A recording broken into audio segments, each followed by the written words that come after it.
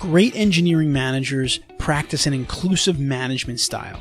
What does that mean? And how can you cultivate one? Well, in this episode of the Engineering Career Coach podcast, Jen Bunk, career coach for tech managers, is going to tell us exactly how to do it. She's going to list the points that you can use to create and cultivate an inclusive management style with your team. Let's jump right in.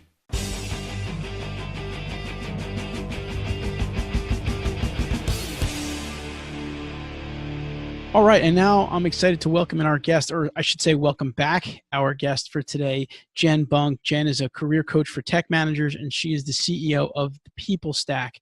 Jen, welcome back to the Engineering Career Coach podcast. Thanks, Anthony. So awesome to be here today. So for our listeners and our audience that maybe didn't hear the last episode with you and aren't familiar with what you do, maybe in your own words, give them a little bit of a background on how you spend your days. Yeah, well, how I spend my days, my mission and our mission at the People Stack is to help technical managers upgrade their careers, to really walk the path toward whatever it is that their dream career is.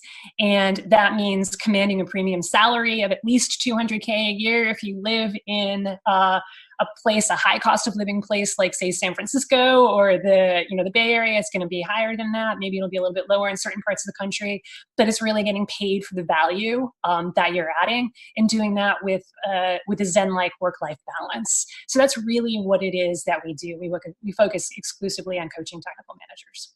That's awesome. And like you said, everyone can give some kind of value. And I think a lot of engineering managers, technical managers, they're giving value, but they're not necessarily getting in what they should in return. And sometimes they're just not comfortable, making it clear what that value is. And I don't think you need to do it in a way that is, necessarily like they're bragging. But I know even like in my life as a consulting engineer, it was important to kind of let the clients understand the value that we provided to them, so that they knew that what differentiated us from maybe other consultants or other engineering companies. And some people are uncomfortable with that, but if you're uncomfortable with that and your competitors are not, then you're kind of going to lose out. So I think what you're doing is very, very important, and I'm really happy you're doing it. So thanks for doing it. Yeah, thanks a lot. All right, so we're going to talk today about an inclusive management style. We're doing a lot of research at EMI. We've identified kind of 4 key drivers of great engineering managers being an inclusive management style, providing career growth opportunities for their team, interpersonal engagement, and the ability to manage projects. And we're going to talk to Jen today. We're really going to touch on 2 of those, the inclusive management style and interpersonal engagement. We're going to focus a little bit more on the inclusive management style. And so, Jen, let's kind of dive right into this, because it is an interesting topic. It's certainly something that listeners out there can start to do in their careers if they want to, kind of create that kind of atmosphere that's much more comfortable for their team. And I know that one of the first things that you like to focus on, or kind of in the list of points that we're going to go through, is building trust. So maybe we can start with that. Yeah, absolutely. So it has to start with trust. So when I think of inclusive leadership, I think of how do we include everyone who we possibly can. And that means not only making sure that you're communicating to everyone that you possibly can and including them in conversations, but it also means empowering everyone that you possibly can. So if you're an engineering manager and you have a team, that means empowering everyone on your team, and hopefully even everyone in your organization to do what it is that they are great at. So you can't do that, and you can't create that space for making sure that everyone's included and has their room to shine and show their superpowers. You cannot do that if you don't have trust. So it has to start with building trust, and it's not just a one-time thing. That's the other thing that I would add for now. That we can talk about this more and unpack it even more. But it can't just be one conversation that builds trust. You got to start somewhere. And so it starts usually with one conversation, but it's really about a series of conversations that are going to happen over weeks and months and often years. And that's how trust is built. Yeah, that's great. And I like that point there at the end of how, it can't be a one-time thing. I think that with these 4 key drivers, we can tell an engineering manager, a technical manager, like, here are 4 drivers that if you do these things well, you're going to become a great manager. Your team's going to love you. So that's great. But you can't then take those 4 things and go through them like an engineering punch list and just say, done, done, done, done. It's more like something that you need to cultivate habits. Like I always tell my kids, build better habits, always build better habits, build better habits. So you got to cultivate these habits around these 4 drivers all the time in your career, and all the conversations with your team, and all the emails with your team, and all the correspondence with clients and different things. And so I think that's an important thing to highlight here at the beginning of Jen and I's conversation, because as we go through some of these different points, these are things that have to just become normal for you, that have to just become all the time things. And it happens for great managers. It happens even if you go into sports and you look at the teams that tend to win consistently over and over. It's because they're building better habits and doing all the right things. So that's something to keep in mind. So Jen, the next point that we want to dive into a little bit is, getting to know your team. Talk about that. Yeah. So a lot of times people say, okay, great. I understand that I need to build trust. How do I do that? And there's no easy way, like we just talked about. It's about developing those habits, and that happens over time. It's really about thinking about your career and building the path to leadership mastery as a marathon. But how you start is with conversations, and how you start is really by getting to know every single one of your team members, every single one of the people who you work with, all of the stakeholders, all of the decision makers for the projects that you're working with. And so when I say know them, often what I tell my clients is know them to their bones. And what I mean is like know them, like know their soul, like see the inside of them and enter their world and really understand where it is that they're coming from. And then you even take it to the next level and you say, okay, I can actually even appreciate where they're coming from. Like, because it's one thing to keep an intellectual and say, oh yeah, I get it.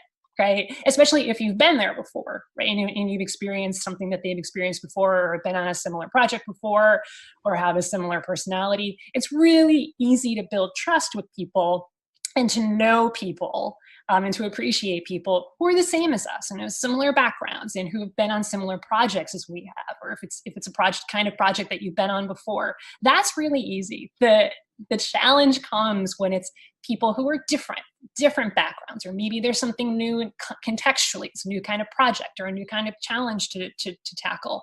So it's really, then it becomes even more important to really know where everyone is coming from and appreciate that, like really understand who they are as a person, their personality, their beliefs, their values, their experiences, their triggers, like what might trigger them, like the negative and the positive triggers, like what might trigger them to like just be very, to get angry, or to get maybe even hostile or aggravated or demotivated.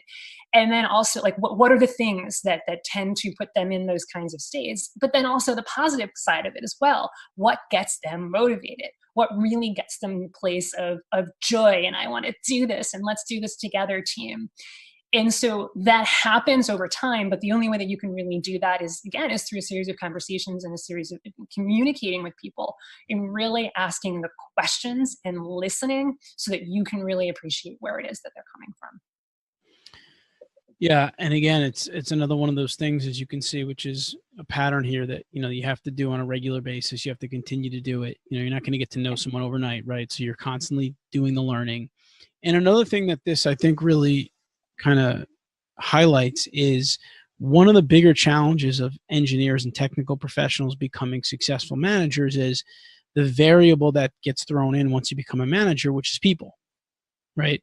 Yes. People are like totally different. It's not like an engineering equation. It's not like a problem you can solve. Every person is different. Everyone acts differently. Everyone has different communication patterns, different responses to different things. And so unless you know people and you get to know people well, you can't learn their different patterns and work with them the best that you can. I mean, part of management, in my opinion, is you have to know kind of the strengths of each person on your team, the challenges they have, and things that they like to do or don't like to do, so that you can kind of manage effectively. And so, to Jen's point, when you get to know people, you can much better manage kind of the relations between you and the different team members and really get the most out of everybody, and put people in the best positions to succeed, which I guess kind of goes in well to our next point, which is making assumptions or not making assumptions. Maybe you can talk about that a little bit. Right. Right. And so sort of dovetail all of this, like we're talking about, and to tie it back to the larger idea of inclusive leadership, right? There's no way that you're going to empower others to be their best and make sure that they're actually included as part of this game, as part of this fabulous journey of building whatever it is that you're building together. There's no way that you're going to be able to do that without trust, without really knowing that. And if you make assumptions, so a lot of the times when clients come to me with challenges or problems, it's not all the time, but there's a pattern that comes up is they're making an assumption about what other people are thinking or feeling. When really the way to kind of solve that problem and just nip it in the bud is just ask, like, I'm curious, why did you say that? I'm curious, why did you make that decision? You can get all up in your head about like, oh man, they decided to put this other person on the project and not my team member because they hate me and they're against me, right? And we go there, right? But you could, and that's fine, and you recognize it. We're human. We feel things like fear and anger and disgust sometimes, but to move out of that, a lot of times the best way is to just not make an assumption about it and ask the person with curiosity, with compassion, hey, I'm curious why you put this person on the project and not my team member, because I thought my team member would have been a great fit for this project. That's cool. This other person is going to rock it. It's going to be awesome. But in the future, I'd love for you to consider my team member for this. So can we start a dialogue about this? Sometimes it's that simple, but like you were mentioning in the beginning, Anthony, that sometimes people feel a little bit weird or don't want to open up these conversations, like especially when it's around like self-promotion or anything like that, but anything resembling self-promotion or talking about like even promoting somebody else who's on your team. But it's often about saying and asking the hard thing, that thing that you don't want to ask that person, right? That thing that you don't want to ask, that conversation that you don't want to have is very often the exact conversation that you need to have. Yeah, for sure. And I think that goes into the next point. I guess just to drive it home a little bit more was ask a lot of questions, which is, kind of what you're framing out there. But I think, this is something, again, that happens consistently. Like if you get into a staff meeting, what happened on this project? We had some trouble. Let's talk through it a little bit. Tell us, what worked, what didn't work. And you have to keep asking questions. I think one of the challenges sometimes with leaders is that we tend to think like maybe we reached a certain level, which means we know more than the people that we're leading, but a lot of times they have more answers than us. That's definitely part of it, right? And that's definitely part of not making assumptions, especially as we get more and more removed from what our team is doing. And that just naturally happens right. as you become more and more experienced as a leader. Like it may start to be, it's 2, 3, 5, sometimes even 10 or 15 years since you've been doing what they're doing on a daily basis. You're developing as a leader, for sure. You're developing leadership skills, but not making assumptions about, the way that something should be done or how it should be built, for example. But it's also about just, it's really a key to building that trust is asking more questions than making more statements. And really, like, my favorite question to ask, if you're like, okay, I want to ask more questions, can you just give me one? It's why, right? Right. Because often what's missing from this whole equation of making sure that people are truly included as part of a mission is that there's no mission. Right. And there's no way to include people in a mission if that mission isn't there or if it's not clear. And yes, the onus is on senior leadership to make sure that that mission is there and that mission is clear. But the onus is also on the managers and the team members to if they're not sure what the mission is, to ask, right? Why are we doing this? Okay, I get that that's why. Why are we doing that? Like the 5 whys, you know what I mean? Right. And you can really get to the heart of, why am I here? The existential question of, why am I here in this seat 8+ hours a day? Like, it's not just to build stuff. Right. There's a larger mission here. And if you could help people get connected to that and ask those why questions more often to team members, to senior leadership, to everyone, then that's also going to create a more inclusive environment as well.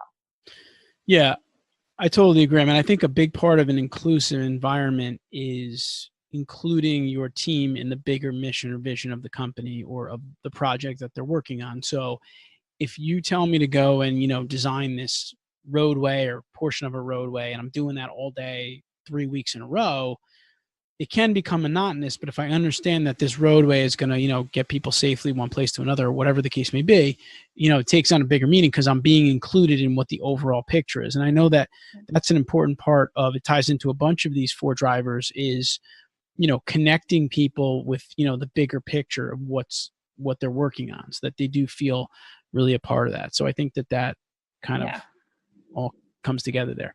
For sure. And then the other thing that I would add on there before we move to the next point is that what a lot of people miss, because folks like you, folks like me, we talk a lot about organizational mission, like know the mission of your organization. Like why are you going to work? Why are you building the things that you're building at the end of the day? But the other thing that I would add to that so many people miss is, what's my mission in my career?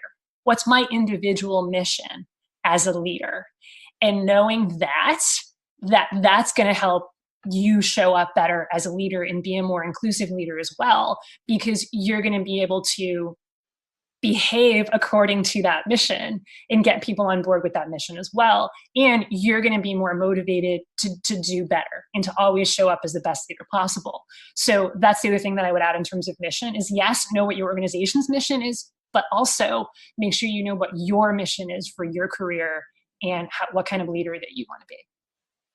Yeah, great point. And that's something too that I can see for managers that can fall through the cracks, because you're thinking about your projects, you're thinking about everything else, and you're thinking about maybe you are thinking about the bigger mission of the company, and you're not thinking about, what is this person interested in specifically, and where do they want to go? Yeah.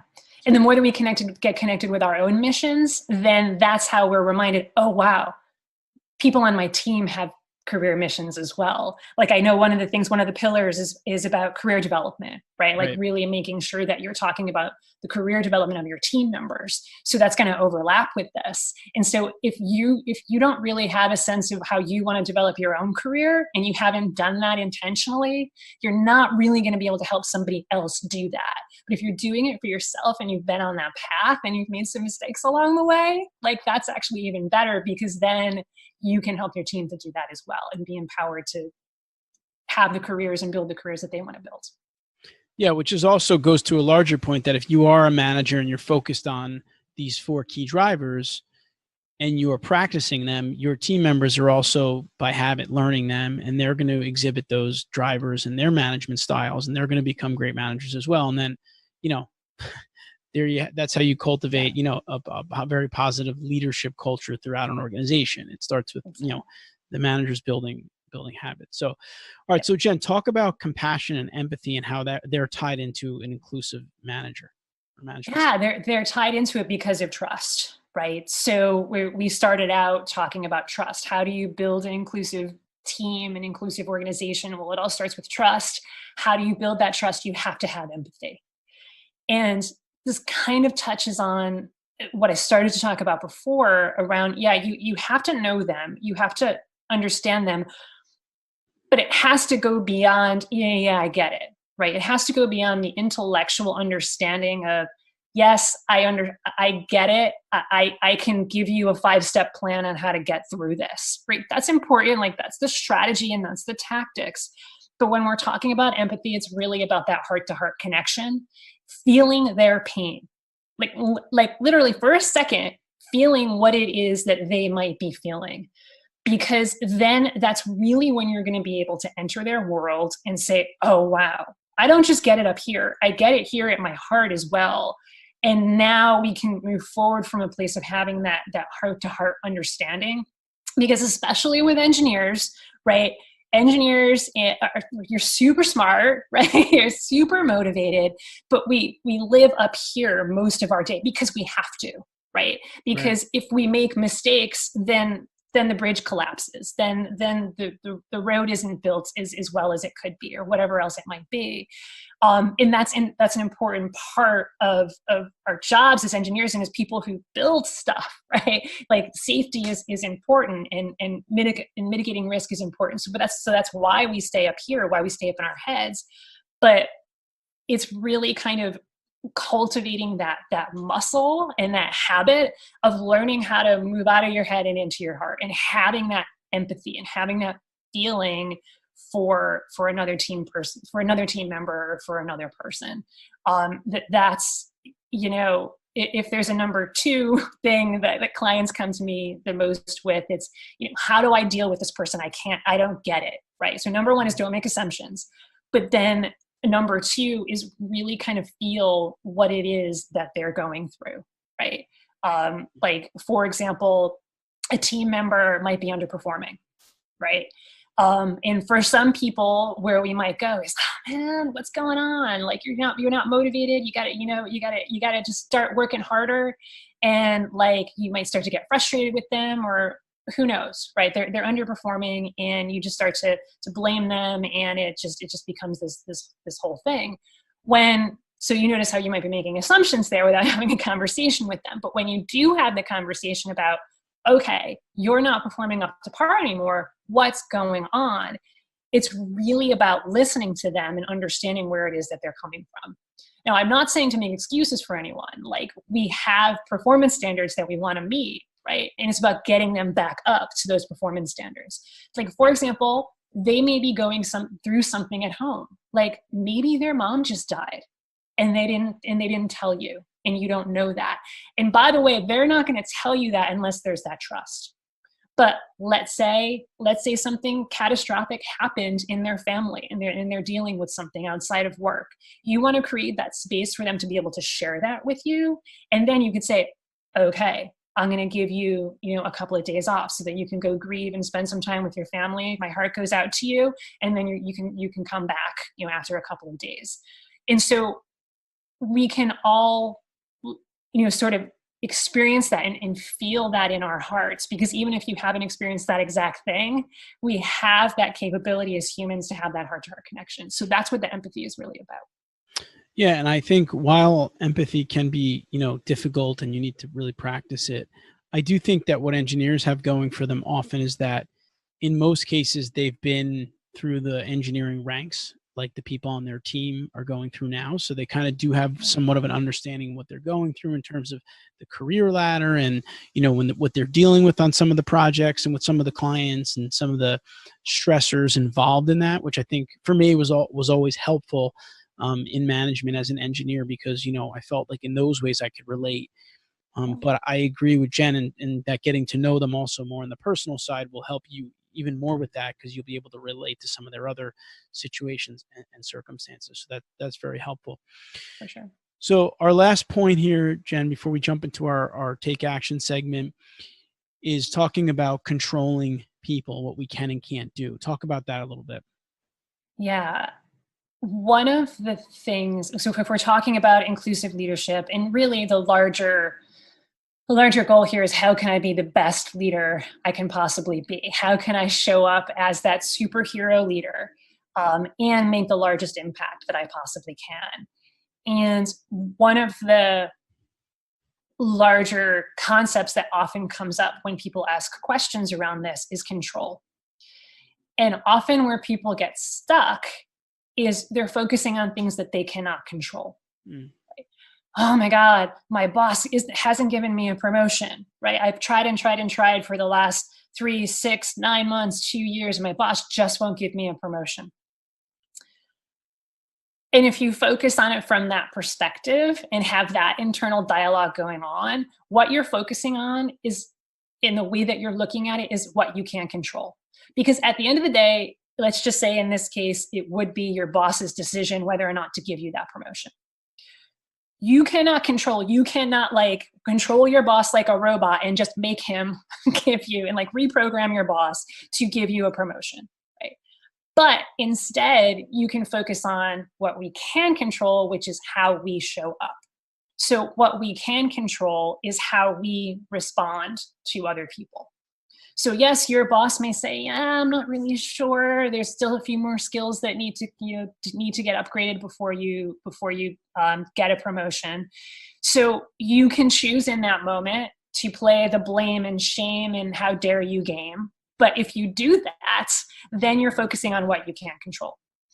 But if you say, okay, I get it, there's still a few skills, there's still a little bit more measurable impact that I need to give and show in these areas, what can I do? How can I show up? So like that's one bigger example that has much more higher stakes, potentially higher stakes results there. But even if it's just like, I don't know, someone like blows you off or something, like you're supposed to meet with them, right? You're supposed to meet them at 10 o'clock and you're sitting there and you're like, where's Jane? Like Jane's supposed to meet with me. Right. If you play the blame and shame game, where's Jane? Oh my God, Jane's always late. I can't believe it. Ugh, she's so terrible. How can she do this to me? But like, you can't control whether or not Jane's on time. Like that's Jane's choice. You know what I mean? Poor Jane. If there's Janes out there, we love you. But instead you can say, all right, gee, I wonder what's going on. Like, again, turn on that compassion and that empathy. Oh, wow, I hope Jane's okay. I hope everything's okay. And then just focus how you can respond in that moment. All right, cool. I can spend 15 minutes. I can respond to some Slack messages. I can respond to some emails. And if she's not here in 15 minutes, I can just decide that she either forgot about it or something else came up. So it's focusing on what we can control versus what we can't. We can't control other people. We can control our reactions and how we show up. Yeah, that's awesome. And I'm actually rereading this book that I like a lot right now called Zen and the Art of Happiness by Chris Prentice. And there's a great line in the book where he says, stress doesn't come from the events that happen to us. They come from how we respond to those events. That's how stress is created. So, exactly to your point, something happens to you inevitably, especially in the world of engineering, on engineering projects, things happen all the time. And, the way that you respond to those will have a major impact in terms of your success overall. Absolutely. Certainly the way you interact with people too. Yeah. And then the other thing that I would stack on top of that is there's a difference between reacting and responding. Because where a lot of people might go here is well, I'm going to feel angry. Like if Jane's late, I'm going to feel angry, right? Like that's okay. You can, there's that knee-jerk reaction. Right? Like when the doctor hits your knee, there's going to be a reaction. It's almost physiological. And to a certain extent, we may not be able to control that because we're human. We feel things, right? We can't always control what it is we're going to feel in a given moment. So it's like allowing yourself to have that reaction of, yeah, I feel angry. I feel sad. I feel worried. I feel fearful. I'm scared. Like allowing that, sitting with it for a moment, giving it a label, like, yeah, I'm scared. I don't know if I can swear or not, but right. But like, I'm really scared out of my mind right now. And then you can choose how you respond to that, right? That's what we have control over. We can then say, all right, I can respond to this fear and like curl up into a ball and cry and like never come out of it, right? Or I could say, all right, the fear's there.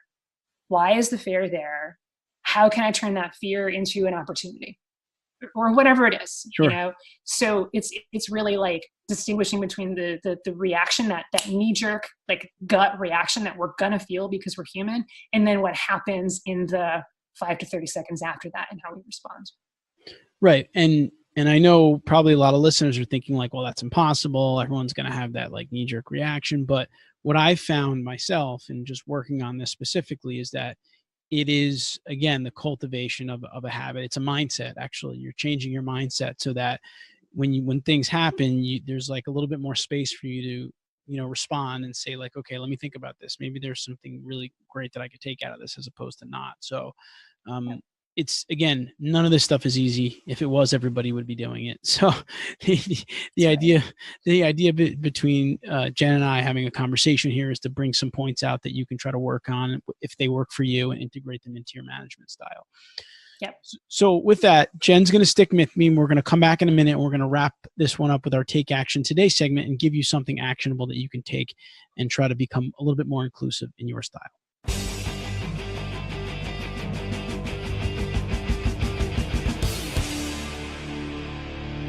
All right, we're back with Jen Bunk. Jen is a career coach for tech managers and CEO of the people stack. And today we're talking about an inclusive management style, which we found to be one of the 4 key drivers of successful engineering managers.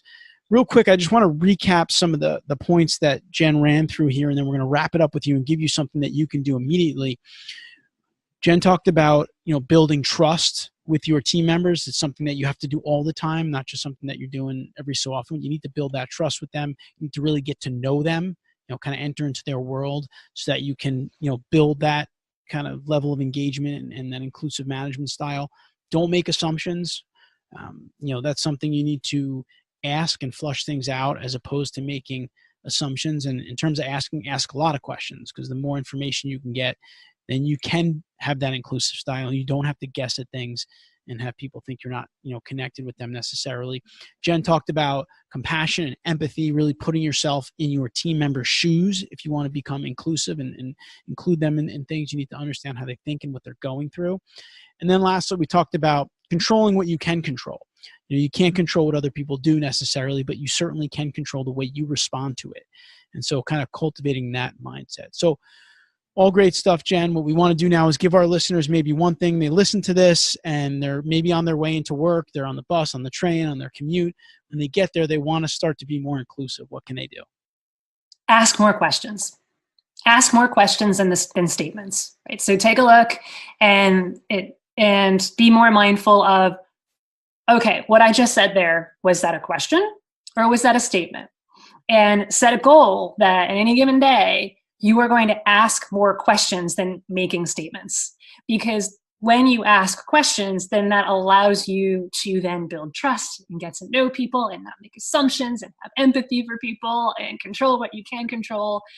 It gives you that perspective that you're not going to have if you didn't ask the questions. Very often we get into statement making mode. So that's what I would challenge everybody to do, is get out of statement making mode and ask more questions. Awesome. And again, that is something you could do today when you get to the office. You get into a staff meeting, get in a conversation with someone, ask some questions. And to Jen's point, you do have to be careful, because sometimes we go into it saying we're going to ask more questions, but we start asking a question and we end up with a statement, like we ended up saying something. So all of these things, are things that what you need to just do is be aware of them, right? Changing anything begins with awareness. And if you catch yourself and say, okay, I'm making a statement instead of a question, let me make an adjustment. As long as you can stop yourself, you can make that adjustment. And I think that's what management's all about. It's continually improving, continuous improvement, refining your tools, your strategies, the actions you take. And if you keep working on it, there's no doubt that you can develop these 4 key drivers, or developing each one of them. And I think the inclusive one is important because it ties in closely with some of the other ones, like we talked about, the engagement, the providing career growth, right? They're kind of very layered together. So Jen, thank you again for coming on the podcast for a second time. We're really taking advantage of all of your insight here, and we do appreciate it and how you really laid those out for people. And real quick, before we let you go, if our listeners want to learn a little bit more about you and some of the programs or the coaching that you offer, what's the best way for them to do that? You can check out our website. It's thepeoplestack.com. Awesome. Jen, thanks so much for your time. We appreciate it. Yeah, thanks, Anthony. Had a great time. I hope you enjoyed this episode. Please leave your comments and/or questions in the comments section below this video. Also, if you'd like to view the full show notes for this episode, visit engineeringmanagementinstitute.org or see the link in the video description. There you will find the key points discussed in today's episode, as well as links to any of the resources, websites, or books mentioned during the episode. Until next time, I wish you the best in all of your engineering career endeavors.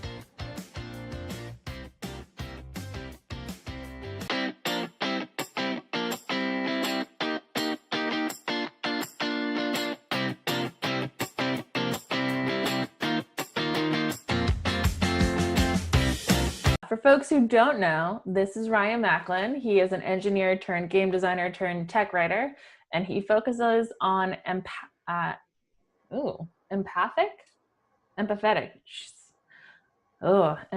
communication. Also empathic communication. He does some cool things with board games.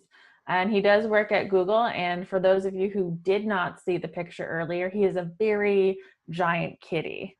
who is nicknamed the Blessed Orb. So I'm going to let them take it away and do their presentation, and we can have questions afterwards and continue introductions.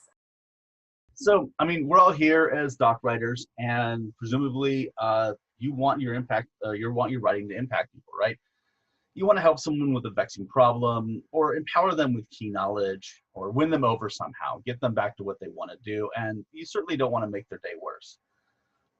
And to do that well, you've got to understand people. And this should be easy since we're all people. I mean, and maybe I won't speak for y'all, but like, I'm a people.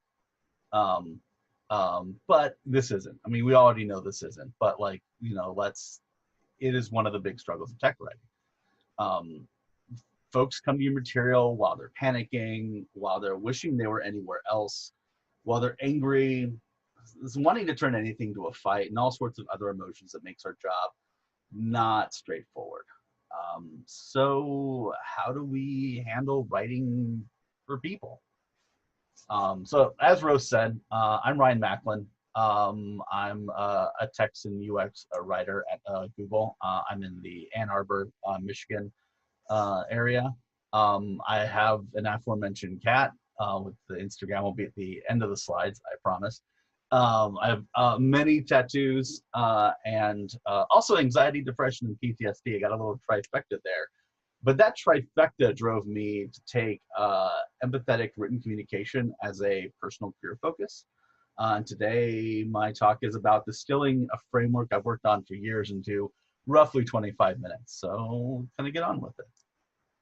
My thesis boils down to that empathetic communication means meeting your readers where they are. And they come to your work in all sorts of different emotional states. And there are dozens and dozens of these nuanced states, so I've simplified them down to these 5, what I'm right now calling personas, but I'm actually workshopping a different name right now. It's sort of like what you might see in like a brand new UX study, but it's not about what the users are doing, but what they're experiencing internally. As you can probably see now, I had a lot of fun making them. This is Avery, our anxious armadillo, Blake, our bored bear, Cam, our curious cat, Finley, our frustrated ferret, and Pat, our proud peacock. But it's kind of silly to introduce them because you've actually already met them. You've already written for them. You've already been them. You just maybe haven't thought deeply about them because they're so baked into the experience. So let's really get to know our friends here and see how we can help them out. So we'll start with Avery because I leave them sitting in the waiting room, like they're just going to get more and more anxious. And Avery's already pretty anxious, so which we'll dive into why. But first, what does Avery's mental state mean for us as writers? Well, it's that Avery doesn't feel safe. Someone coming to our work in this sort of distress state is going to be hyper vigilant. They don't feel safe right now. They're reading our instructions or our email or our UI or whatever. And their brain's being chewed on by their anxiety. Their attention is pulled to perceived dangers, which means that they're either not paying full attention to us or they're paying the wrong kind of attention to us, where they'll fixate on something on the screen we don't expect them to. And that gets their anxiety spiraling out. Before I go further into Avery, I really want to call this out and be really firm about this throughout the entire talk and in life in general. There's absolutely nothing wrong with Avery. There's nothing wrong with Avery having anxiety. That emotional space is valid and it comes from somewhere legit. Maybe it comes from our app or service or documentation or something like that. Or maybe it comes from something that has nothing to do with us. But either way, it's legit and there's nothing wrong with Avery. There's nothing wrong with this state. We're not trying to fix a person here. So Avery being everywhere, imagine someone who's on edge because they're expecting an important call. Or someone who is going about their day all chill before hearing a sudden car honk close by. I mean, you've probably all been in the situation where suddenly your heart rate is elevated, right? In that situation, you've got a little Avery surfacing.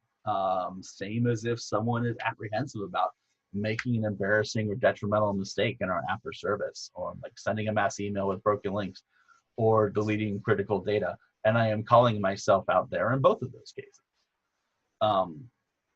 And this is something you'll see in all these personas, this concept that it doesn't really make a significant difference whether the emotional state is because of our app or service, or if it's because of something totally unrelated to us. Because they're still users in natural states of mind, and they're still trying to get something out of the material. There's some slight elements to it that are there, but really, I approach this problem from a emotion first, reason second philosophy. So how do we care for our Averys? So one thing, like, definitely make no mistake, what we do as like documentation writers, as you know, as sort of any role like this, is a form of care work. Helping people in distress is a form of care work. And in this case, two of the techniques I keep in mind for Avery are keeping to a sense of tone intentionality and making sure there are clear paths out. And tone intentionality is about watching the language you use to avoid reinforcing emotions that spiral, like anxiety definitely spirals. For instance, I avoid the word hopefully in instruction text. So that I give a sense of maybe this will, maybe this won't. I want to like encourage that in the mind of an Avery. And I make sure that any like uses of caution or warnings are actually worth the elevated heart rate that they could trigger in an Avery. And the other technique involves making sure there's a clear escalation path, a path to some sort of support material, someone to contact, etc.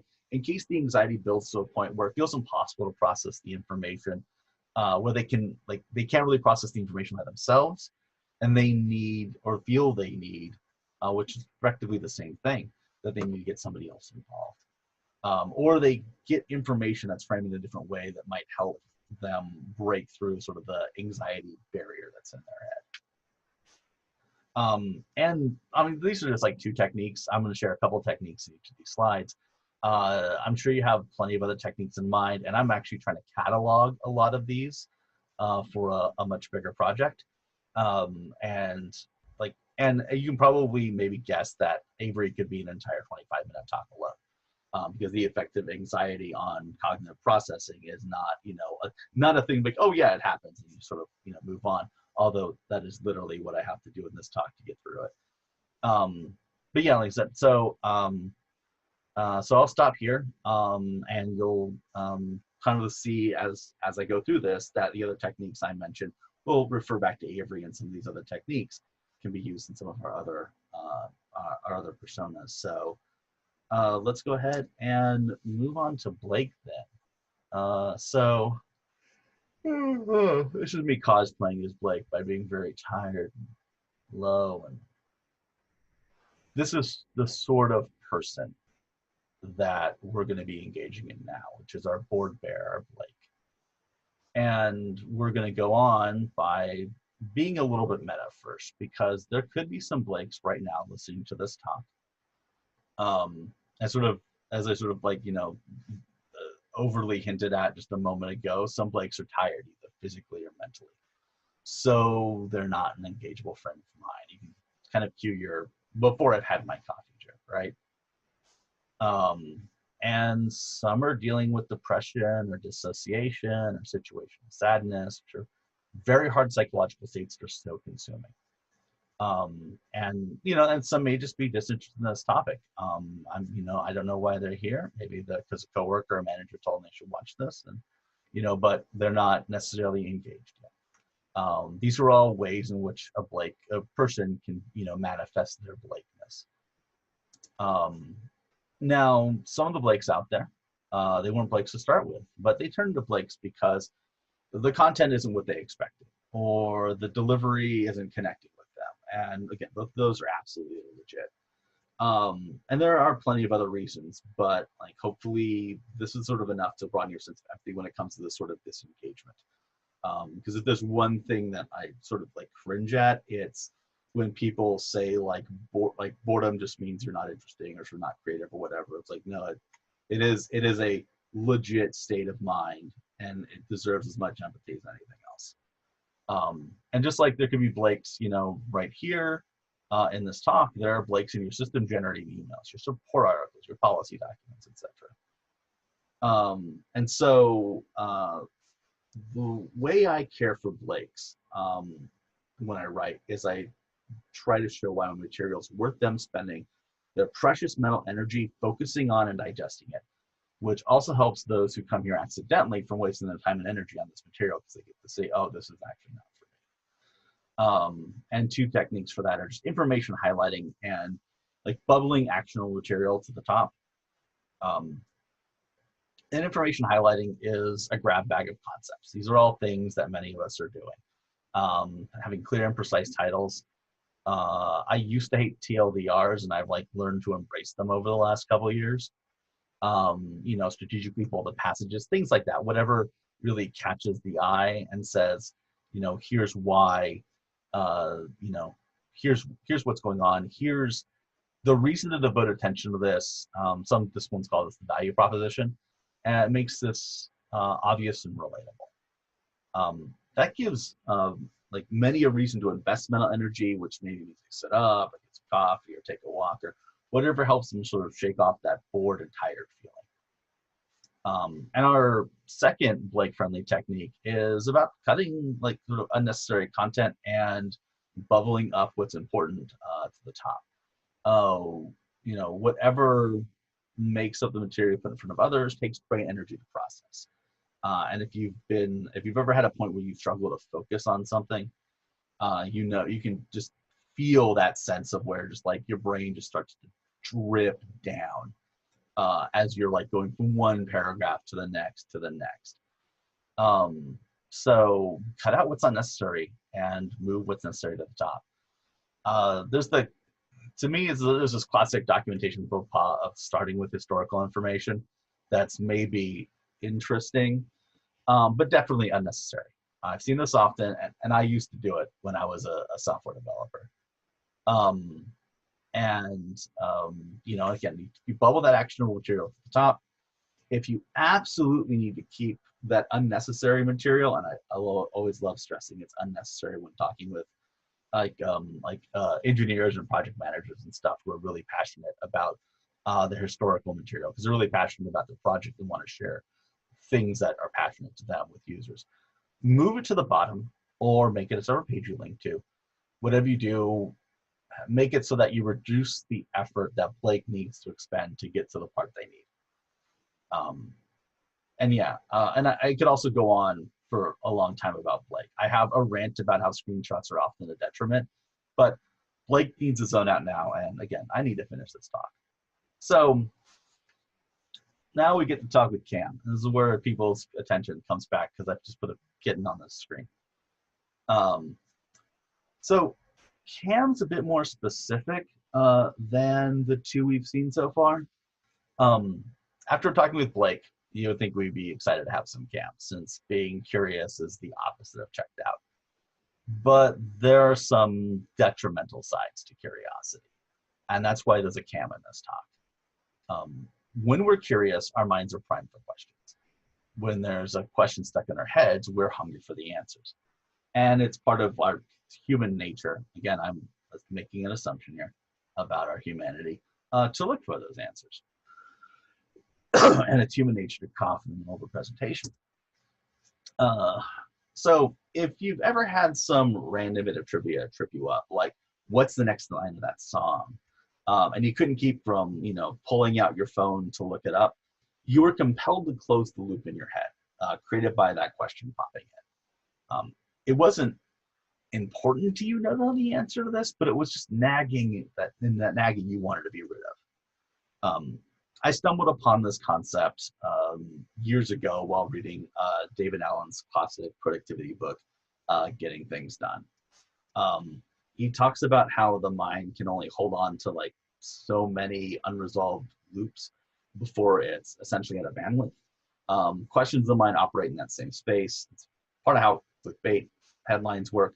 They pose a targeted question in your mind to get you to click on the link to close the very loop it created. And that's important because while the reader interest is desirable, unregulated curiosity presents hurdles for us. And those cams, they're kittens pawing at any random laser pointer. And every link on your page in your email or something like that is something that a cam will paw at. And instead of focusing on the body material, they'll see something like this. And this is something I see a lot in automated email notices. Like, hello, due to our blah, blah policy, which is a link to some doc, you should take some action. Let's say the actionable part now. And in a reader whose curiosity is regulated or not engaged in the first place, that's not an issue. But for unregulated cams, that's an interesting link. Maybe clicking on the link and reading it briefly satisfies their curiosity, but it's as likely they find something new on that page to be curious about. Some of the laser pointer from the side or related topic section, and so on. And they're on a different journey already before you've cemented in your original communication that they need to take some action. The mental loop that you wanted to create in them was cut short. So from that, we'll go ahead and let Cam go chasing something. So bye, Cam.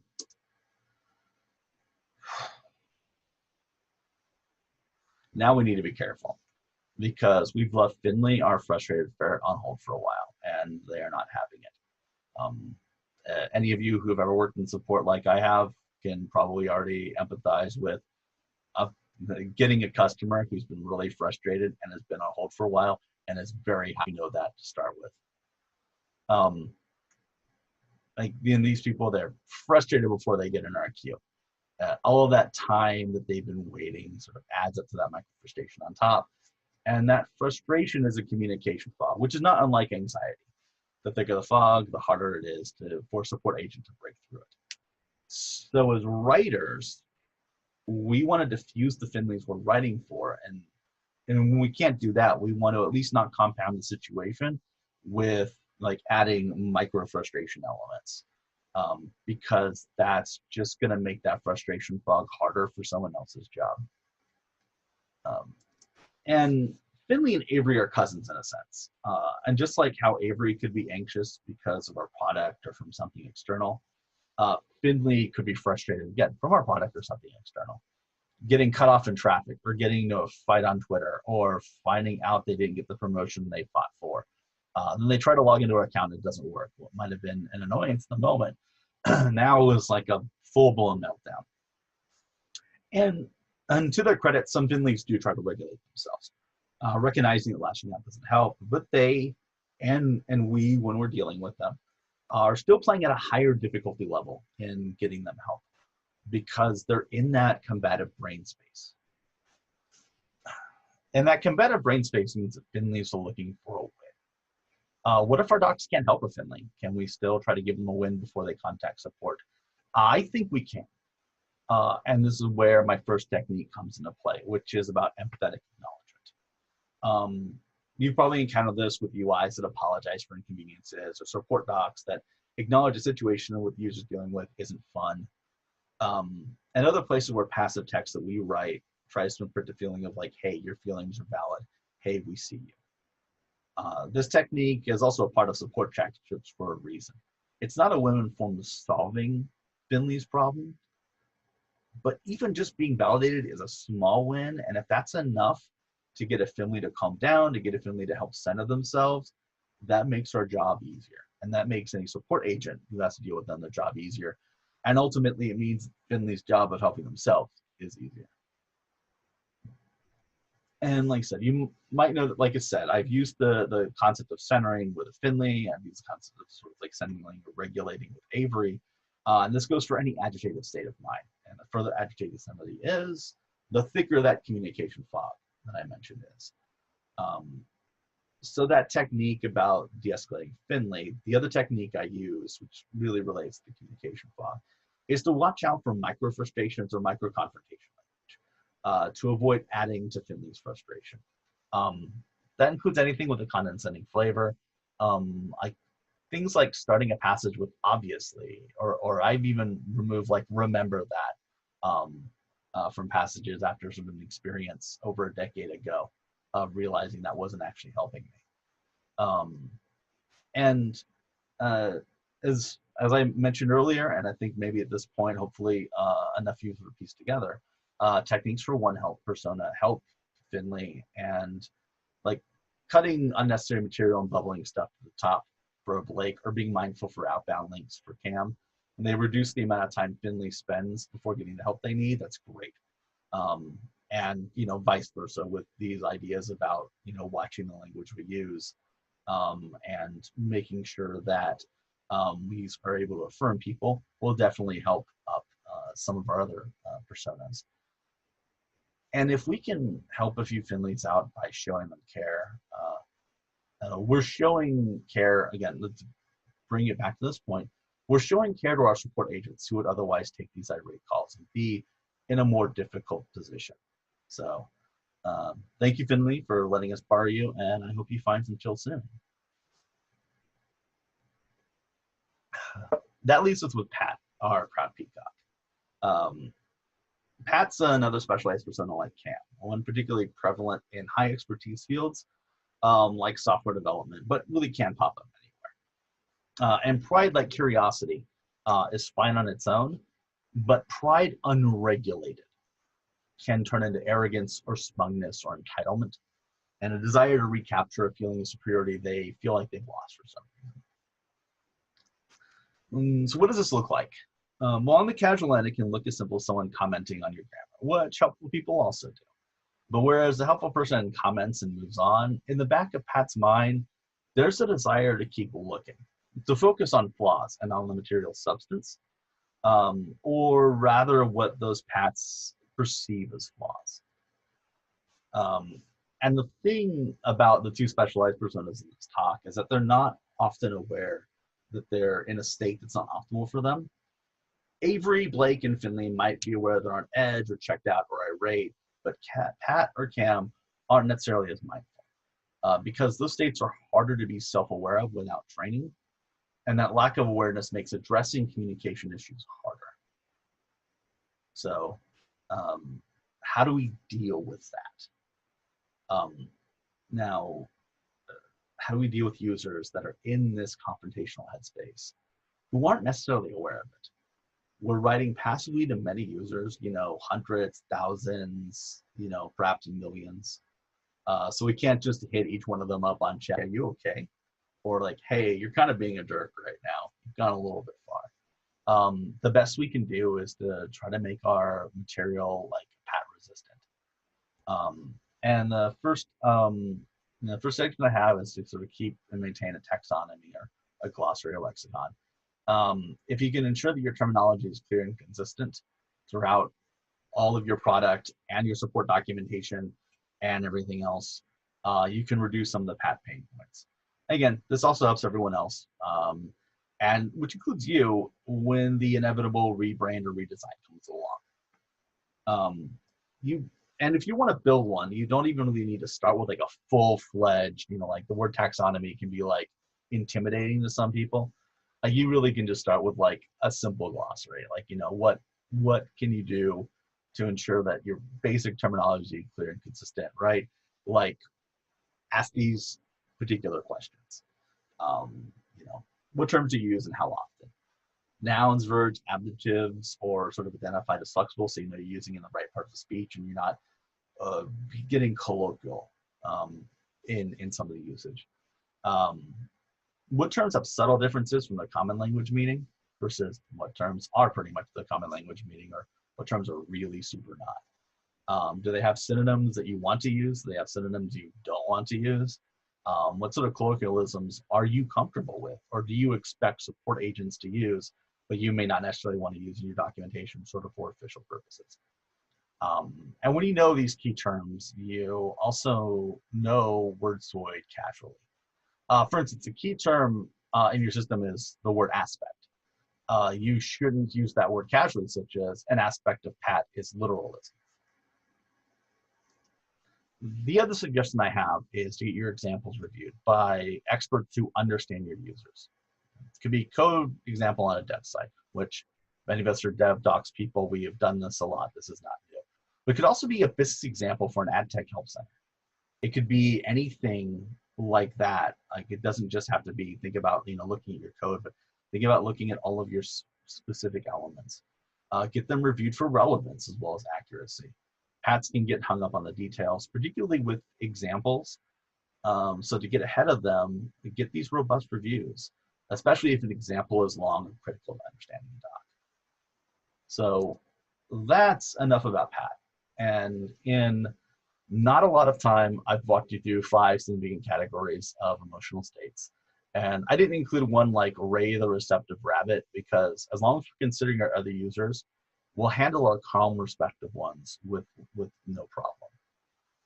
And for those of you who are familiar with accessibility and inclusive design, you might realize this is semi-secretly an accessible communication talk.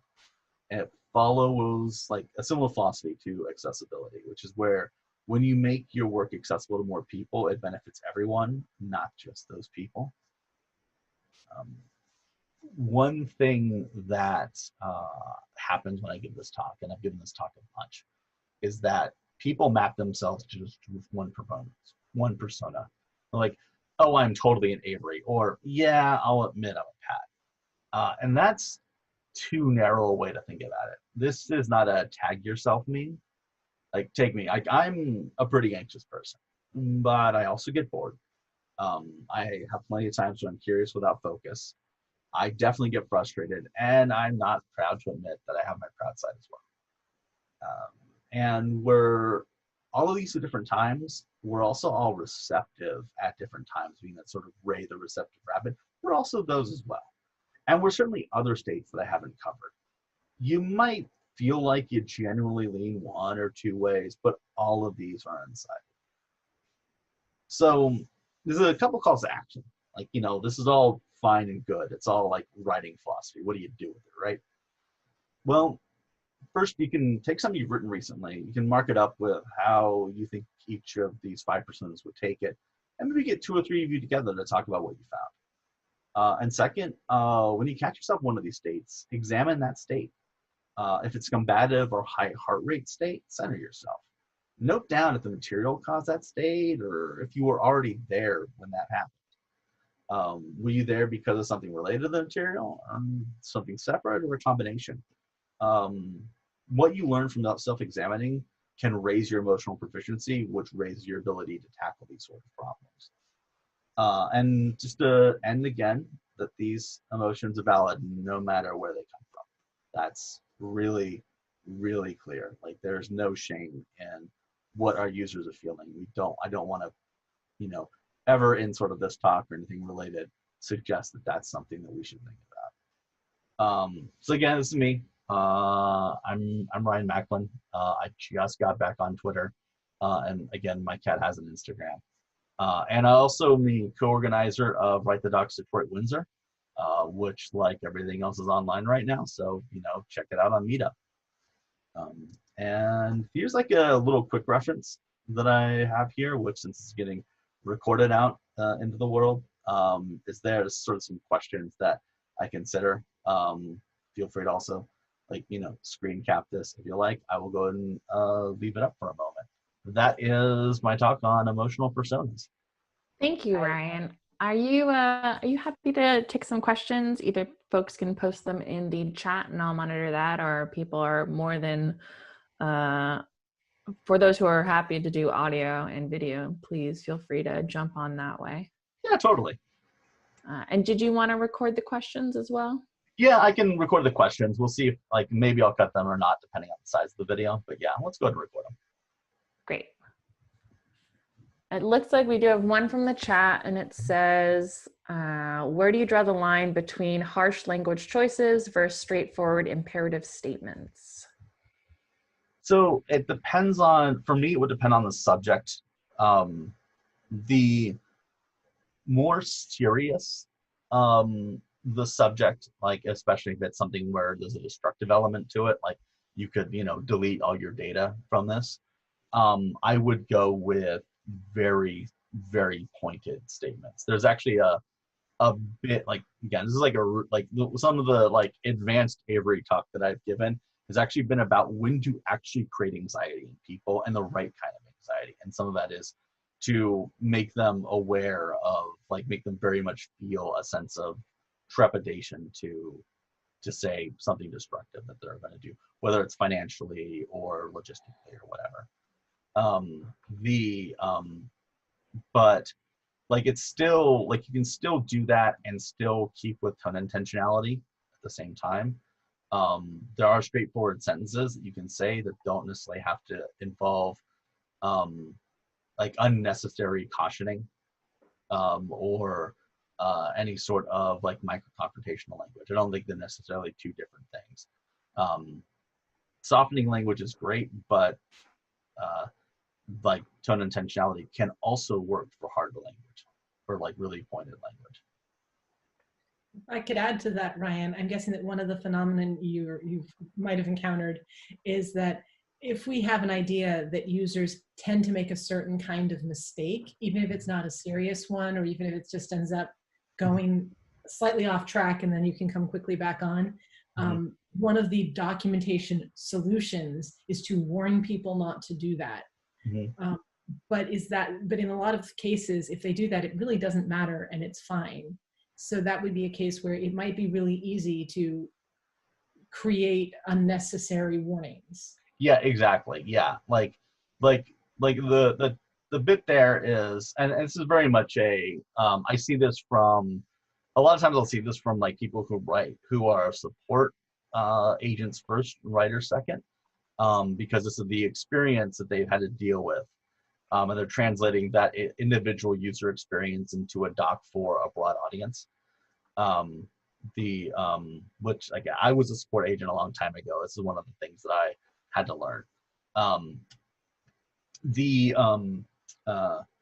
But yeah, so like getting to that state of how do you write it and not have it be a warning, or how do you write it and have it be a soft warning? And that like is I'd say like, I mean, that ends up being like why writing is also partly an art. I think also at this point I can stop the screen here so I can actually see everyone. All right. So yeah, that is I don't know if that answers the question or not. Yeah, I'm the one who asked it. It does. It's something I come up against, quite a bit. Mostly I ask because I write, API documentation where you're always giving enough rope to hang yourself with. Yeah. You're when you do these things, you're messing with real data that's potentially not yours and unrecoverable. Yeah. So. We have Chocolate, and it looks as though they asked, how often do you check the personas? How do you plan content changes for newly added and removed personas? Well, I don't like these personas have been pretty static for me for a number of years.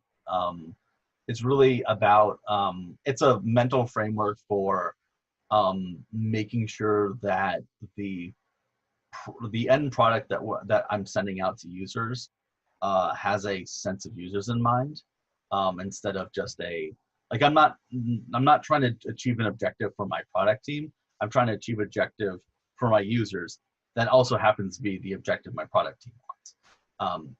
Or even, that's actually something that I do, is I even try to say people instead of users, because it's a subtle difference, but it's a really important one. So I'm people first, product second. Even though the product is what's paying me, although the people are paying the, never mind, that you can follow that logic. But I would say a lot of it is in a sense of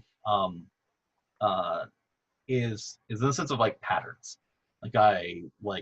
It's like this sort of style of email. Like I write some like philosophy and structure docs as part of my day job.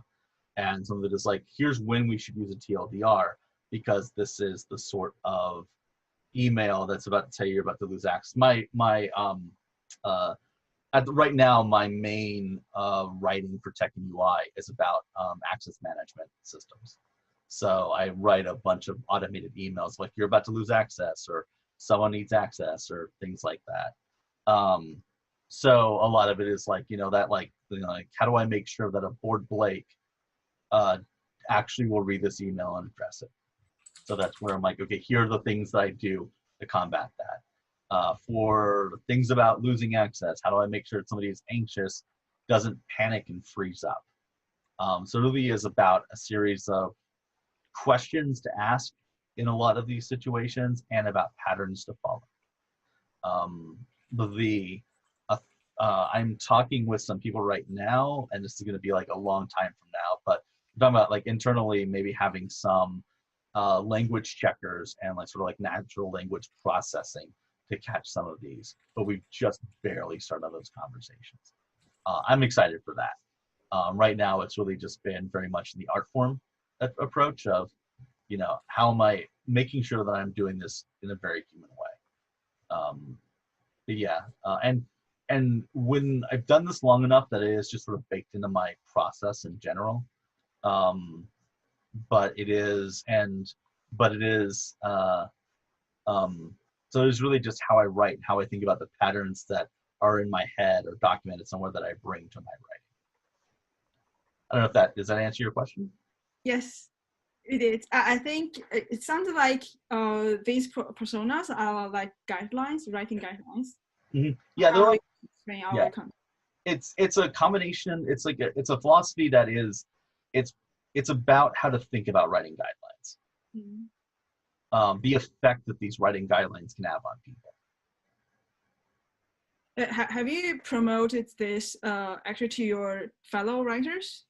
Yeah, I have. Like this is within within Google and then the company I was at before. This was sort of I was like basically brainstorming and working on this for a while. But yeah, this was and then everyone's basically said I should actually give this talk. This is the third time in like a month I give this talk. So I'm trying to get the idea out there. I have a lot of people who are interested in sort of in this as a framework to teach people sort of how to think about writing. And I'm looking at also how to turn this into material so that people who want to learn how to do writing, technical writing, can use it as a sense of philosophy. But that is like, a lot of these things are down the road. But this is a way to teach philosophy of writing rather than teaching just the mechanics of it. Please let me know when you actually roll out the material. I will definitely sign up. Yeah, definitely. That's probably what I'll actually use my Twitter for, so feel free to follow that. I like almost never use it. I left Twitter years ago, and my mental health was great after that. So I'm dipping back in because I'm a glutton for punishment, much like Rose is, but in a different way. That's why we're friends and get along. And I love how I just referenced something that's not actually going to be in the recording. Kind of, yeah, exactly. Yeah, so yeah, and I'll definitely let you know. I will not be quiet about it when I create something like that, for sure. Okay. Thank you. All right, it looks like you had a question. Yeah, I just wondered if you had examples of the before and the after. I thought of it right away when you had the worried ferret and the frustrated. Well, the armadillo, I think, was the worried one. Yeah. But I always come across phrases that say, "Do not do this," and I'm like, "What? Don't tell me that. Now I want to do it." So it'd be nice if you had some like before and then after tuning. I don't, like, at this point, I don't, like, I haven't edited anybody else's writing that deeply in a long time to have that example. So really it's just me knowing like a lot of these rules are just baked into what I'm doing. I think the before and after I probably have might be internal stuff where when I have gone through and done some rewriting of it because it needed to be updated anyway, the CSAT of it increased, but that's all internal stuff I couldn't share anyway. But yeah, that's I would love to be able to put something together. Like there's a lot of places here where I wish I could put examples in, but like it already is on the edge of a long talk. So, and that's Right. what I want to follow up with is actually get deeper into each of these concepts. And Ryan, one of the things you mentioned early on is that you were thinking of considering a word other than persona. And I can understand that because I've seen that word being overloaded and diverging in meaning in ways that has been made it difficult to communicate at my company for sure. Yeah. A couple of words that had occurred to me was one being archetype, because it seems like you're coming up with essentially kind of emotional archetypes of emotional states and the users move through.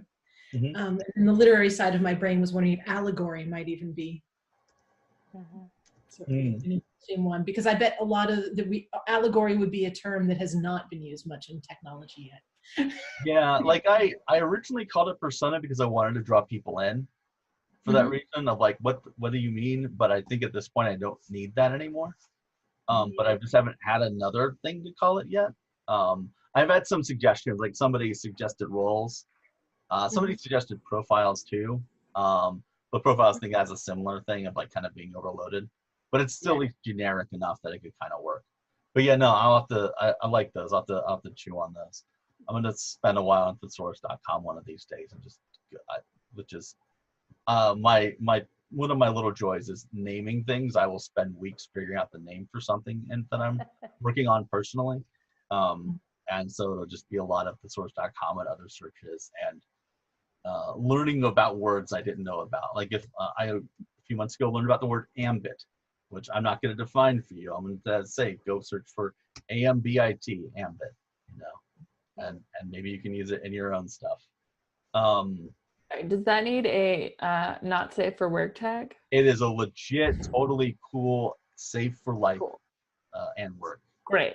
Thought I would double check. I didn't Yeah, see it. I respect that. Would be, You can, but yeah, know, it's a most of us there are no work machines, so. It's a Merriam-Webster search, not a Urban Dictionary search. Nice. Just noted, you said ambit, and I saw everyone's heads kind of swing that way. Yeah. I was guilty too. Yeah, it's my favorite new word. I had to, since I'm still a game writer, and I had to come up with something for a game term, and trolling through the thesaurus, yeah, that's what I came up with. It's a good word. Yeah. Yeah. Any other questions? I'm also happy to like turn it over to the Happy Times.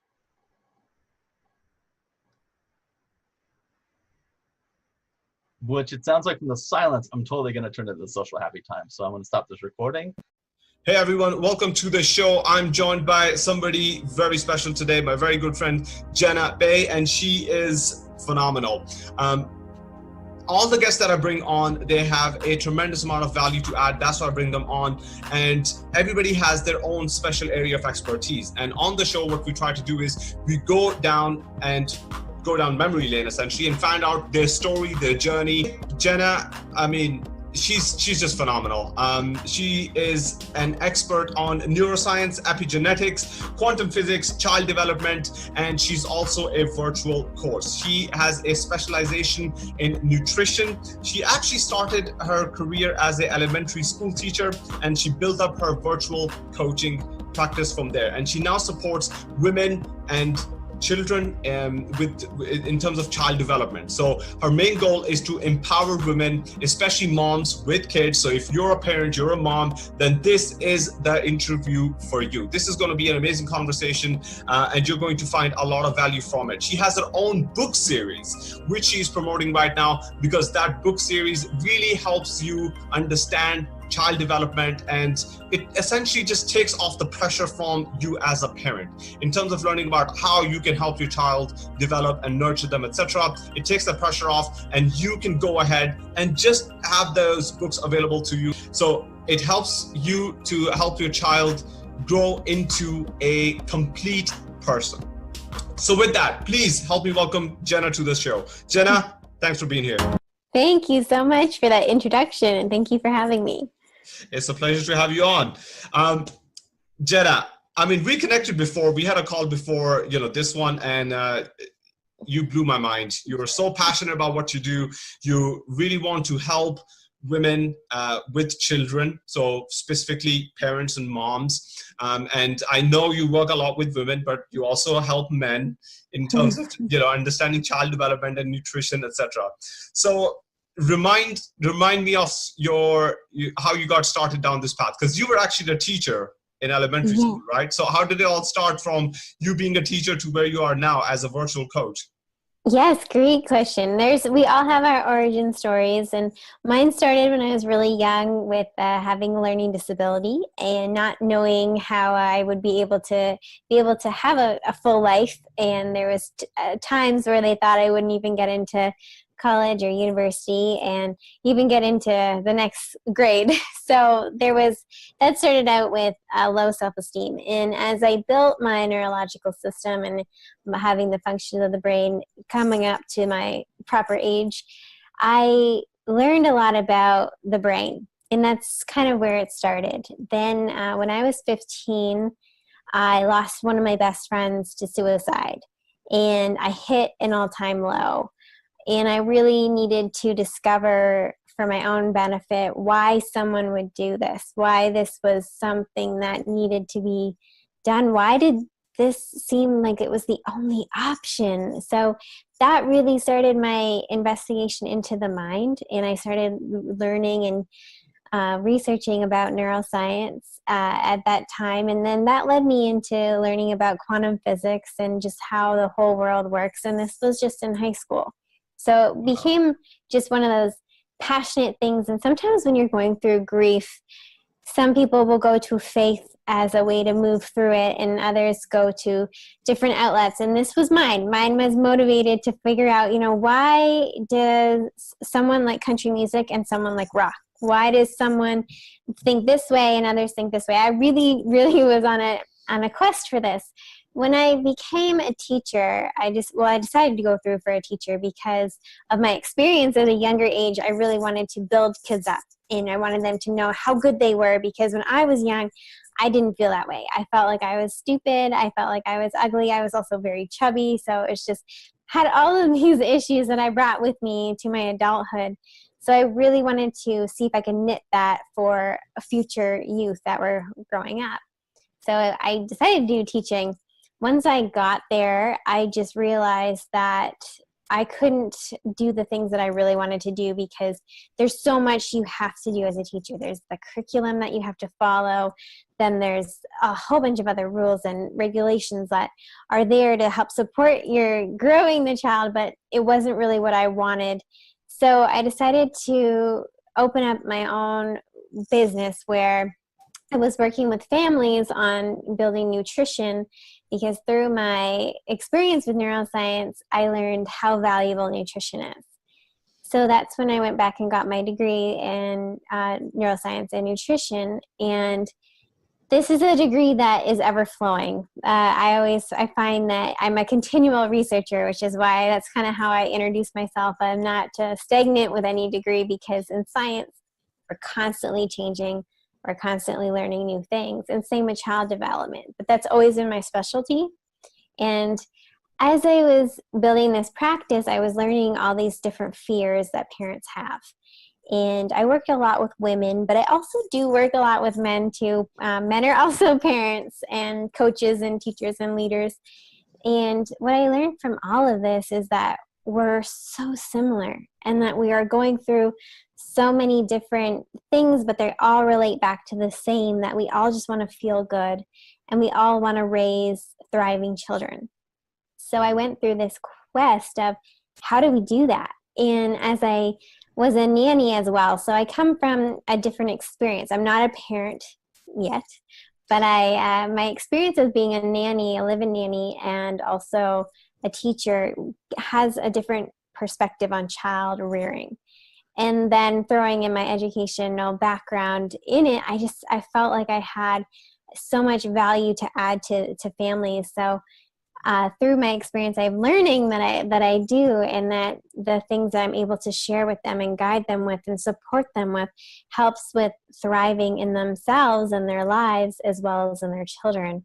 And that led me to this. This led me to my book series and helping women thrive. And my website basically is the hub for all of this. And I really feel like in order to have children that thrive, are the parents, the leaders, the teachers.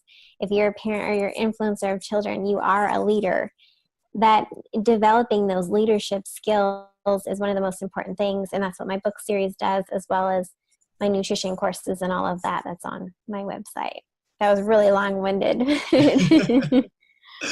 No, it was great. It was fantastic. I mean, first of all, you're into everything. I mean, I love that. You know, everything from neuroscience to quantum physics to nutrition to child development. I mean, there seem to be very kind of unrelated fields. Yeah. But actually, if you think about it, they do integrate quite a lot, right? I mean, there's A lot. yeah, there's huge intersection there, especially when it comes to child development. I mean, if you put that in the core, then the quantum physics and the neuroscience and the nutrition all make sense, right? Oh, big time. Everything is in a relationship. We're in a relationship with anything and everything. So that's even our phones or our cars and of course the people in our lives. And one of the basis things of a relationship is your interaction. And the basis of an interaction is action. And every action is followed or is created through a thought, which creates your emotions. And through neuroscience and quantum physics and epigenetics, what everything will tell you is that we're all made up of cells, and these cells are constantly vibrating. And this is the energy that creates our worlds, creates our lives, creates everything. So when we get that under control, which is what the book series is all about, is how to handle our emotions and become so emotionally intelligent that we're able to use our minds to create the reality rather than facing it. Right.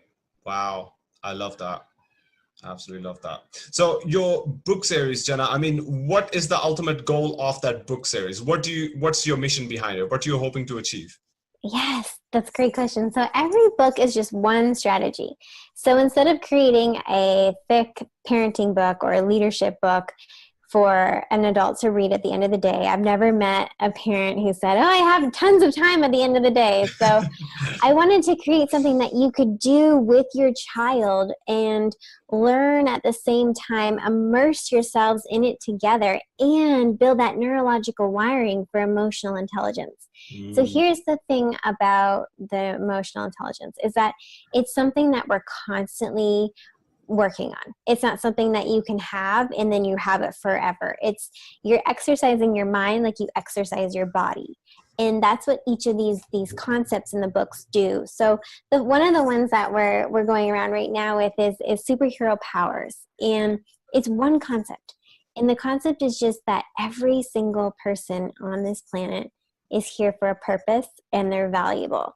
Even in those moments when you feel depressed or you feel like there's nothing worth living for, or those times when you're struggling or when you're comparing yourself to someone else because they're the better mom or they're the better this and or their body's better than yours or something in that moment, when you can come back to your individual superhero power, you remember that you're here on this earth for a reason, to add value, and every room you walk into is different because you're there. Anyone that you interact with, one conversation, the conversations that you have on this podcast, one conversation can change your life. And if you walk into the grocery store and you think the cashier is going to be so excited that they get to meet me today, because you're going to add that little zest that no one else has but you.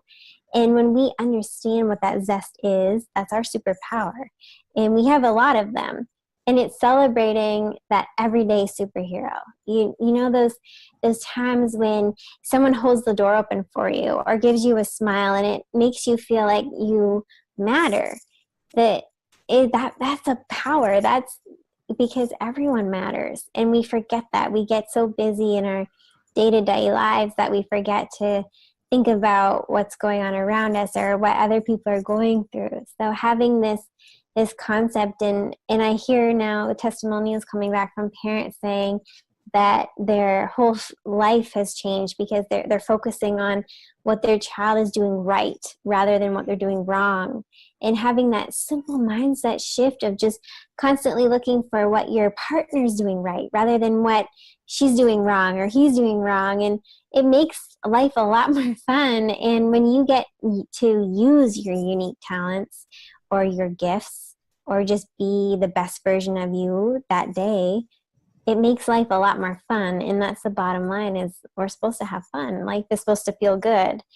And so it's really about that particular book is just about finding your uniqueness, owning it, and then using it to better the world. Wow.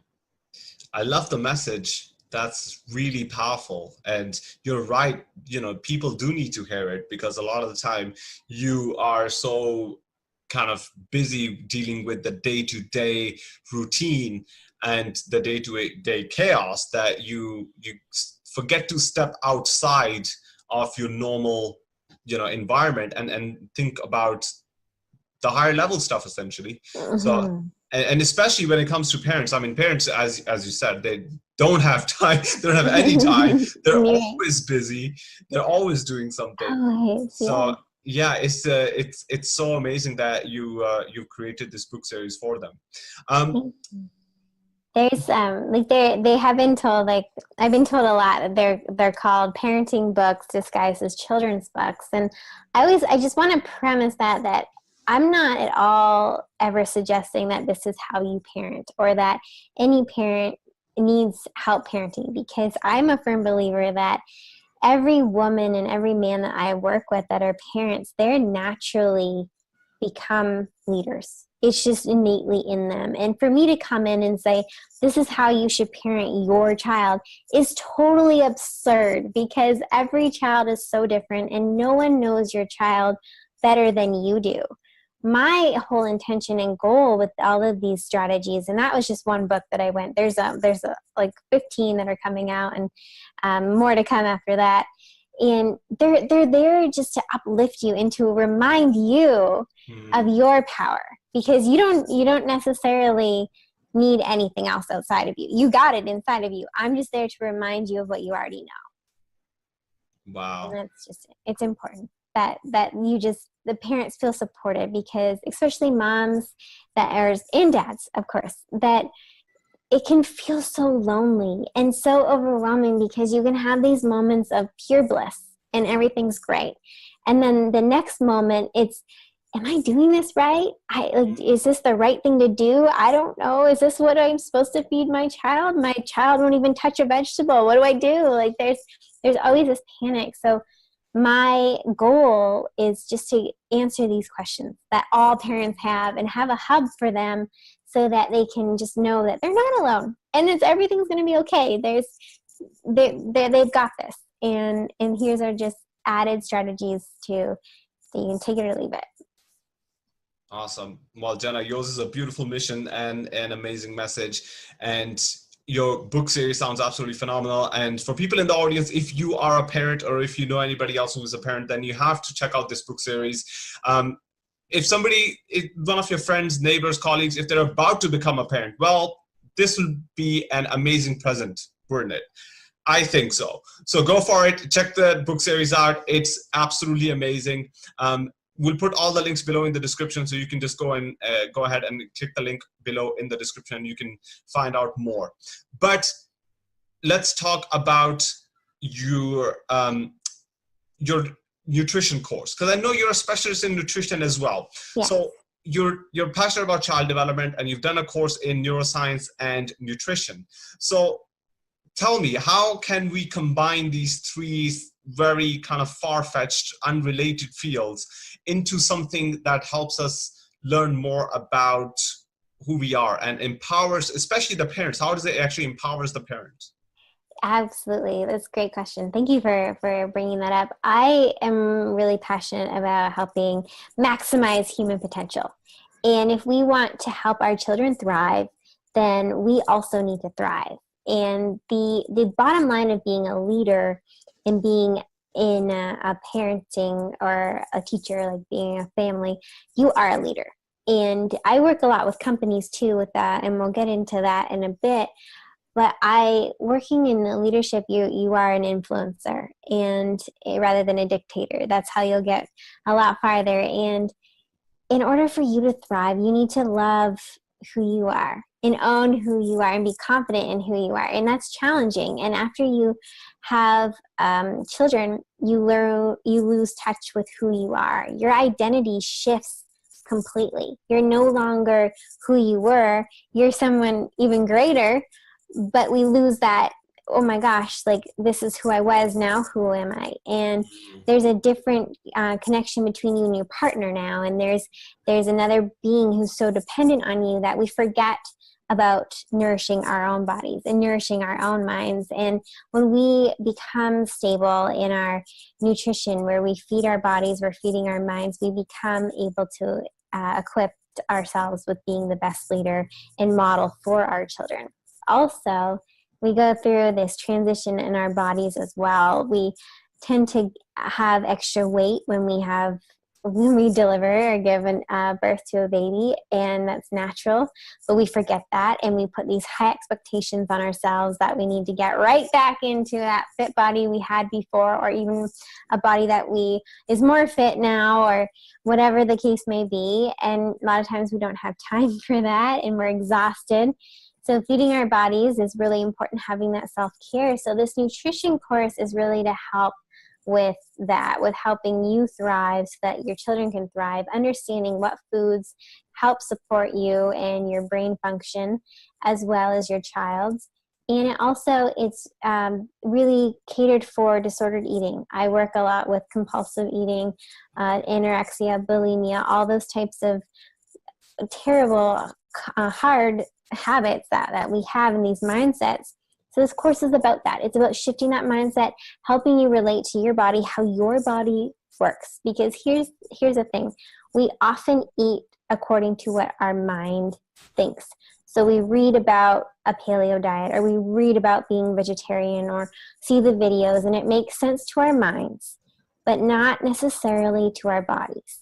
Our minds don't eat. Our brains do, but our minds don't. And yet we give our mind all the power. So this course is about coming back into your body, listening to what your body needs, and eating from that rather than from a diet piece of paper or rules and regulations, deprivation, restriction, and all of that. We're eliminating that and moving more into towards, what does your specific bio-individuality need to thrive? Wow.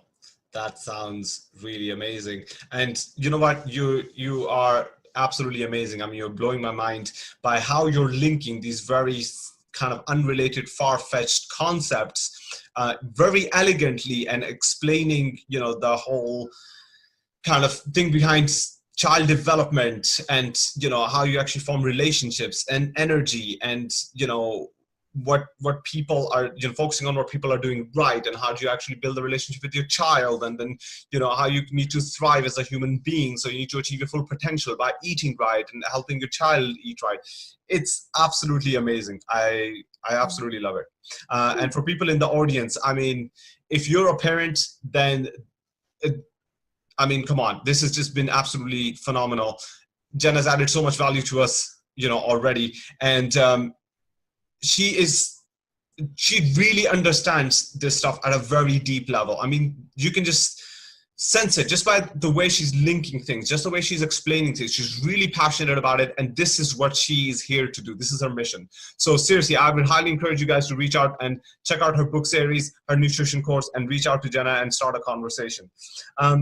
Jenna, you talked about something that I think seems to be a recurring pattern. I mean, I've had some really amazing people on my show. I've been blessed to, have them on and have conversations with them and go deep. And the one kind of underlying theme I've noticed is the fact that they have at some point all experienced a deep level of pain in their life. But what they did was they were able to use that pain. They were able to use it as fuel, and essentially achieves a transformation where their pain helped them achieve, actually see clarity in terms of what their mission in life is, what their passion is, but they discovered that through their pain. Would you say that happened with you as well? I would, and that actually brings up a really important point for being a parent. Is one of our major goals, and when we're influencing children in any degree, is that we want to protect them. We want to make sure that they don't go through what we went through. So we want them to have a better life than we had.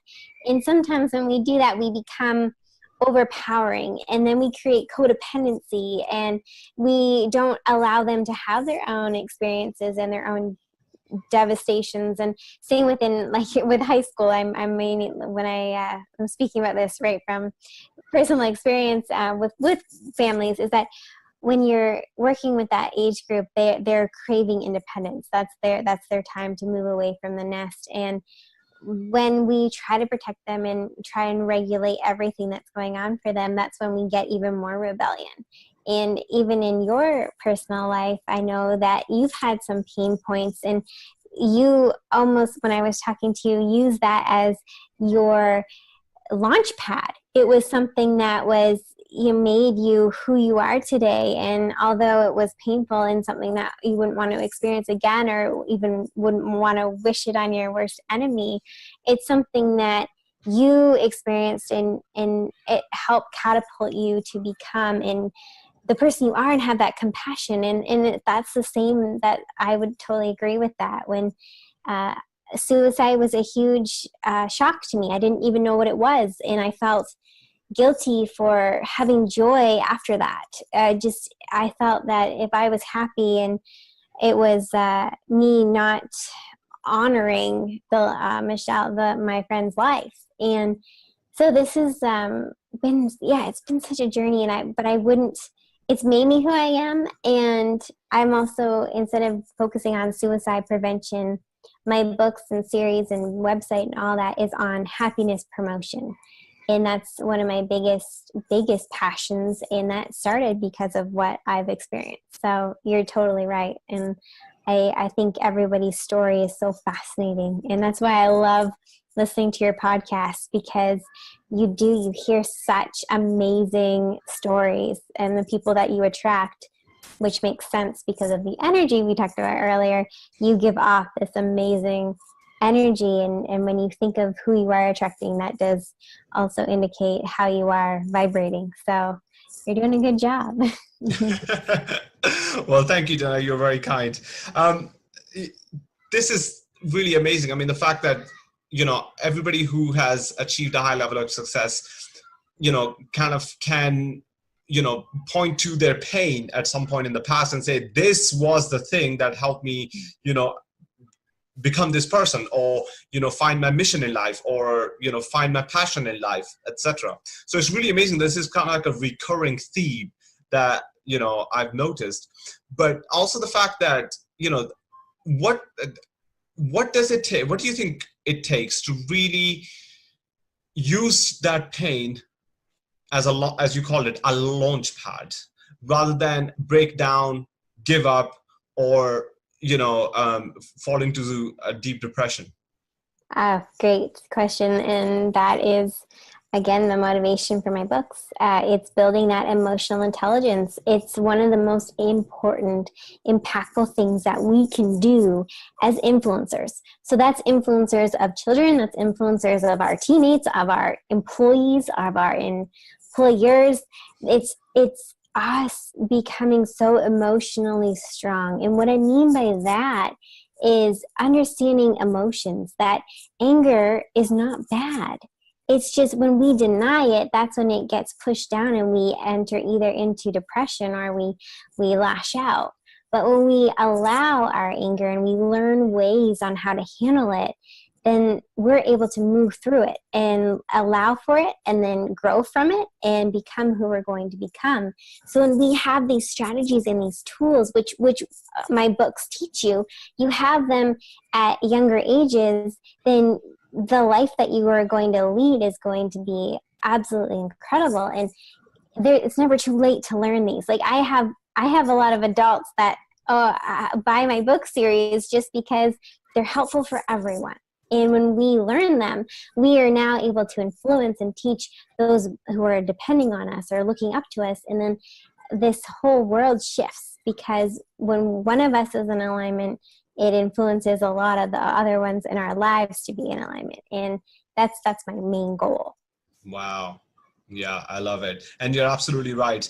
The fact is that, your book series, it talks about higher level stuff. So it's not just talking about this one very specific strategy that will help you to solve this one very specific issue. It's bigger than that, it's broader than that, and it actually helps you essentially achieve, you know, that transcendence, which helps you to, you know, grow and think at a higher level, at a higher plane. So, you know, I will highly encourage the people in the audience, especially if you're parents, to go and check out those books, because it'll help you, again, develop emotional intelligence yourself, but also, you know, help your children, you know, achieve that as well, to help them develop emotional intelligence. Now, Jenna, that kind of brings me to the next bit. Are there any strategies that, you know, parents can be using to help their children develop that high level of emotional intelligence? Honestly, immersing them in the strategies. So when you work on one of the strategies that the book outlines, there's lots of companion materials. So there's things on that they can hook into once you get the book that will help with, like, there's videos and activities and all of that stuff. If you do homeschooling, there's curriculum there for it. And it's just immersing them and being excited about it too. So it's one thing for the child to read it, but when you read it with them repetitively and you immerse them, so after the book's over, we practice that, like how at the end of the day, asking those questions, how did you use your superpower today? Or at the beginning of the day, how are you going to use that superpower? Or what's your, you know, like having those really great conversations. And then from these books too, there's a ton of inside jokes. And these are kind of my favorite ones to read when they send them to me through my website. So if you ever have any, send them over, because they're so funny. And when you create an inside joke, you create that bond. And there's a whole lot of neurological science that I could go into about that. But the main point is, when you have those connections, that development, so much happens. So immersion is basically my number one, and just having fun with it, just exploring together, and that quality time is so important. Awesome. Now, are your books for a specific age range, or do they have a limit on age?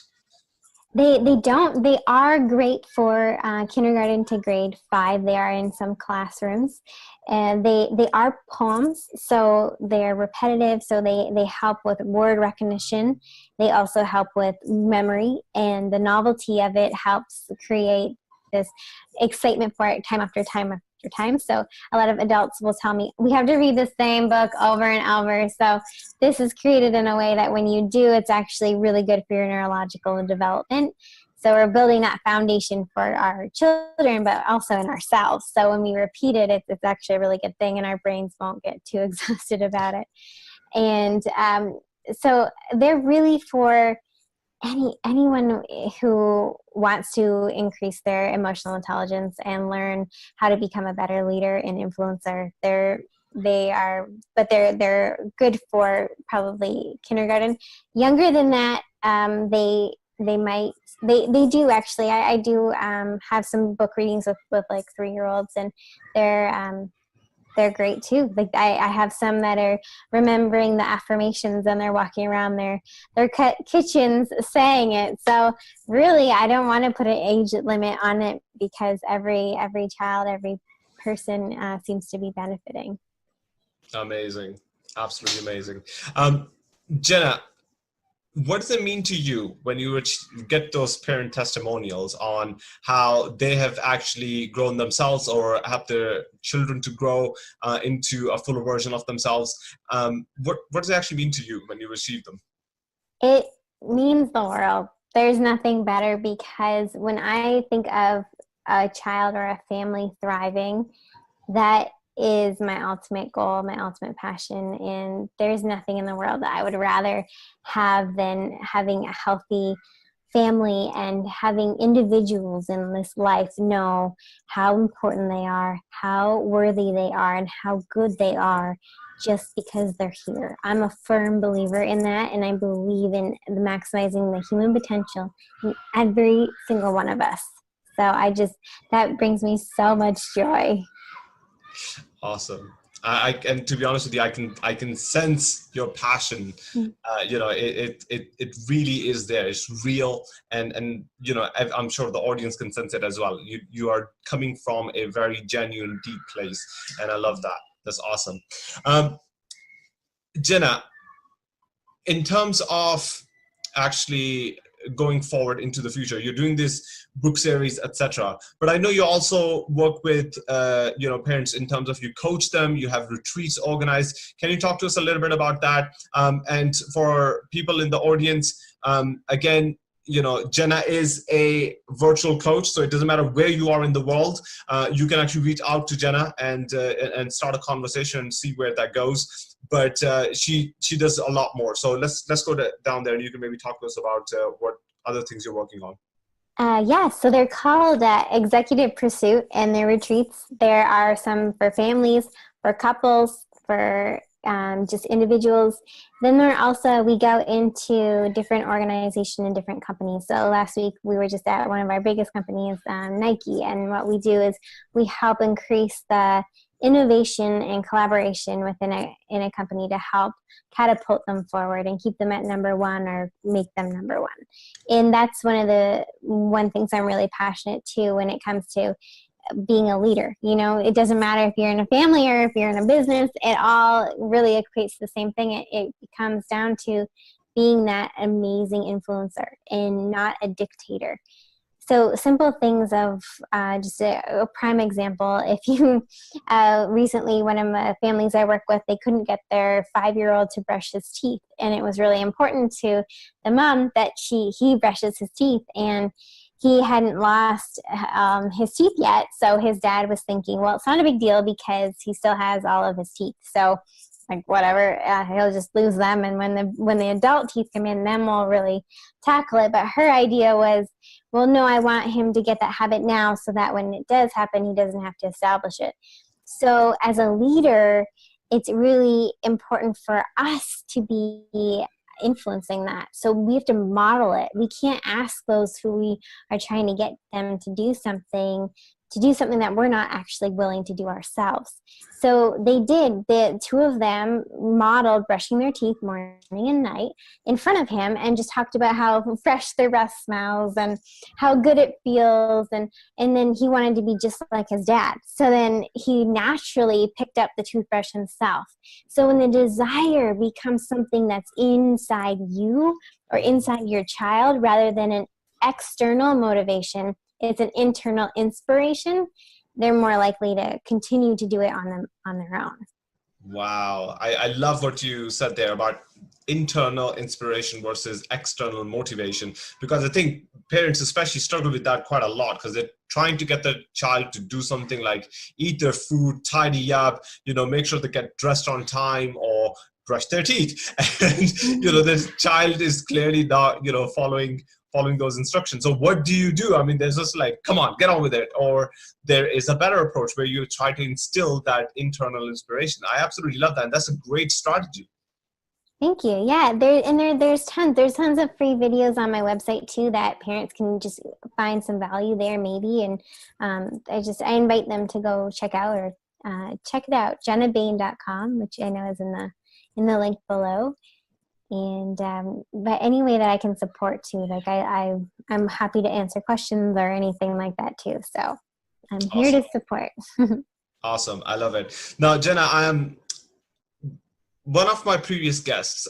He said something really amazing. And I'm wondering if you shared the same opinion. And he said that actually children read energy. They understand energy. They're not very good at communication. They're not very good at sorting out through emotions, but they do understand energy, and they can read your energy. They can, you know, read what sort of what's going on, the environment, and etc. But they might not actually know what's happening, but they do understand the energy. What do you think? 100%. And I would even go back further, just in the research studies that I've done, is we have indication that they can read energy through the womb. So they're already getting vibrations there. So when they are come out to the world, that's one of the main reasons why it's so important for women. I love to coach pregnant women because their nutrition needs to be on par, but also their mindset, their energy, because their baby's actually also eating that.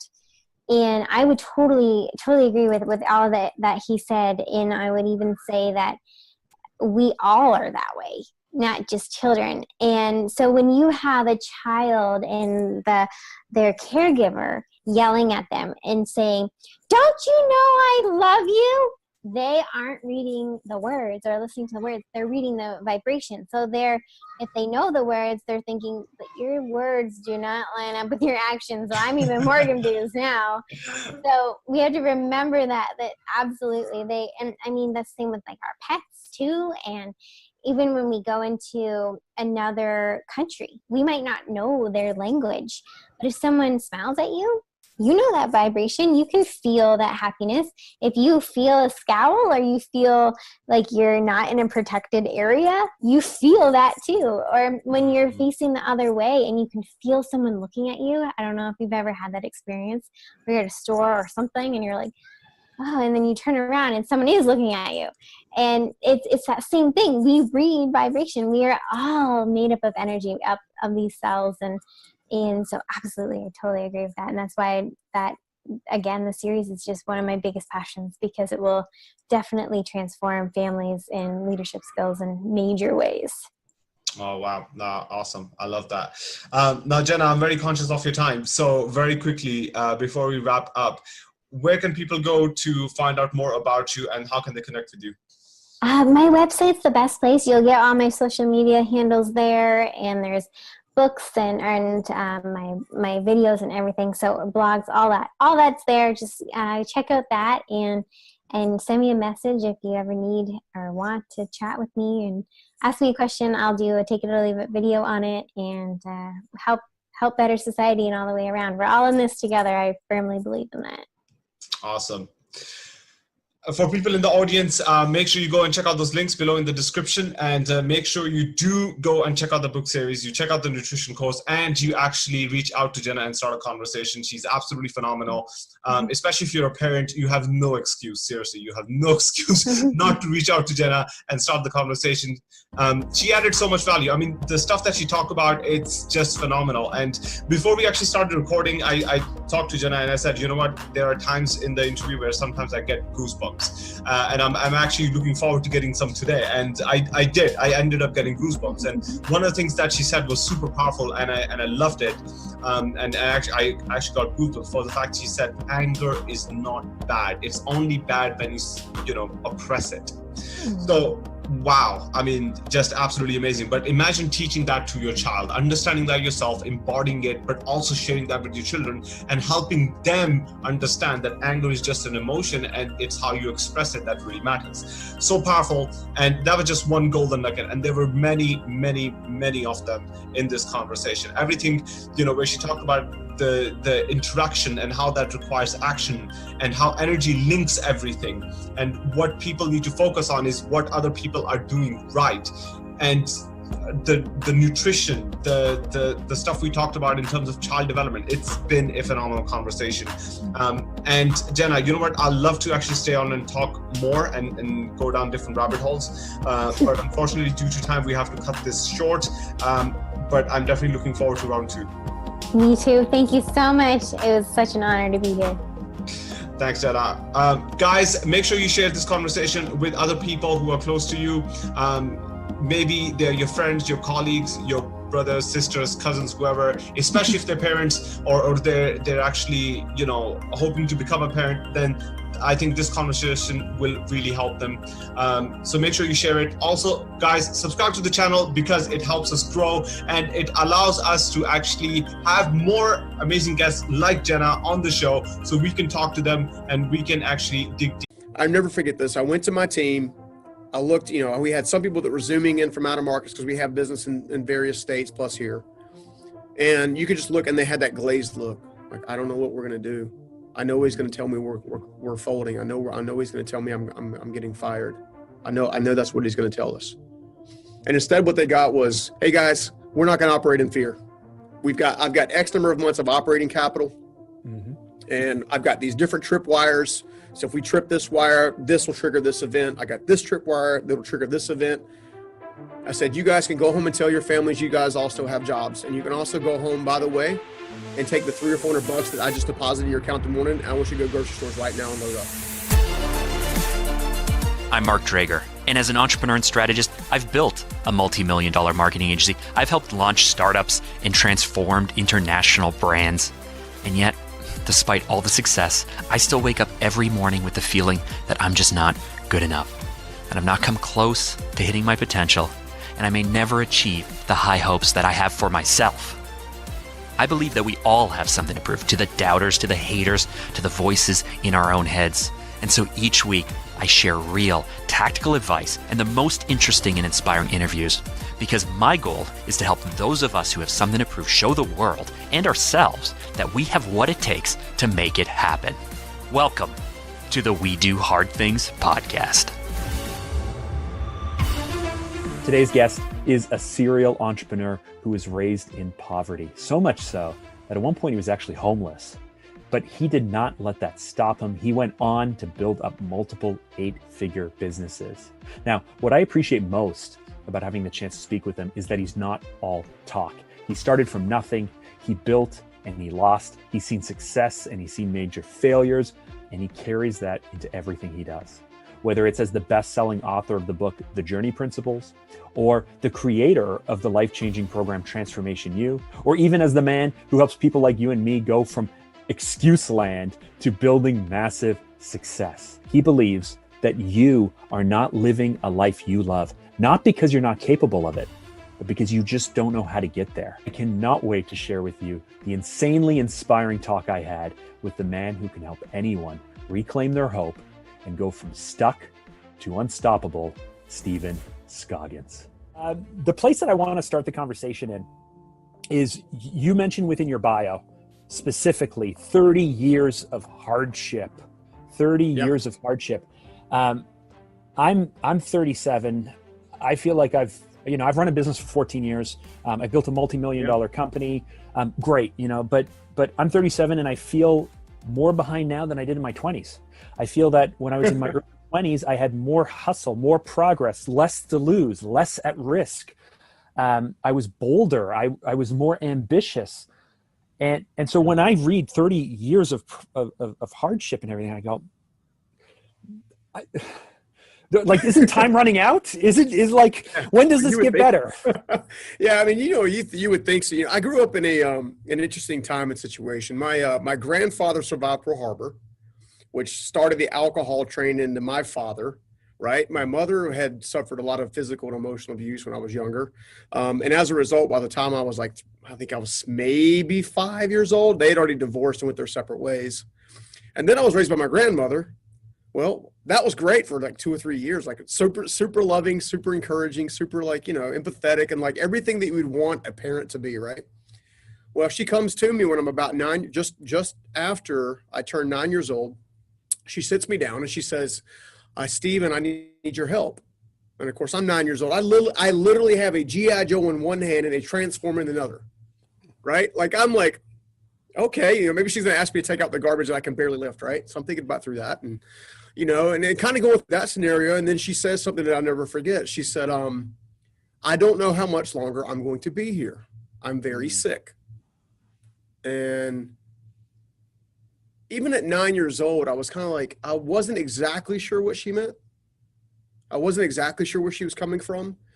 But then she made me pull this chair over from the kitchen table. When we lived in a little 1,000 square foot brick house in Wendell, North Carolina, pulled over to the stove, and she began teaching me how to make oatmeal and macaroni and cheese and hot dogs and all this kind of stuff. And my brother was 3 at the time. No, I'm sorry. My brother was 6 at the time. I had to get him up and get him dressed and all kinds of stuff. And that was essentially the start of what I refer to as a massive uphill battle my entire life. Now, being where I am now versus where I came from, I'm incredibly thankful that was my journey. Incredibly thankful. It has taught me a different level of empathy when people are going through various struggles. My dad and mom came back into the picture about the time she passed. which is about a year and a half later. Chemo got the best of her. She had cancer. So my lifeline, my stability, my safety net, that was the first time I can remember it actually being yanked out from under me. That was the one time that I had the hardest time recovering. It took me several years. I had to repeat the 5th grade and all kinds of stuff. But, from that standpoint, I went to go live with my dad, and when I went to go live with him, I went into the construction industry immediately. Every Saturday, every Sunday, every holiday, every weekend, that's where I was at, working, carrying studs for $1 an hour. But, it's funny. The one thing the construction industry taught me growing up throughout it was it taught me how to use my hands, which taught me how to use my head, which now I get to use my heart. I was very fortunate that it forced me to face things that I didn't want to face. It forced me to face fears I didn't want to face. I mean, all of that stuff. And that's when I met my first mentor. I was probably 13 or 14 years old. He was my dad's employer. And I remember him, he used to drive around this white Jeep Grand Cherokee, right? And they always had a dent in the right-hand rear bumper because the dude was forever backing into stuff. And he would just get the bumper replaced, and he would do it like a month later and whatever. He was in his maybe 70s at the time. He had perfect dentures, perfect big white smile and all this kind of stuff. And, but he took a liking to me, and I never understood why until he put me in his car to talk to me. I was working on my dad's framing crew. It was hot as Hades outside.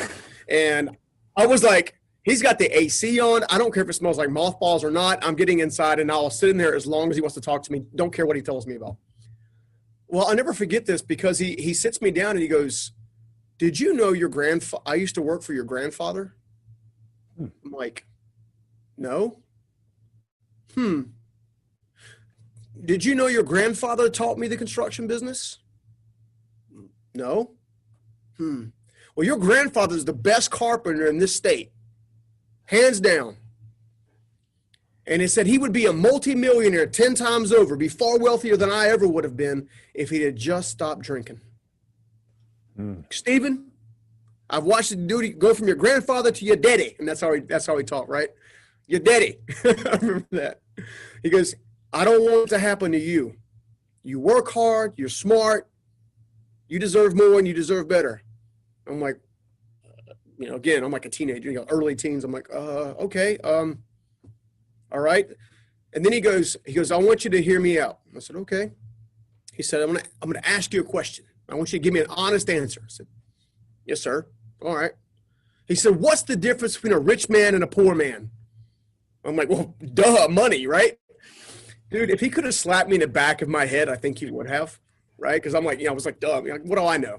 I know, but all I know is poverty, kind of more or less, or paycheck to paycheck scenario. And he goes, no, the difference between a rich man and a poor man in any area of their life is the way they think. You can choose to think like me, or you can choose to think like your daddy. And you got to decide now, not when you're 50. And I was like, man, it stunned me. And then he says, I also want you to remember this. You got to be willing to do today what others won't so you can have tomorrow what others don't. Now here's the contrast. Not even a week earlier, I remember my father, we were on a job site, and I was telling my dad about my big dream to become a professional ninja.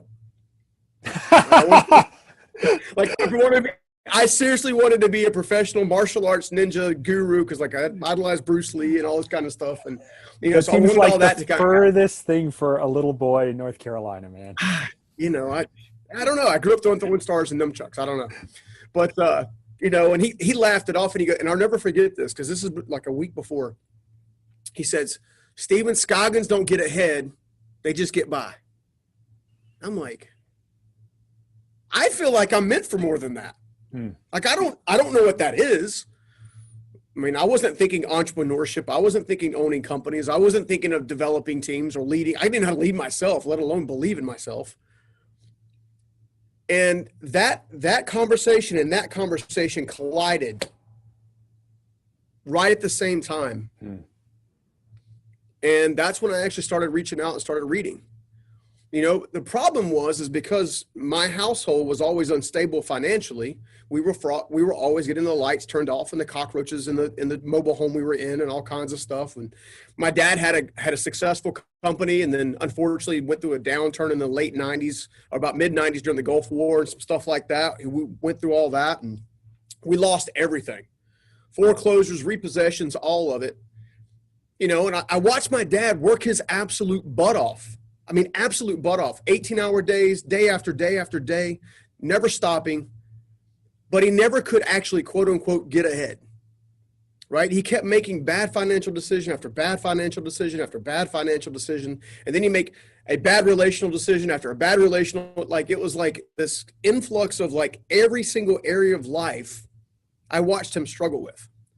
And as his oldest son, all I wanted to take it away from him, take it off of him. And right, because I would watch. Was the alcoholism a side effect of something bigger or deeper or some kind of mental health issue, or in your mind, you know, the alcohol was I think the alcohol started with my dad specifically as a way to fit in when he was younger, right? Because, you know, when he was going to school, you remember the Grease Lightning days? Well, that's his era, right? So the leather coats and the slick back hair, and you're either a prep or a jock or Grease, right? So, I mean, that was kind of his thing. And, you know, I remember him he tells a story about his first, not his first car, but I think his third car was like a 68 Camaro with white interior. And he's like, you know, and how he wanted to be like fast off the line and all that kind of stuff. And I think that's where it started. And then it got intensified when he joined the Marine Corps. Right. So he went all the way through the ranks, got to about the place of what they refer to as a gunny sergeant. And he worked, so he was stationed at Parris Island as well as Camp Lejeune at different points in time. And I don't know if you've ever been to those areas, United States, but they are relatively uneventful. So what do you do with jacked up Marines, right, that are being trained to, you know, to the hilt, not giving them any kind of outlet? Well, they go hang out at the bar. The drink and shoot, right? Yeah, exactly. You know, so, you know, it's, you know, so it's, you know, it's kind of like, I think that's kind of where it started. Now, my mother, on the other hand, was a little bit different. My mother, on the other hand, actually had a dysfunctional family after my grandparents had separated and divorced. My grandmother, who raised me, my mother's mother, spent a lot of time, unfortunately, trying to fill the void of the husband that she lost, kind of thing. And as a result, she would attract different men. Of course, I didn't know this. I didn't know this until I was well into my 30s. You know, I couldn't understand why my mom struggled to be a mother to me for so long until I understood where her influences came from, right? So we went through that process, and as I discovered that my grandmother wasn't great with money. My grandmother actually struggled with alcoholism, which I didn't know because I never saw her drink when she was with me. Turns out she stopped drinking the day I was born and referred to me as her second chance. Isn't it strange? Family. I mean, you talked about empathy, but isn't it strange how, as you get older, with more perspective, and you realize that everybody's just doing the best that they can, and you think they got it all figured out, and then you hit, you know, the same age. I remember the moment, you know, my mom and dad divorced or separated the week I was born. You know, my dad left the week I was born. And so I was never raised in a type of household with two parents like that. So I didn't lose anything or mourn anything for that. But, you know, I hit the age, I have 4 kids. When we had my second child, so we had a daughter and then a son. I have an older sister, and then you know, I'm the son. Same age difference, same everything. Yeah. And when my son was born, something really got me angry. It got me angry because I looked at him in the hospital and I turned to my wife and I said, "This is the moment that my dad decided to leave." Right? Like 2-year-old daughter, baby in my hands. This is the moment. And then I had to address it with him, and I had to talk to him about it, and I had to work through it and all of that stuff. But you talked about empathy. I find the struggle is as I get older, I become more aware and I become more empathetic to certain situations. And at the same time, I become less sympathetic as well. How do you balance that level of empathy with also the fact that, you know, sometimes you got to push through. Sometimes you got to be hard. Sometimes you got to cut people off. Yeah. Sometimes the empathy doesn't help. How do you balance that? Yeah. You know, it's funny. I always lead with empathy, but then kind of back it up with understanding. And here's what I mean by that. So I came at a point in my life, I was probably 28 or 29. My first company that I built from the ground up was doing decently well. And I was getting the phone calls and the, the answering machine version of the phone calls long before we had these technology devices everywhere, right? And my mom would ask me, why don't you ever come over? Why don't you ever come over? Come see me, just, she was being a typical mom. And I would go spend time with her. And, and unfortunately, every time I went to spend time with her in that season, it was always a discussion about how bad life was for her, right? Kind of almost like the victim kind of mindset a little bit. A pity party. Yeah, it was a pity party, right? And then there's a couple things that I won't share publicly that she chose to do that directly affected me, that gave me every right to be very angry, be distant, all that kind of stuff. Problem was I was carrying that with me, which was harming me, and it wasn't allowing me to even potentially connect with her. So here's what happened. I had a buddy of mine who's also in the influencer space. His name's Chris Lacurto. In fact, I need to introduce you guys for sure. And I met him through the Dave Ramsey organization. I'm good friends with their organization, and he doesn't work there anymore, but he used to. And I remember him talking about his mom and about how he had to heal from his mom and all this kind of stuff. And so I was very inquisitive. I was like, well, how did you do that? Like, he goes, it was simple. He said, I finally realized that every parent has never been actually trained to be a parent other than the parents that they were visibly associated with. And I was like, I've never thought of it that way, right? Because up until that time, I was just judging my mom and my dad every time they made a mistake, right? Well, then he took a step further. He goes, if you truly want to get healing and restore all of those relationships and you truly want to work through that, here's what I want you to do from now on. He says, now he and I are both people of faith, so take what I'm about to say with a little bit of grain of salt. And in that, he said, I want you to start to realize that there's a creator that loves her just as much as they love you. And rather than view her as this villain, what if you actually viewed her as the child with skin up knees that's simply asking for a parent to pick them up? Mm-hmm. The crazy part is like, I had to ponder on that for probably a solid month, but in the moment, it instantaneously unlocked like this weeping fit out of me. I just started crying like crazy, because all of that judgment, all of that burden, all of that stuff, I was saying, it's all your fault, right? And then as I began to change my perspective, shift my beliefs a little bit, even in that moment, it was like a weight lifted off me. And then I was able to go back to her and begin to rebuild a relationship with her and actually teach her the same thing I was just taught. Mm-hmm. So my mother is now walking around in freedom where she used to be walking around with chains on, so to speak. You can either choose to become the person that your parents have been, right? Because there's a good chance you're going to marry one of your parents. There's a high likelihood statistically, right? You're good, bad, or indifferent. And then you're going to become one of them as well. Yeah, exactly. Or you can look at their mistakes, learn those lessons, apply those new principles, and heal from those things and actually be the thing that cuts the quote unquote bondage, if you will, right? I don't know if any better word to say it. For example, have you done anything with Ancestry.com? Like, you ever gone down the rabbit hole of all right, so I have. Okay, well, they have this thing that's called the Ancestry DNA Kit. So I went down the rabbit hole just first. Talking to someone about this morning, because on my dad's side, we don't know anything about our family past my dad. Like, we just don't know anything above that. And so I was just talking, I got to do this DNA test. Yeah, so I did it like a year ago. We're Scandinavian, so technically I'm part Viking, which is kind of funny because I'm like 5'0". And then we have the southern tip of Scotland, the northern tip of Ireland, and then Denmark and Wales. So that's the thing. Okay, so I went as far back in my dad's tree to discover how the Scoggins, quote unquote, came to be inside of the United States of America. It turns out my family was sent here on a penal. But here's the thing. The reason I'm bringing this up is because They got arrested, prosecuted, and put on a boat to basically become indentured servants, if you will, here to the United States, or what became the United States, because they were trying to feed their family, and they basically killed a deer on a lord's land.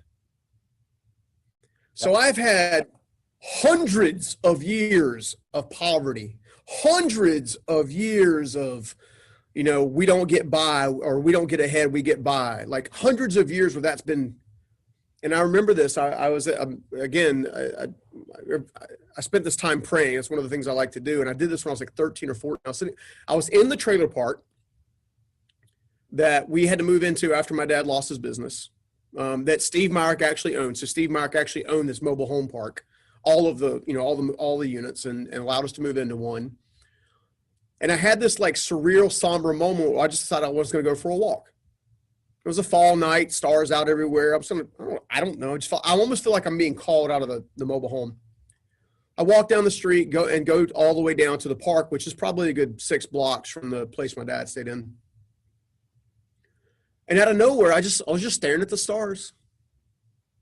And then literally, I just found myself like kneeling down and saying, there's got to be more to life than this. I don't care what it takes, what needs to happen, what I need to do differently. I want to be the one to break this family. And in that moment, not knowing any better, I actually used the word curse. 2 things happened. First of all, I'm very thankful that I actually asked for that. Second of all, I did not understand what I was asking for. How hard? Okay, because yeah, dude, to break through all this crap, right? I had to face homelessness. I had to face a suicide attempt. I had to face all the failure and all the limiting beliefs and all the junk that come along with generations of not believing you can measure up or become something more, become stronger and better. I had to face my attraction to toxic relationships because that's what I witnessed, right? It's like I walked around with a big L on my head saying, please date me, right? I had to face all that stuff. And as a result, now I get to sit here and have this conversation with you. Hopefully that somebody's going to take something away from this and actually go have their own moment where they're saying, let me be the one. But I'm going to tell you right now, it's going to hurt, but it's going to be so, so worth it.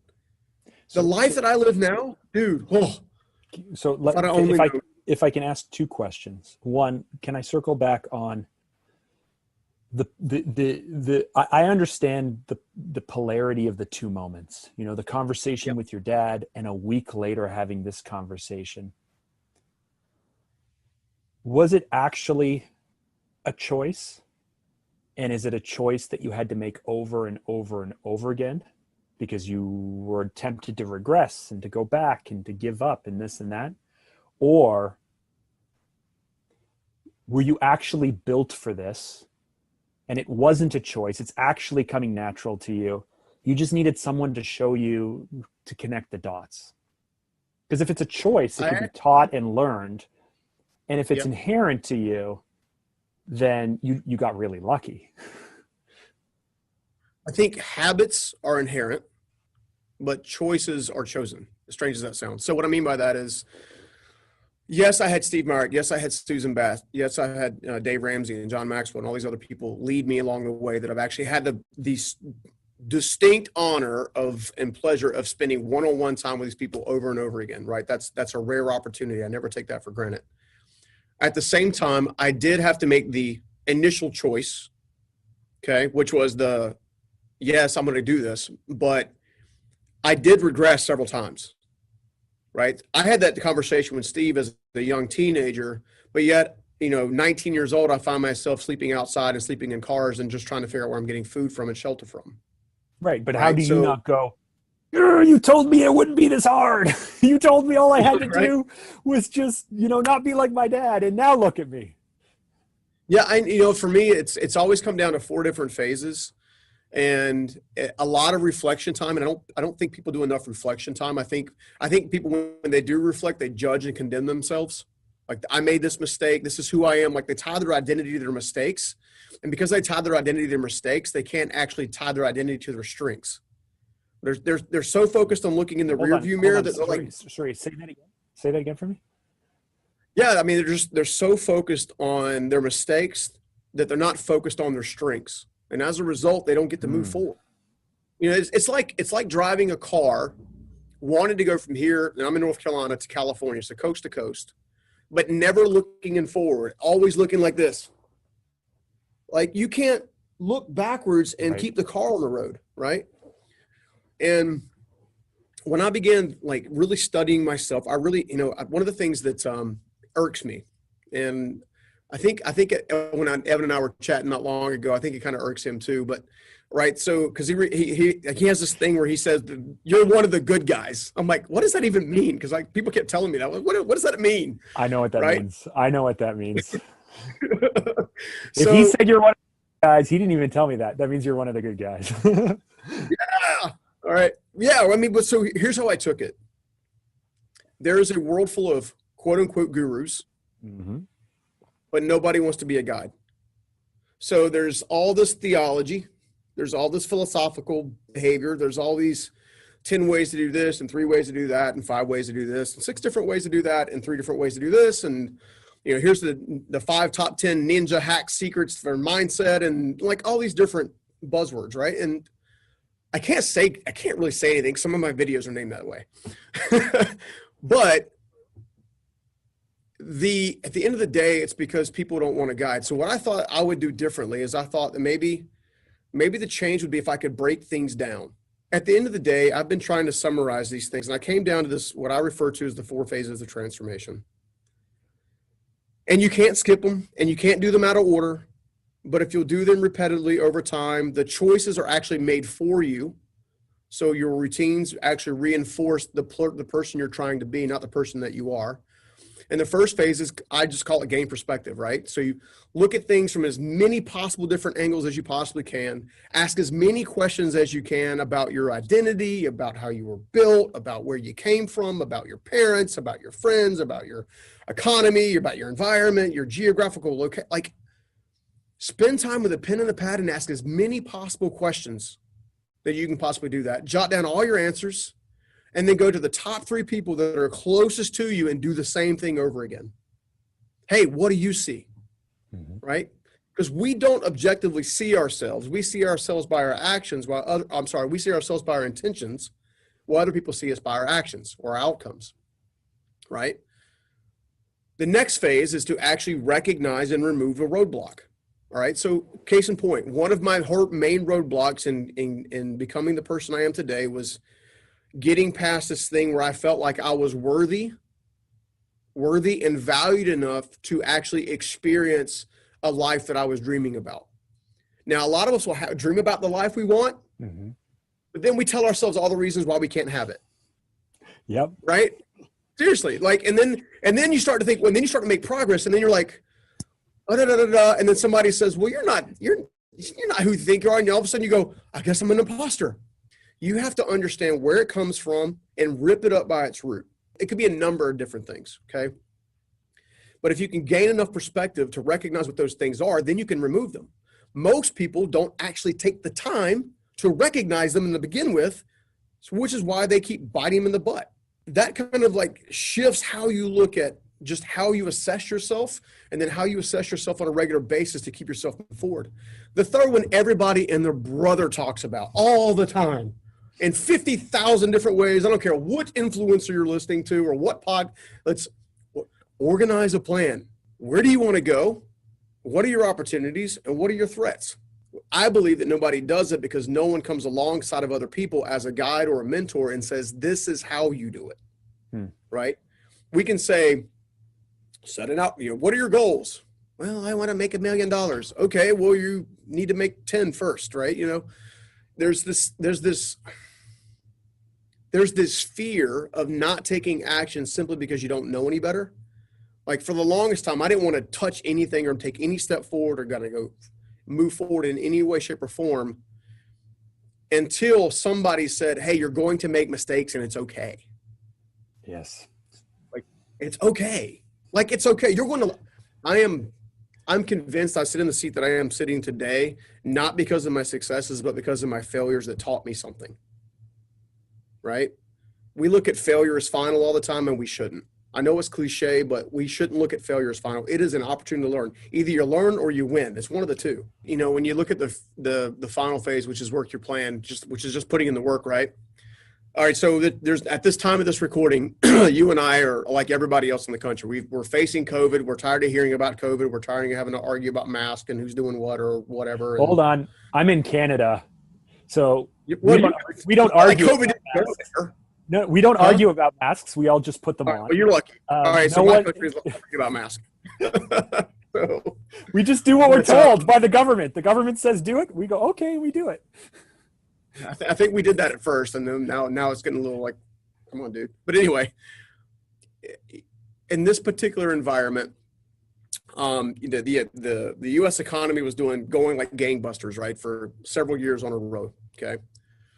Well, I weathered the 2008 downturn, which was, for the U.S. economy, which is all housing, right? So, and hence I was in the construction industry, and I was one of the last guys standing. And at the end of the downturn in 2008, because I put those principles into place and began using those principles over and over, it became second nature. It's like muscle memory. When you do martial arts and you do certain techniques over and over again, it becomes like crazy automatic.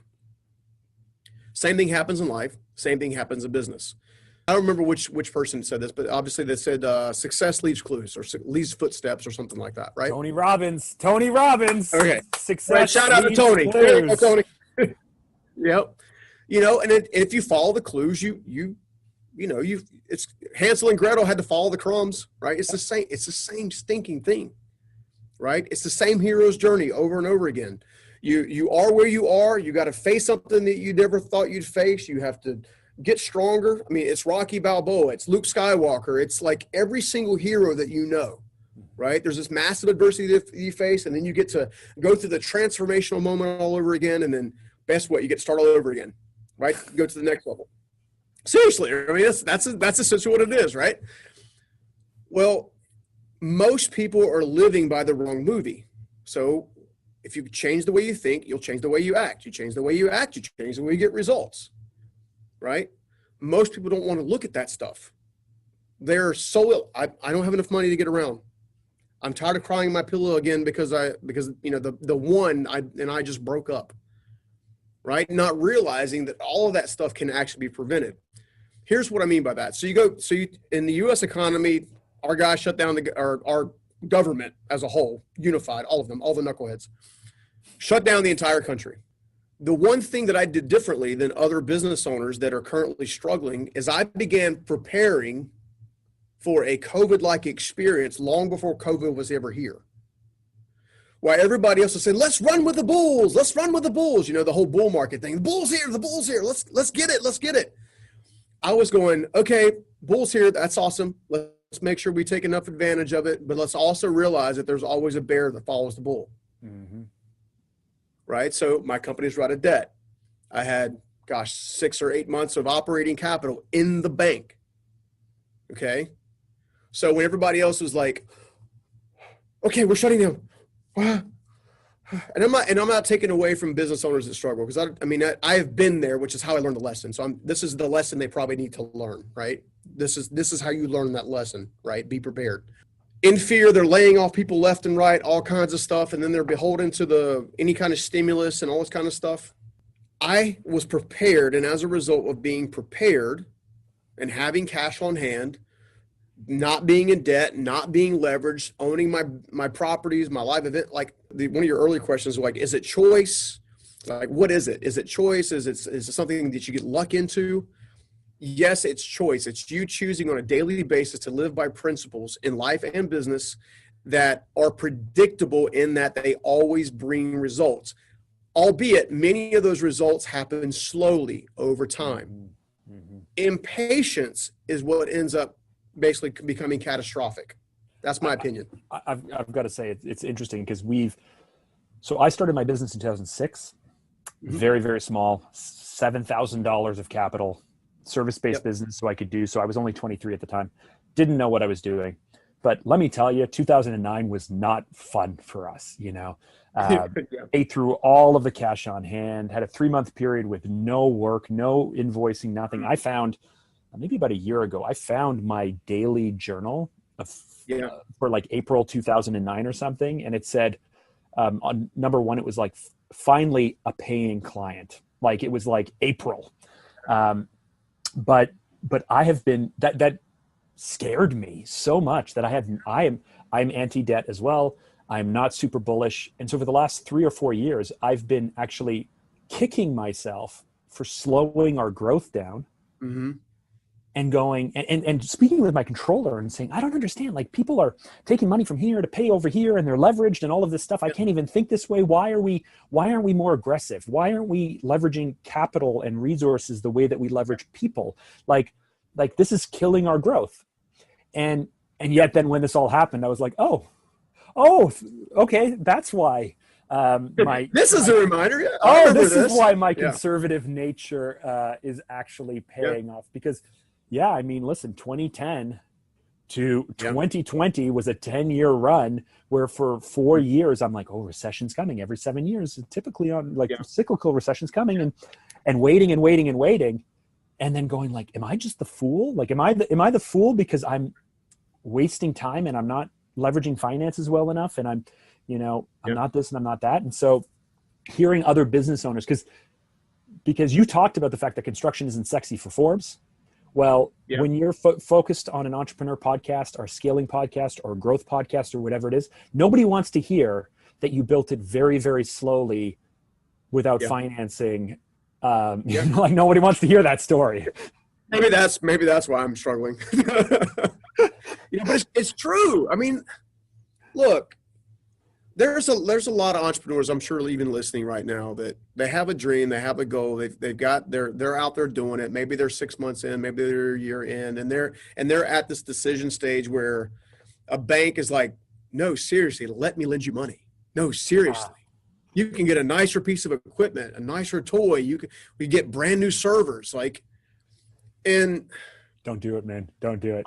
Don't do it. I mean, there's no reason to do it. Just be consistent. Right?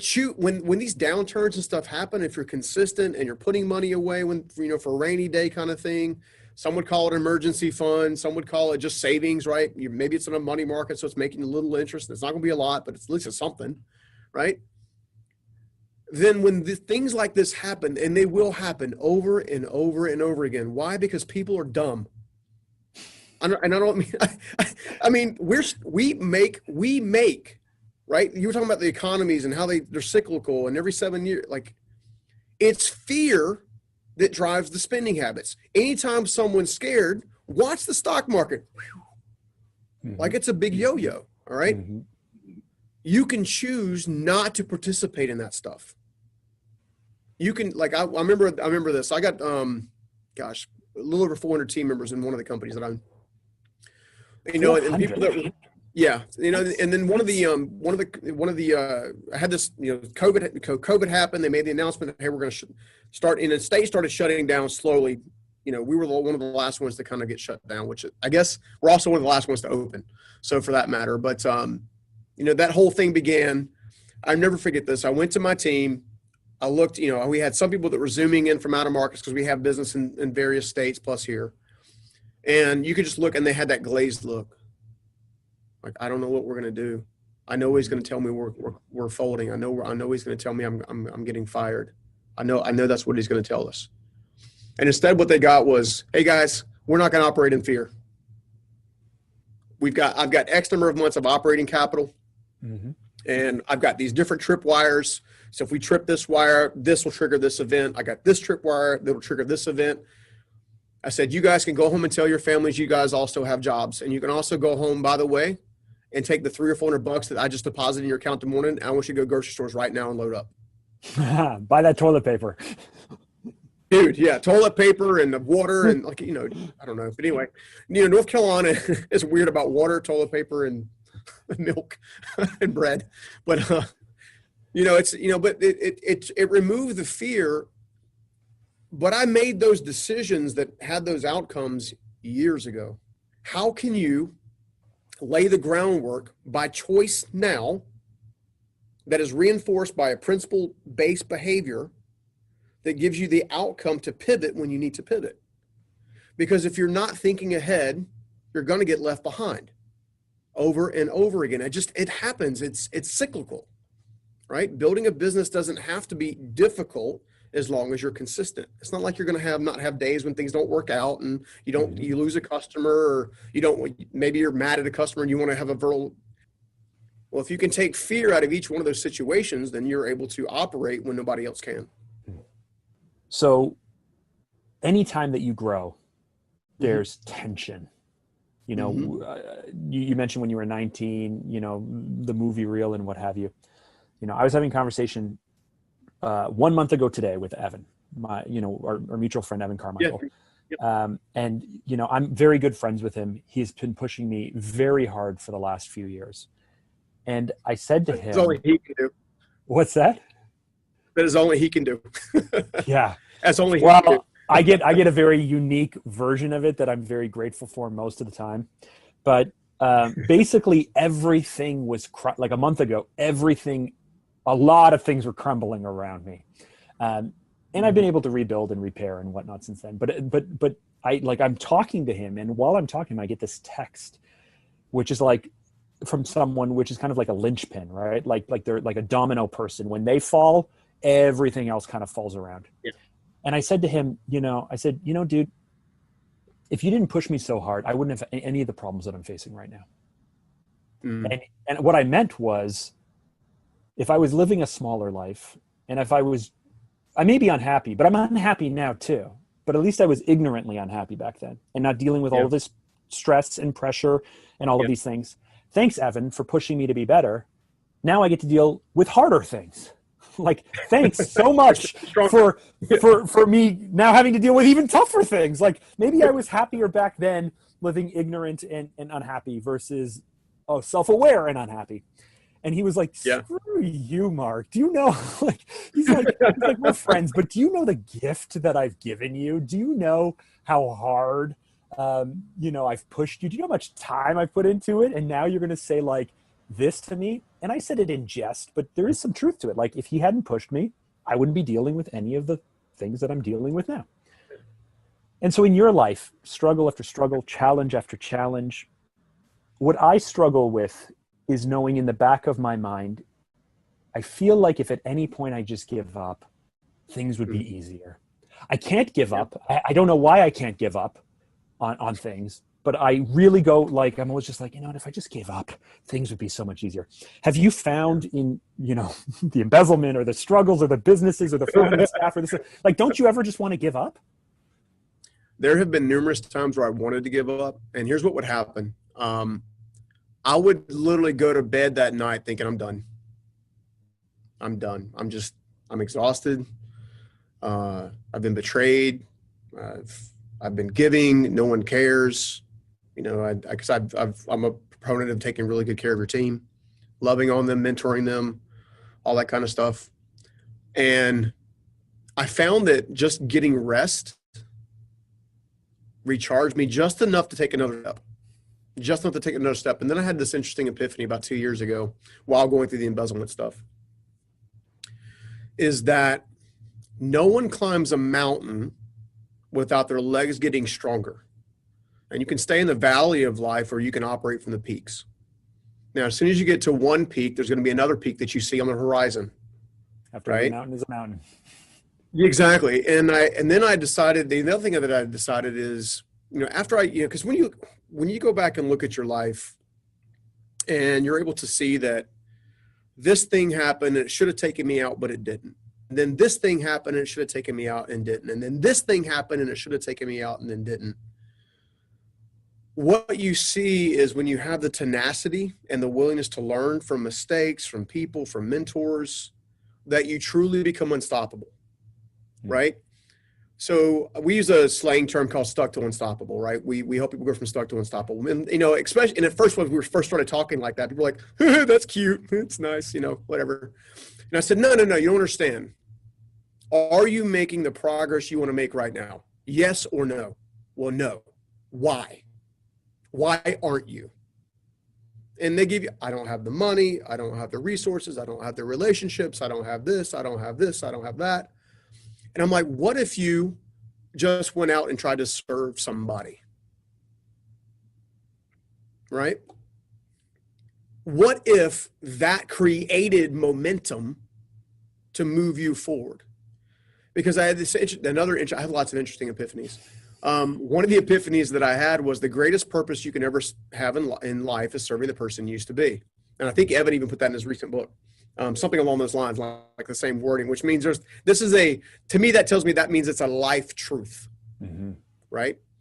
Rather than looking at your adversity as a stumbling block or something that's going to hold you back or whatever, instead look at it like the Navy SEALs Buds Camp, right? Lifting logs, doing the push-ups, getting drowned underwater, being brought back to life, learning how to be a sniper, like all that stuff.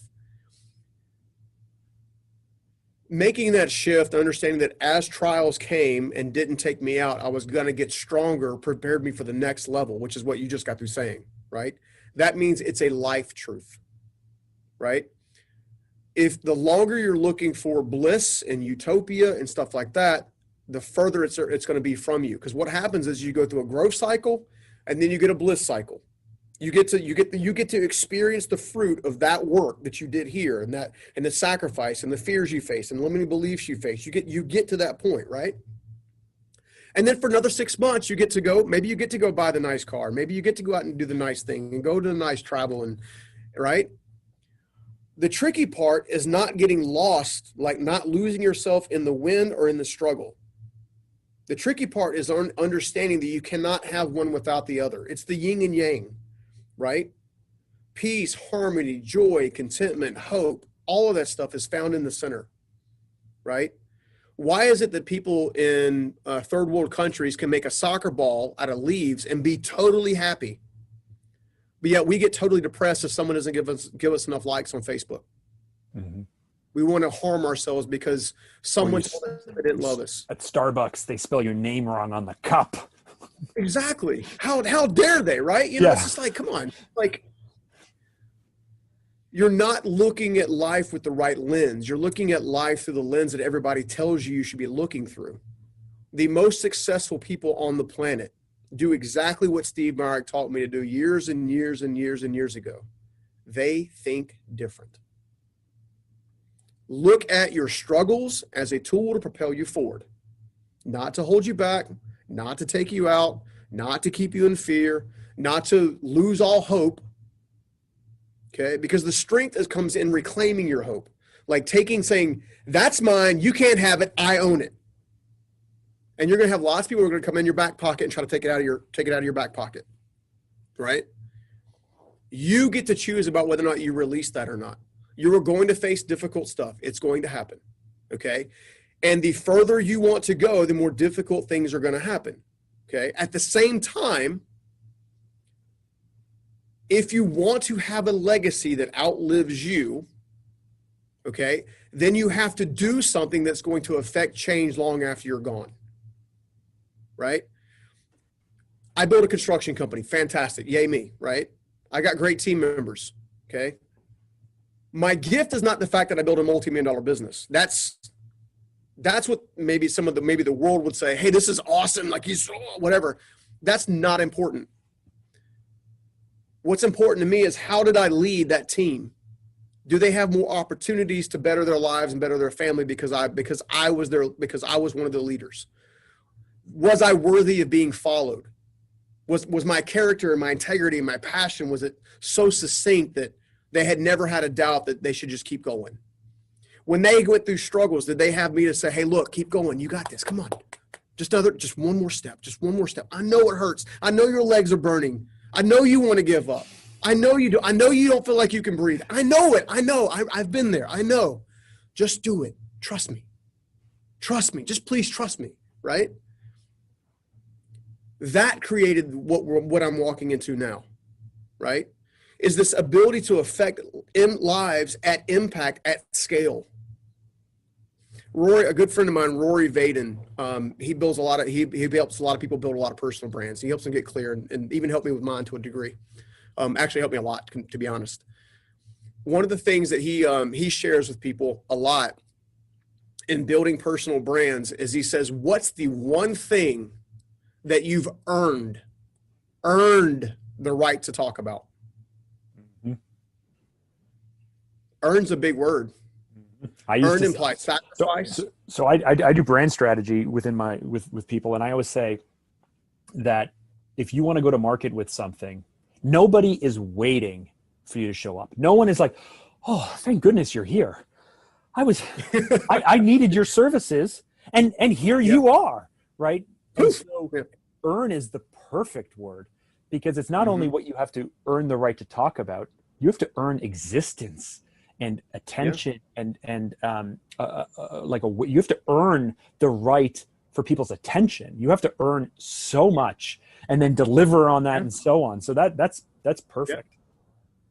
I mean, it's one of the reasons why I've been so thankful for people like Evan and Bo and some of the other people that we're definitely, mutually connected with, is because I've been trying to do this, what you and I are doing right now, which is just share my heart, share my experiences, and hopefully, drop some value where somebody can, just one nugget that they can keep them moving forward, for 5 years, trying to cut through the noise, 5 years trying to cut through the clutter, 5 years saying, hey, look, I've actually done it. I'm not just talking here's my playbook. Here's how I did it. Like, I'll walk with you. Let's talk together. Like, let's reason together. Right. And it's hard, but it's supposed to be. Why am I going to get mad if another speaker gets chosen over me for a different event? Okay, that's fine. Shouldn't affect how I perceive in going to market or going to help people, because I'm actually wanting to help people, right? And one of the things that you learn, I know that the three of us, Evan, myself, and you, have all shared this. Once you get to the place where you've earned an income that's like really more than, I don't mean, and I use this loosely to kind of know what to do with, so to speak. It's, you've earned the right and the respect to steward wealth. Let's put it that way.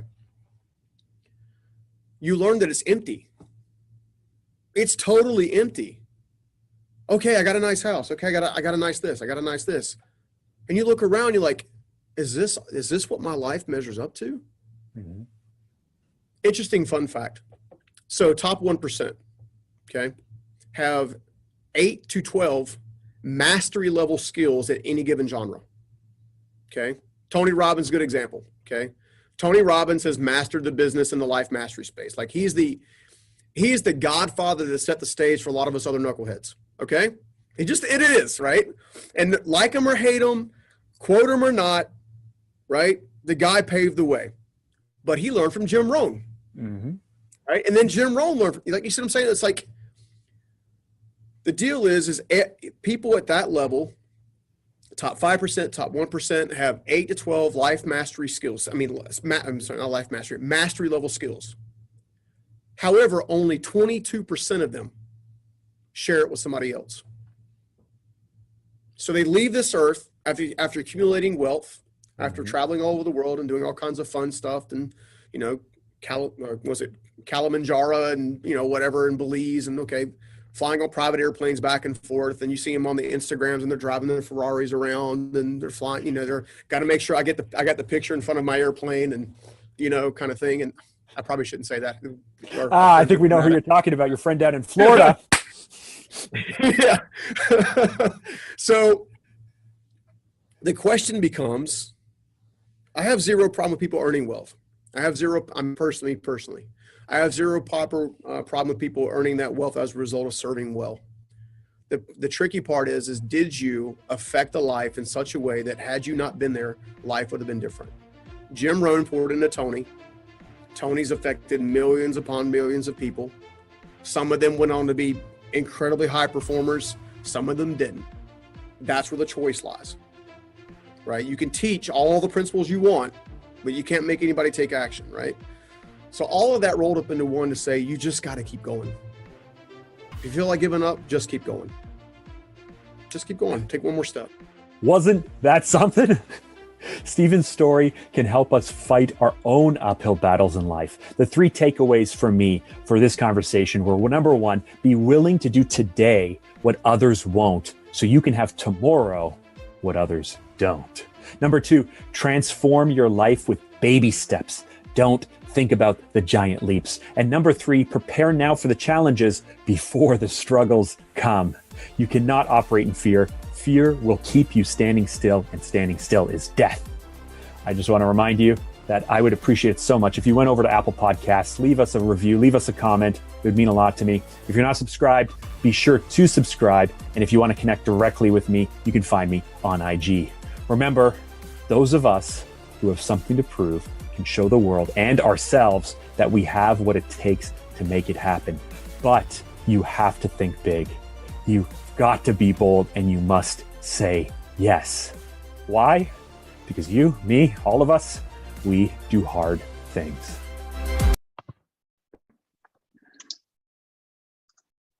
Kia ora koutou, nau mai, haere mai. Greetings and welcome to this EHF live session. Edmund Hillary Fellowship, it's a collective of entrepreneurs, scientists, storytellers, creatives and investor change makers who want to make an impact globally from Aotearoa, New Zealand. And under this session today, you are going to hear from Kate and Harman, and Matthew is going to curate the whole session. It's a 90-minute session. But firstly, these are informal sessions, and they're planned in a way that when you leave here after the 90 minutes, you feel you know the fellows and our guest speakers on a personal level, and you can understand what they're trying to do here in New Zealand, and that then you can connect with them directly afterwards. The recording will be on our website for you to download and watch and to send on to other people. So stay muted while the conversation's going, and then Matthew can curate some Q&A, and you can also put comments and questions in the chat as we're going along. Over to you, Matthew. Kia ora, Michelle. Thank you so much for hosting this space. I'm just going to open us with a quick karakia. Kia hora te marino, kia whakapapa paunama e moana, ki hararara ma tātou e te ranginai, aroha atu aroha mai, tātou e ai, tātou katoa, hi u taike. Basically, that's just saying, may peace be widespread, may the sea be like a greenstone, a pathway for us all to stay. Let us show and respect for each other, for one another, bind us all together. And I like to open up with that karakia really simply because of the fact that, you know, I think climate and biodiversity is something that we're all dealing with as individuals. And in particular, it's hard sometimes to understand the work and Harman and I are doing, but it really is about water security at the end of the day, because it is such the lifeblood of the way that we live. You know, we talk about the divine principle of the amount of water that's made up in the world is almost identical to the amount of water that's made up in the body. And so, you know, today I will give you a quick overview of what we're going to cover, and then we'll kind of jump straight into it. So can everybody see my screen?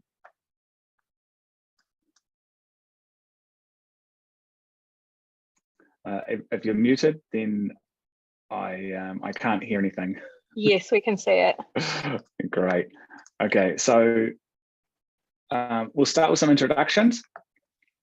We're really privileged to have a forward by Owen Gaffney, who is also part of the fellowship. I'll take some time to set the context, and from there, Kate's going to cover off really what our commitment is to Te Tiriti o Waitangi. We're going to cover off the planetary accounting network and the work that Kate's doing, and recontextualizing for us, I guess from Harman and I's perspective, and why we're so interested in planetary accounting, is that we have looked at climate from the perspective of waste and carbon, but really it's so much more important than that when you look at the planetary accounting boundaries. And Kate has created a framework that actually allows us to bring that down to a project level. And from there, what we're going to do is apply some of that work, of her work, to a practical example, looking at both what is the status quo and what does a circular system look like. And at that point in time, Harman's going to take us through what does it look like to build, I guess, an integrated waste treatment system that's fully circular at a regional level, and looking at examples around agriculture and around how by collaborating and opening up our discussions across industry verticals and across councils, we can actually look at climate change holistically in a region.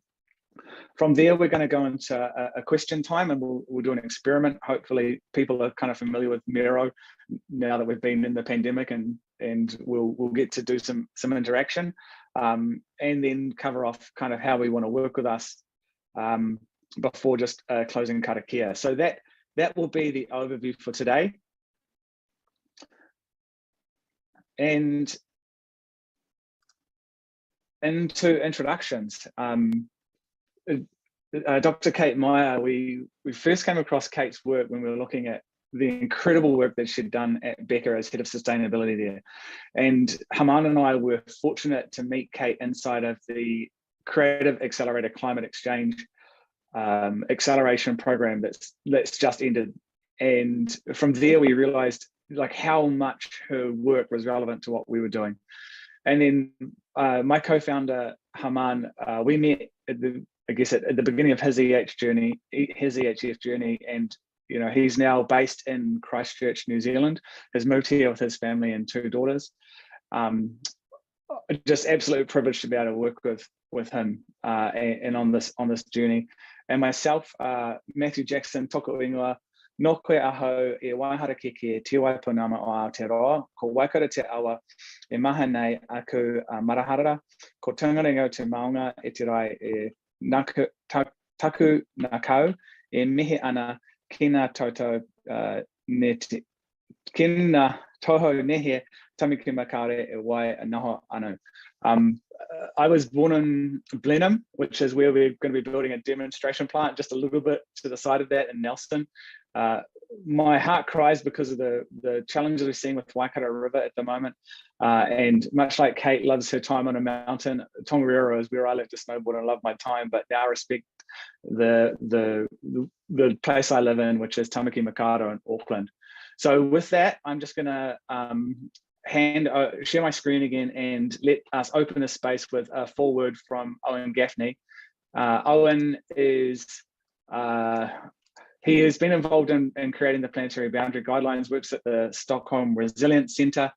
He's also oh my gosh, I can't even recall the number of things that he's involved with when it comes to communications around climate change. But he's on the Institute for Climate Impact Research and the Global Commons Alliance. So a bit of a mouthful, but it's incredible the work that he's doing. And we're just really privileged to have him be involved in providing a foreword. So I'll share my screen and let's see if we can get that up.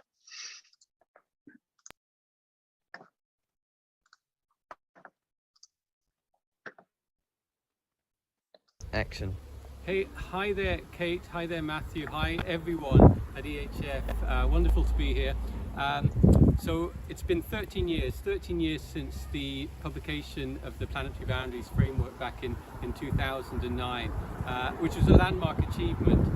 For the first time, we had an Earth system framework for a stable operating system for humanity, for civilization, a stable operating system for humanity, and that we know that for the previous 10,000 years, that has been the only state we know that civilization can thrive.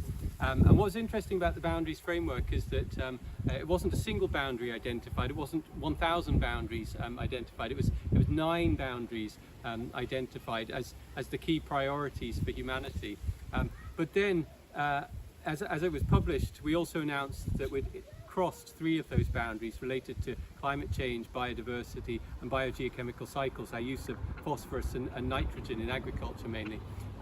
Since 2009, the boundaries has been updated in full boundaries assessment updated in 2015, and there we showed that in fact a 4th boundary had been crossed relating to land use, particularly deforestation. And now here in 2022, 2 new papers have emerged announcing that we've crossed 2 more boundaries, one for novel entities, chemical pollution, plastics, and the second for water use, for soil moisture, as the water cycle is changing as a result of human activity. So there we have it. So we have 9 planetary boundaries. We've now transgressed 6 of those boundaries. We're in the danger area. This is now a priority for humanity to come back within a safe operating space, which is why it is so important that we work to downscale the boundaries at national levels, at regional levels, and at the level for companies and businesses to operate within boundaries. This is why the work being done with the on any downscaling is absolutely critically important. It's some of the most important work being done on Earth today. Thank you.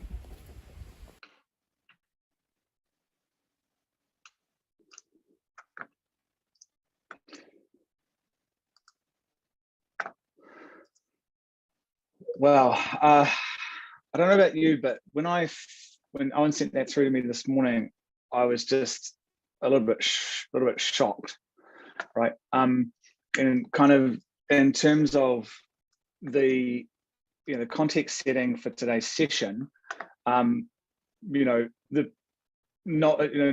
referring to the fact that now novel entities and biogeological flows of kind of are crossing these boundaries, then that land system change is just kind of becoming out of control. And when you look at what's happening in our media, what we're asking the question of is, well, look, ultimately, who is going to be paying the cost for that change, and how do we actually create new systems, both to procure different outcomes, but also from a new economic framework, not have a direct impact on all of our economy in a way that will bankrupt our ratepayers.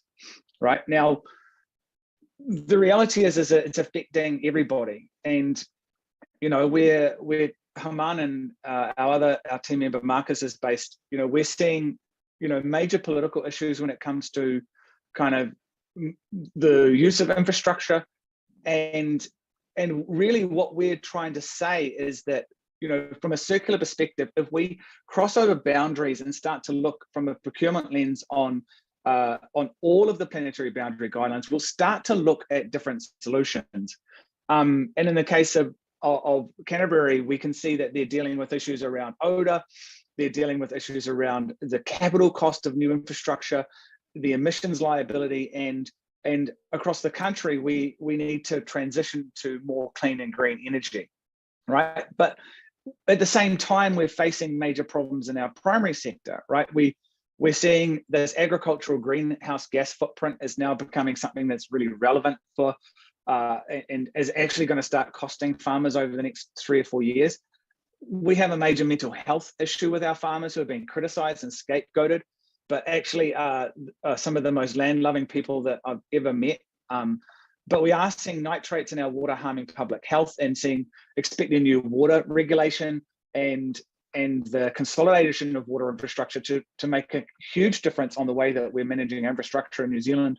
Because actually we've seen major issues when it comes to the discharge and the management of our wastewater systems in New Zealand as well. And really seeing significant blowouts in regional budgets when it comes to renewal of infrastructure, of building infrastructure. But when it comes to building that infrastructure, we're still building it based on what we would consider last generation or industrial generation systems.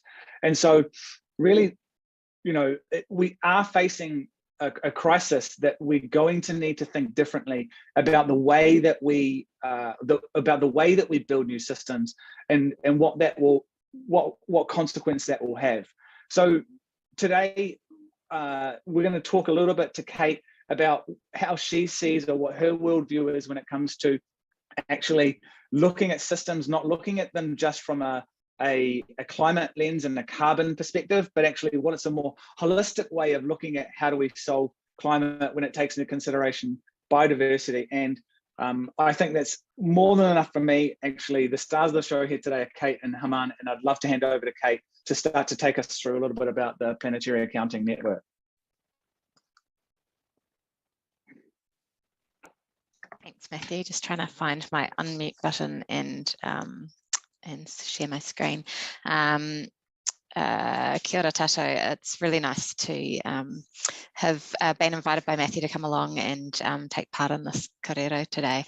I guess just reflecting on that video, it's nothing new, that I operate in this planetary accounting space full-time, planetary boundary space full-time. But I have to say that just hearing that update from Owen was a little bit emotional, actually. I think every time I kind of go back and update slides that are more than a year or so old, the dial has shifted so fast that it's quite alarming. And actually, I was chatting to my 8-year-old about it a couple of weeks ago, and he said, you know, Mum, I don't want to be a planetary accountant when I grow up, because it's just really depressing. And I think, you know, while I try to, you know, I think we all need to just maintain a really forward-looking attitude. It does sometimes actually get to me like that, and that was one of those moments. But really cool that he sent that through for us. I just want to, I guess, start today by sharing this whakatauki, Te Parahita o Te Putaya, which means the life circle of the environment. And so it goes, kia tō te rangi Māori o te rangi e tuiho nei, o papatua nuku e takato nei, o te taia o e awhi nei, ki ranga i a tātou tihe wā Moriora. And what it sort of, the meaning translates to say that it's really only when the spiritual world and the heavens and the physical world are brought together by the active participation of the kaitiaki, of the guardians, can there be true peace and well-being. And I guess that's really the basis for all the work that I do.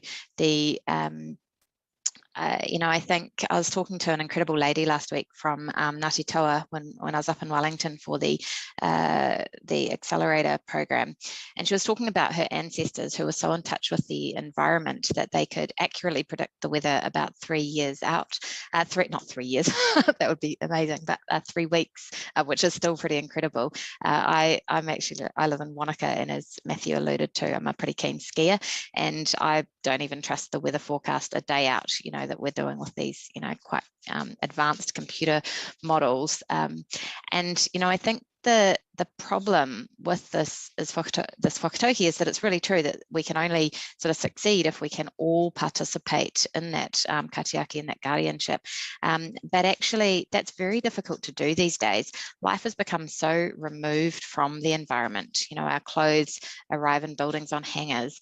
You know, we go into air-conditioned sheds or supermarkets to get our food, and so although I think there's this huge drive, you know, from consumers and businesses to shift the dial and move into that sustainability space, it's actually really difficult to do that.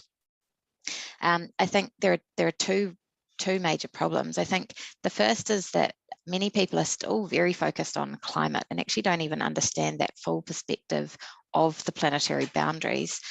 But then even for those that do understand it, actually, they don't have the tools to do anything about it.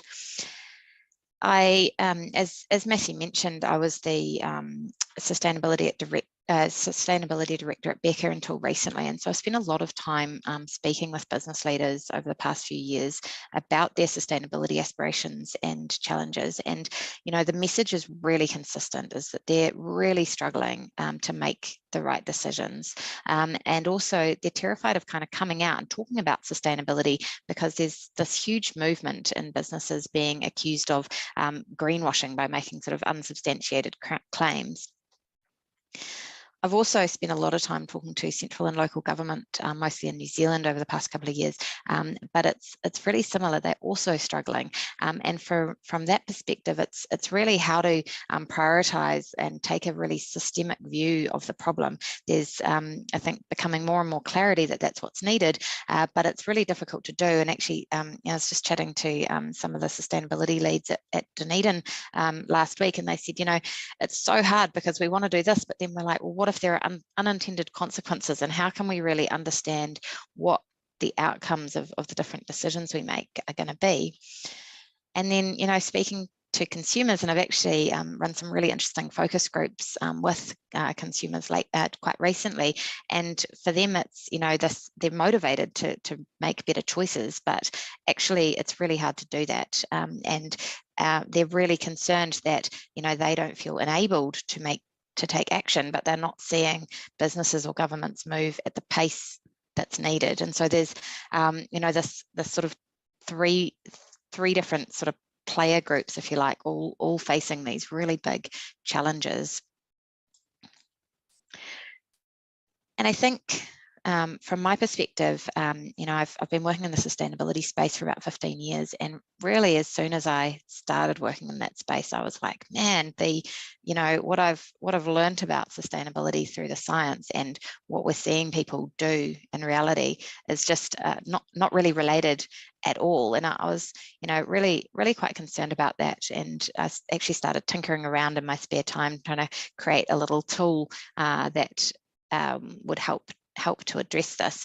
But actually, you know, the problem is huge. It's a huge gap and a really complex problem. And so in 2013, I left my job as a sustainable building designer and started to say, well, what could we actually do about this in real terms? And almost immediately landed on the Planetary Boundaries framework. And, you know, it was that, somebody's actually, you know, put the numbers around this. You know, my background is engineering, and I love numbers. And I think at that stage felt like if we could just quantify sustainability, we'd all be okay.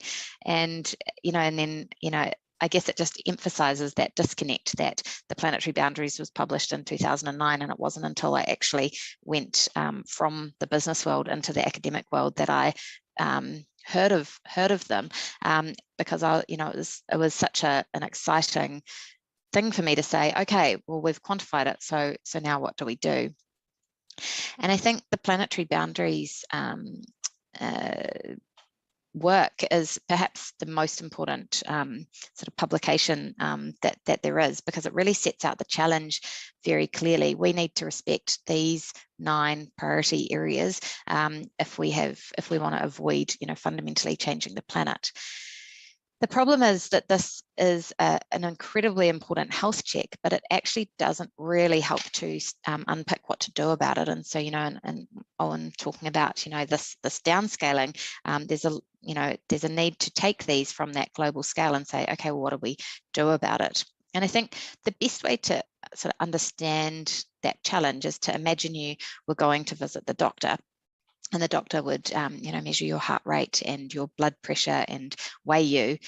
And then, you know, imagine if she turned to you and shook her head and said, oh, you know, it's very bad news.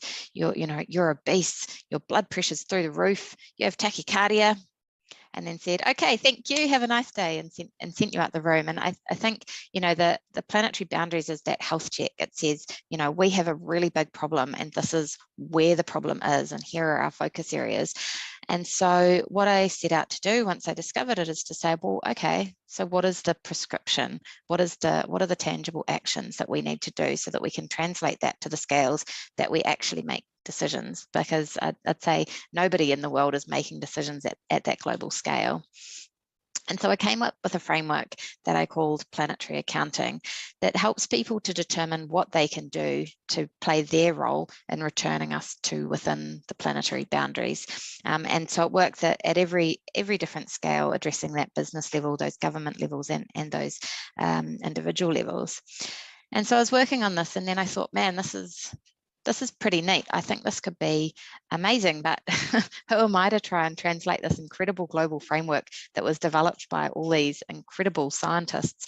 And so I actually started calling them up and said, I'd like to come and visit you and get your input on this framework.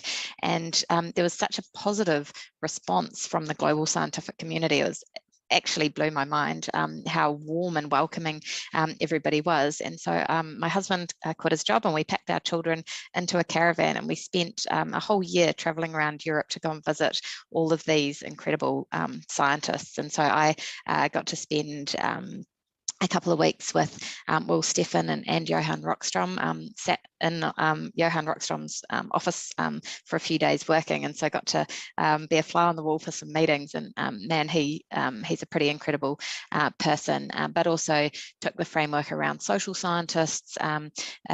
Catherine Richardson at DTU, who's also one of the lead authors of Planetary Boundaries, the Water Footprint Network, Nitrogen Footprint Group, to really make sure that it was really scientifically rigorous what we were doing, but also that it was really connected into the social sciences around behaviour change and how you can actually, take science and put it into action with businesses and governments and people.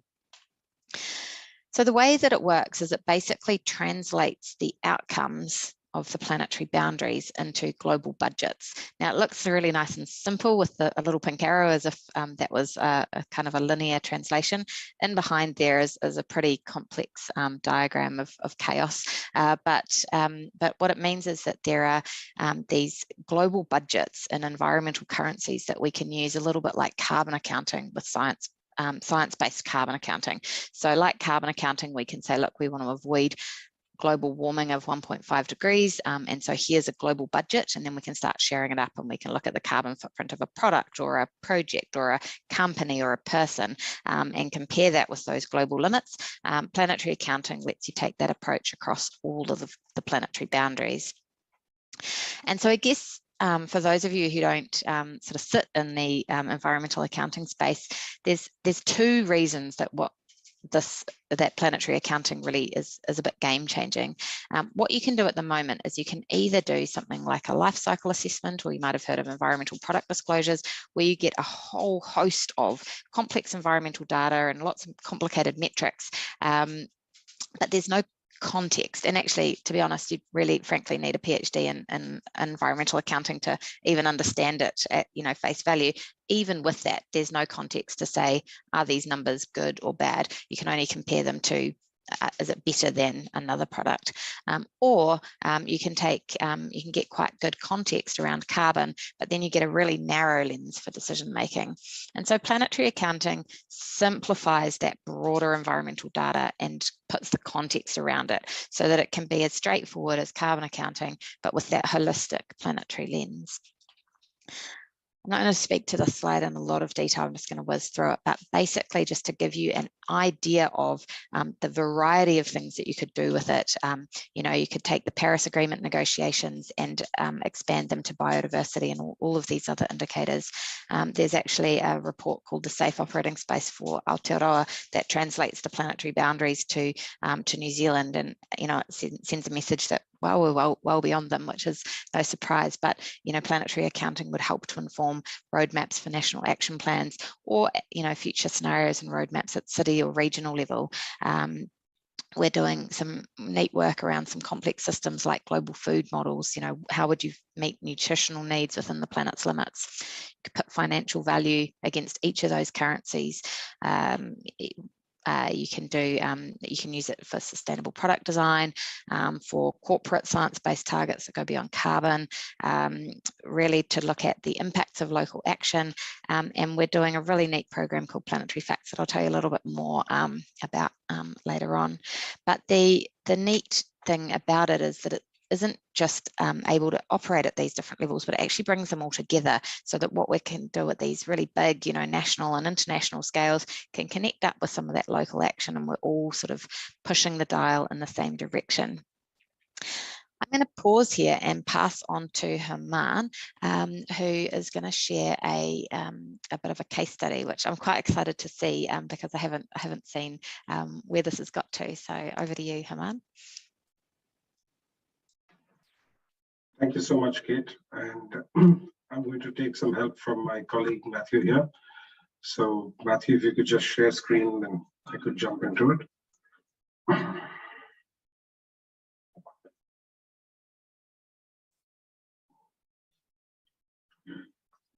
Right, so the fascinating thing about the work that Kate's been doing is when we were engineering a solution, there were some things that we knew intuitively, but which we struggled to quantify. And today we can look at the work that we're doing with the filter of the Planetary Accounting Network based on the planetary boundaries, and begin to recognize what those impacts are. And this is important because it then helps us to recognize what are the practical interventions, both from an operational perspective, from arguably a political perspective, and an engineering perspective, can be done to devise a solution that is hopefully a little better and has less of a negative impact on our natural world.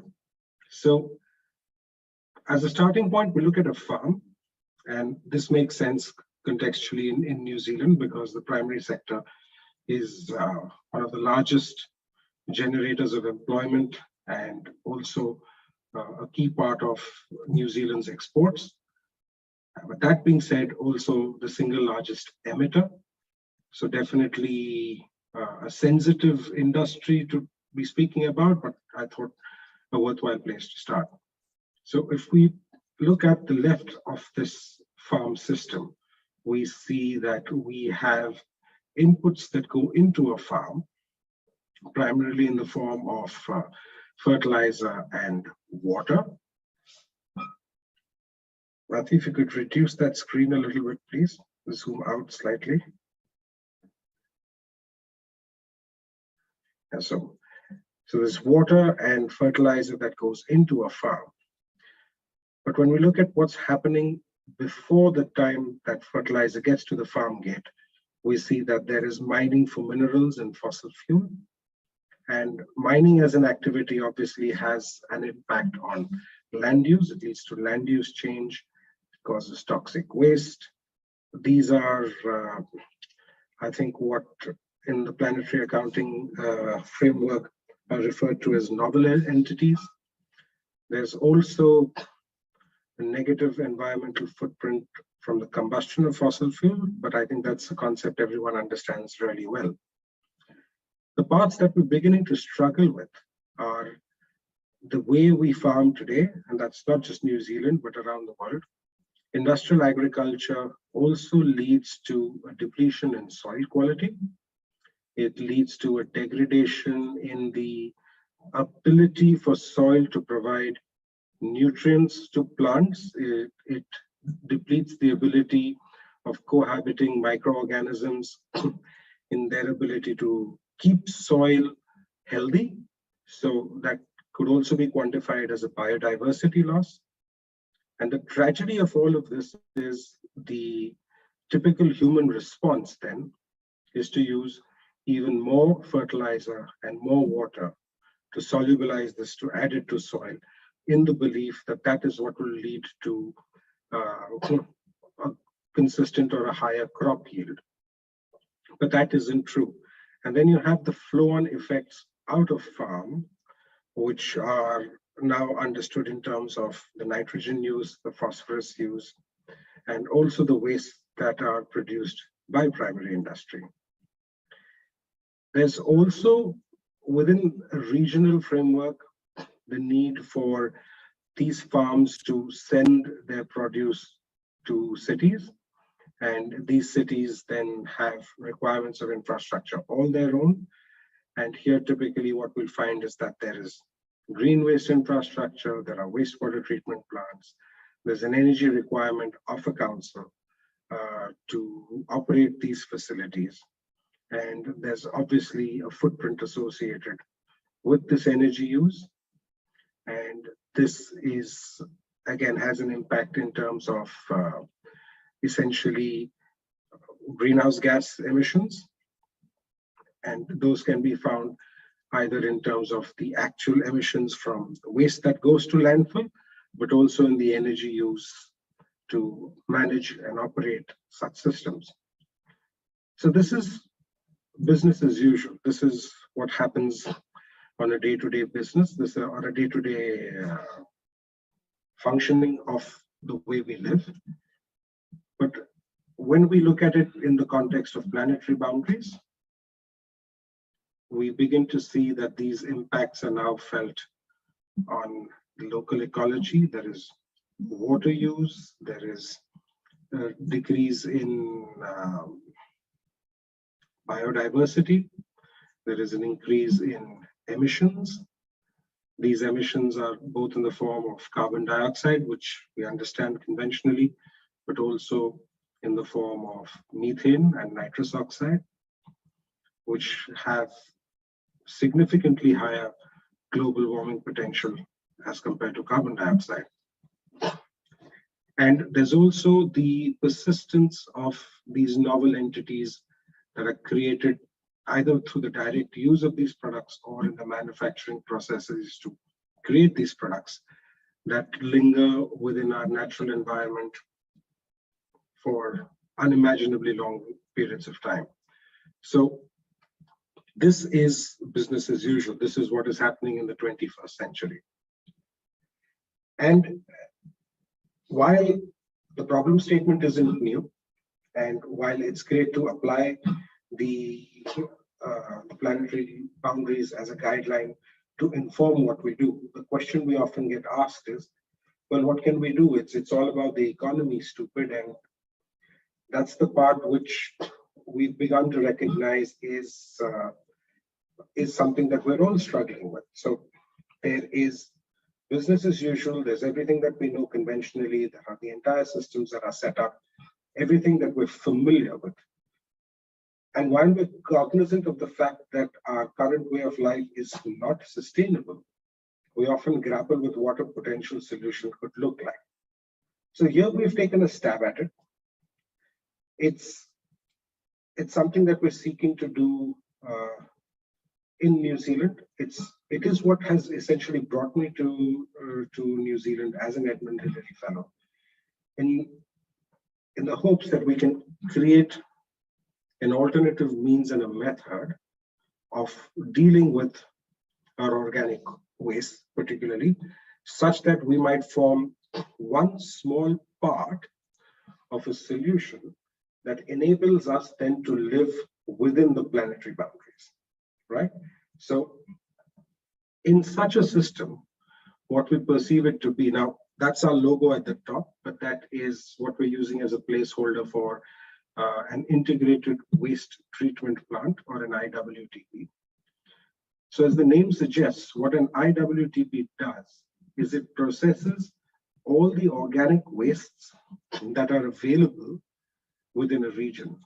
Now, while I won't delve too much into the technology of this IWTP and how it works, what it seeks to do essentially is utilize a conventionally well understood process of biomethanation, but with a little bit of operational and systems engineering that allows it to deal with the vagaries in the supply chain of biomass or available organics, and also with changing weather conditions, such that there is a slightly more consistent level of operation. Now, such a system, what it does is the inputs to this integrated waste treatment plant come both from the city level, which includes the likes of the green waste and the wastewater sludge that comes from councils, but also the waste from farm, which includes manure, which includes crop residues, which includes some degree of spoilage of produce, and also significantly from the primary sector, a large part of the waste that the primary sector generates. So examples of this in New Zealand would be dairy processing sludge. It would be offal from meatworks. It's things like mussel shells and fish heads, and in some cases, entire fish that don't meet human consumption standards. It includes crop residues, of which a significant quantity is burnt every year. So all of this then gets sent to the IWTP in the region. And here it is about what is locally available, because again, we recognize that there is an environmental cost associated with the transport. So we would like to minimize this as far as possible. And all these inputs go to an IWTP, and like I said at the start, it works in a conventional biomethanation process, but it puts out essentially energy and a digestate. And this digestate is, in essence, the nutrients that are required on farm.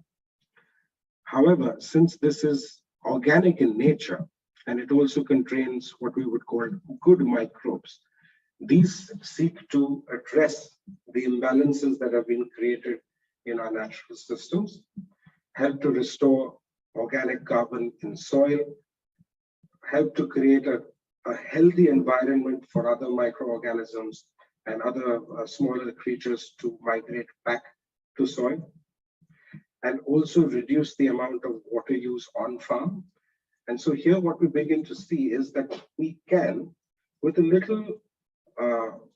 a slightly more considerate approach, be sensitive to our local environment and start living within the planetary boundaries while still meeting the requirements that we have in terms of managing our organic waste, ensuring public health metrics are met, ensuring that we have potable water supply, and without an overreach in terms of what we can achieve through some fantastical technological intervention to do something that will suddenly save us because technology is going so fast. That, I think, is a fallacy. It's important to call that out. It's what the Planetary Accounting Network and the Planetary Boundary Guidelines serve to show us is that we need to engineer the way we live to comply with what the biophysical limits of the Earth are. And through such, what on the face of it seems like a simple intervention, we can collapse the need to send any of our waste to landfill. We avoid the emissions associated from the landfill itself. We avoid the emissions associated with the transport of waste to landfill. And we avoid the wasteful practice of intensive mining that is required to support the kind of industrial agriculture that we take for granted as a way of life today. And this is a rather simple example. In terms of realistically what is happening in New Zealand, some of you may be aware, some of you might not, but there are several regions in New Zealand where waste is transported over 300 or 400 kilometers to a landfill in another region. And that's because some region somewhere has consented the use of a landfill and another region elsewhere has not. And so therefore, the only option then is to transport waste from one region to another, to dump it into a hole in the ground. Tragically, that's going to make no real impact on what it means for the council that's sending its waste elsewhere, but it just speaks to the NIMBY or the not in my backyard culture that is so pervasive across the globe, really. With that, we can now look at perhaps taking any questions that the audience may have. If there are any specifics that anybody would like to ask Kate or Matthew or myself, then we're happy to answer these. Can I, so I'm just going to do a small experiment, Kate and Haman, thank you so much for that talk. I am going to share the Miro board in the chat, and I'm taking a risk, but you know, we're living on you know, in this environment where we have to operate digitally, so I'd love it if we could get some interaction here.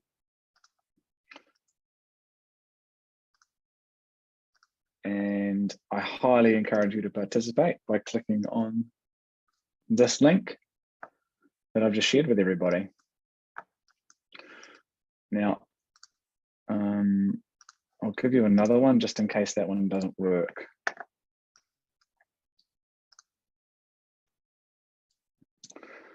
All right, so share screen. One of the things that happens in these spaces is that there's so many people, but so many questions. And what I'd really love to do is to see if there's any groups of questions. Okay, so I am unlocking a little question board down here that you should be able to see now.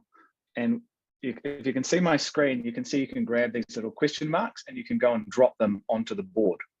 So what I'd really like is if you can grab your question marks and drop them into the location that you have a question or a challenge or something that you're interested in for us to talk about, and we'll start to see whether there's any groups there, okay?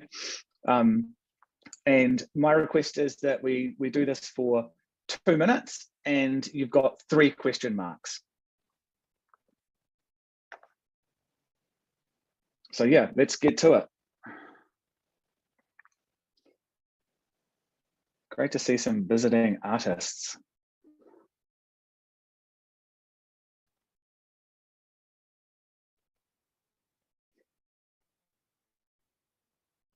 I'm gonna stop that share for the time being and go back to conversations and take some inspiration from Michelle, who has been at the beginning of this was very good at curating a listening space. I don't even know what to say, to be honest with you, apart from referring back to Dallas, who was the one that curated the bookshelf in the background around a lightning talk that she had to do the other night, where she was doing some co-training with somebody, and they their slides messed up. They're like, hey, can you throw up a lightning talk? And she ended up doing off the cuff a lightning talk on the New Zealand and Ireland rugby game, coaching government employees in Singapore around how to use agility. So yeah, I don't know, I have to learn something from the way that she was able to masterfully interlude and take on the lightning talk so quickly. I can see in the background still some movement going, so we'll give it another 30 seconds.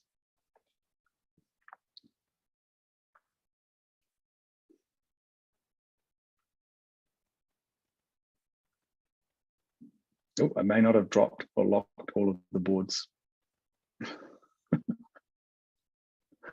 Sometimes these experiments go well, sometimes they don't. Don't worry if you break anything, guys. It's all fixable.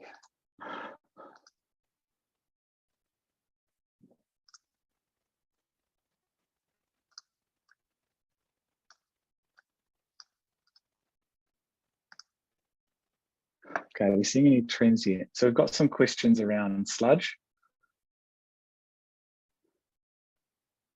Okay, I'm going to bring that board up and share screen for a second, and then get us back into this talk.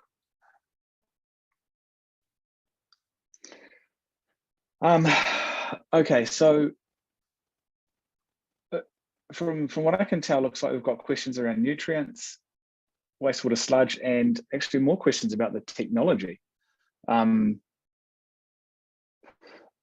Does anybody want to come off mute and ask the question about their technology that they were interested in?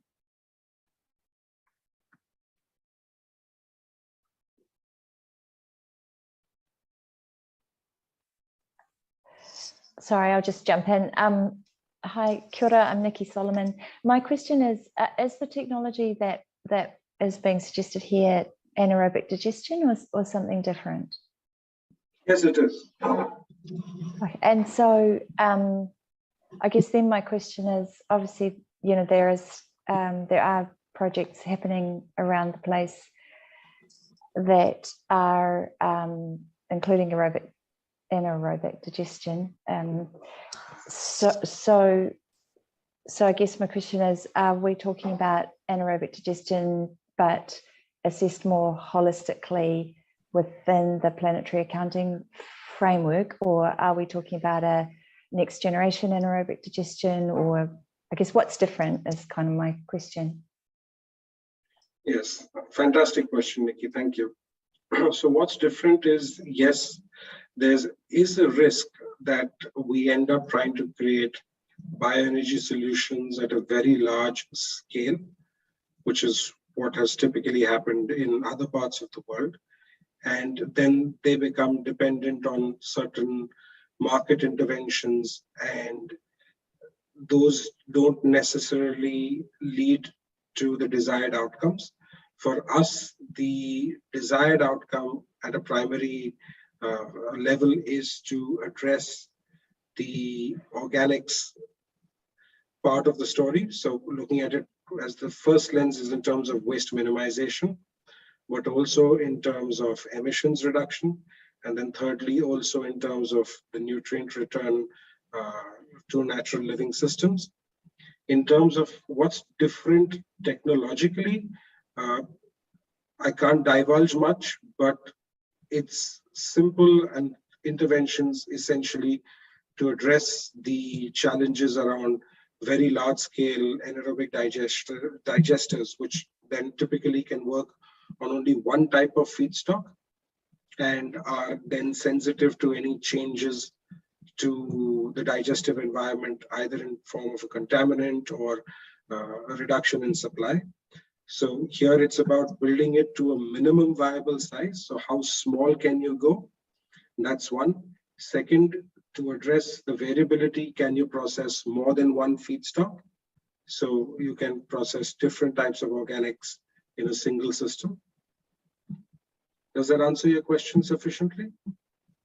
Yes, that's great. Thank you. And sorry, I should have, I don't want to take too much time, but just quickly to explain the context, I'm leading a program initiative in Hawke's Bay, which is about bringing food producers, more manufacturers than growers, but probably we have to expand the scope together to collaborate around sustainability, particularly value from waste. And so bioenergy is kind of on the radar, obviously, but the complexities that you guys have identified are kind of where I think we get stuck. So yeah, I'd be really keen to pick up the conversation subsequent rather than taking your time now, but thank you, that's a great answer. Thank you, Nikki. We'll be in touch. Any more questions? So any more questions on technology? There was 1, 2, 3, 4, 5, 6 people that put something there. So is there anybody else that would like to ask a question on that prior to moving off to looking at sludge or nutrients?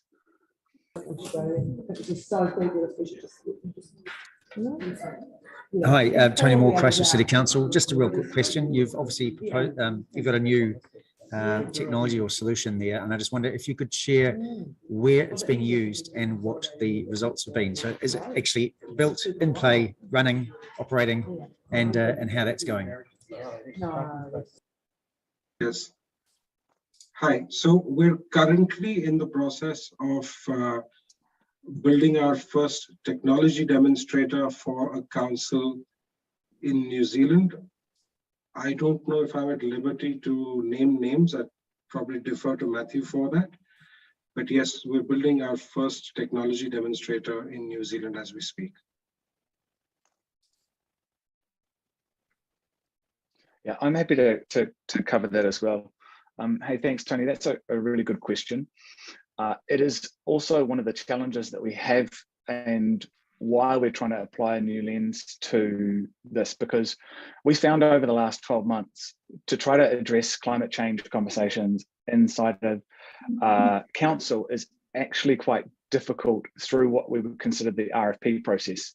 So while we're looking at anaerobic digestion in New Zealand, it actually hasn't had a big uptake because of the fact that the perceived return on investment is very low. So we don't see anaerobic digestion in industry because of the fact that they're processing a single feedstock, and then they don't want to necessarily to take a feedstock from a council to combine it. Whereas, and if you look at what the intention of the Edmund Hillary Fellowship is itself, is to bring, patent ideas and UN Sustainable Development Goal focused projects to New Zealand, to incubate them in the New Zealand environment and export them back to solve global problems.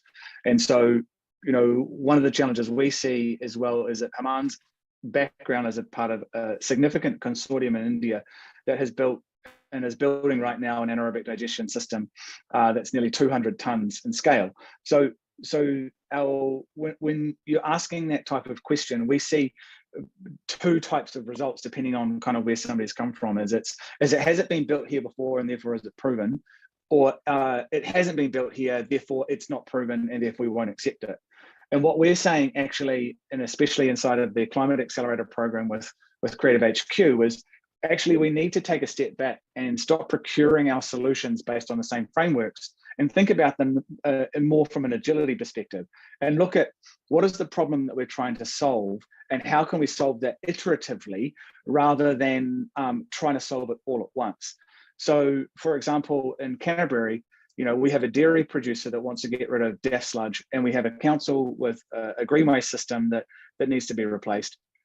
How can we work collaboratively with industry and council, and then Environment Canterbury, for example, where there's a nitrates issue, to say, how are we all going to come together to leverage the R&D budgets that are coming out of government around emissions reduction, waste reduction, process heat, and sustainable land use to do new types of projects, right? Leveraging the aims that council has, the R&D that can be done out of a site like Lincoln, the community, where the industry is going. We know we need to reform. So there's this momentum to do this type of work. But for example, with the council, we would say, look, what we're interested in is a piece of land and a waste stream, and then we'll take care of the rest.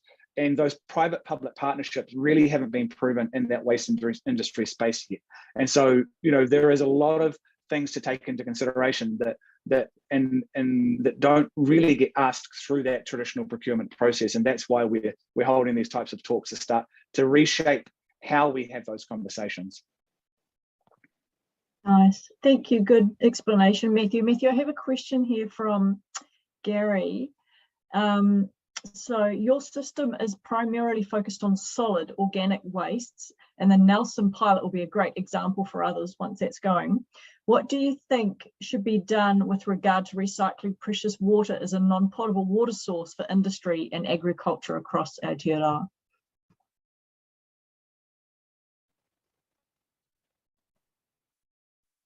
Hamana, is that something you want to take? Yeah, I'll answer that.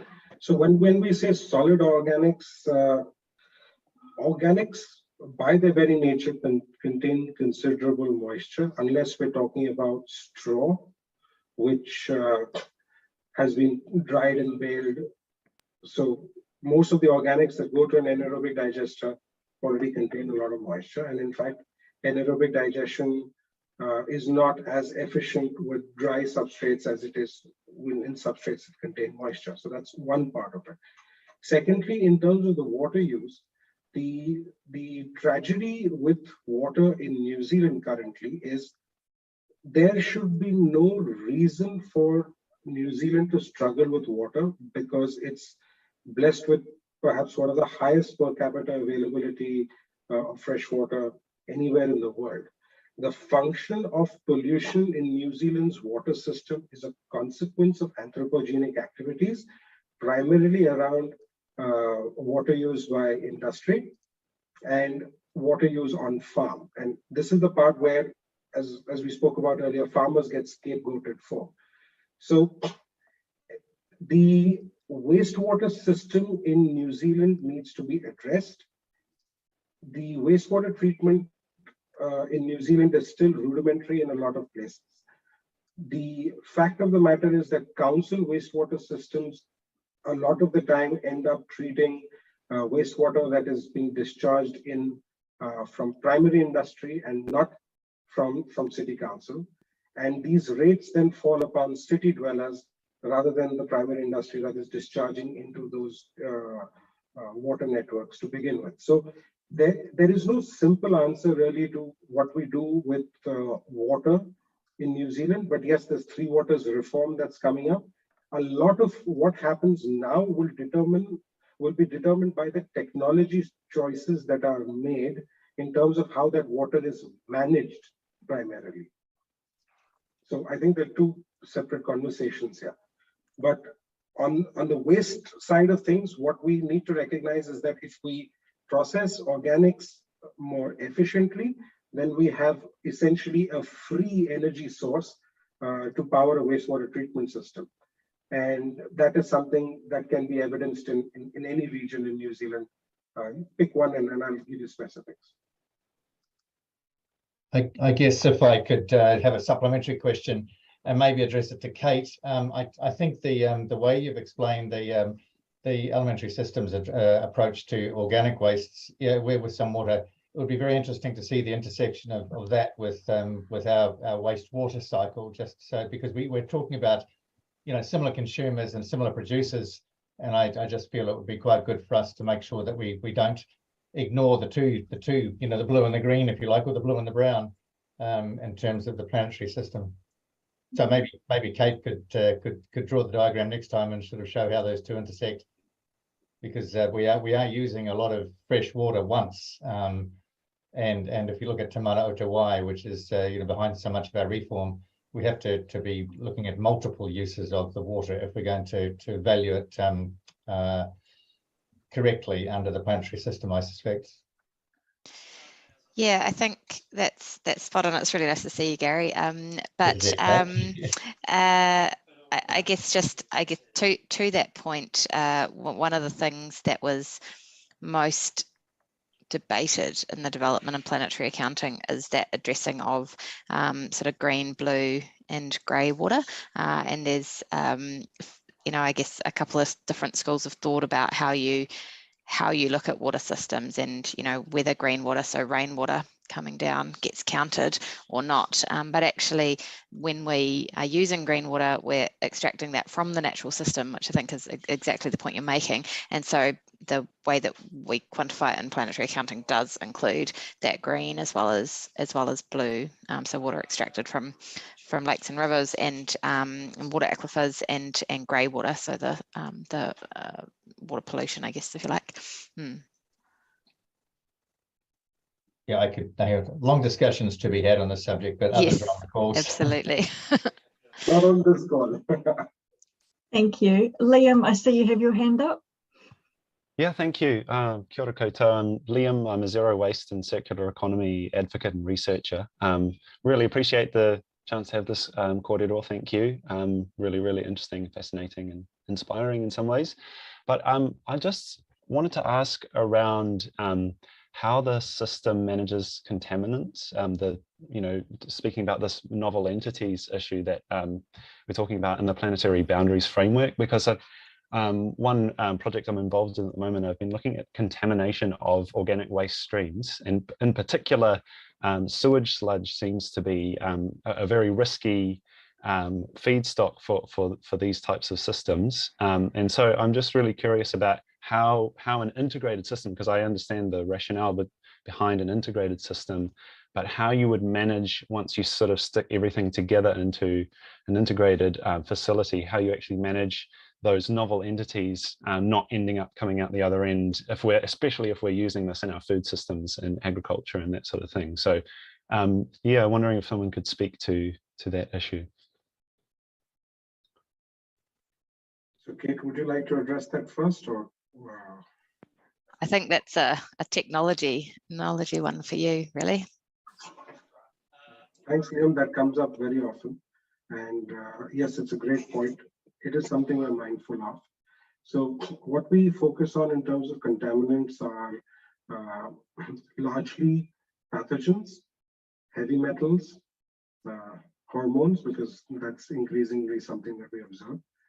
And we are obviously mindful of novel entities as well.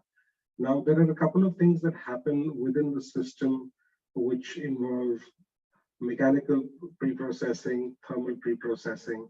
There's also a dilutive factor. There's an anaerobic environment. And then there is a dehydration of a product at the end, which then allows us to develop something which, while it's still not yet tested in New Zealand, it is part of the work that we're doing currently in terms of assessing its use in agriculture, right? So it is something that we're mindful of. We know the direction we need to take, and we're addressing it in a phased manner.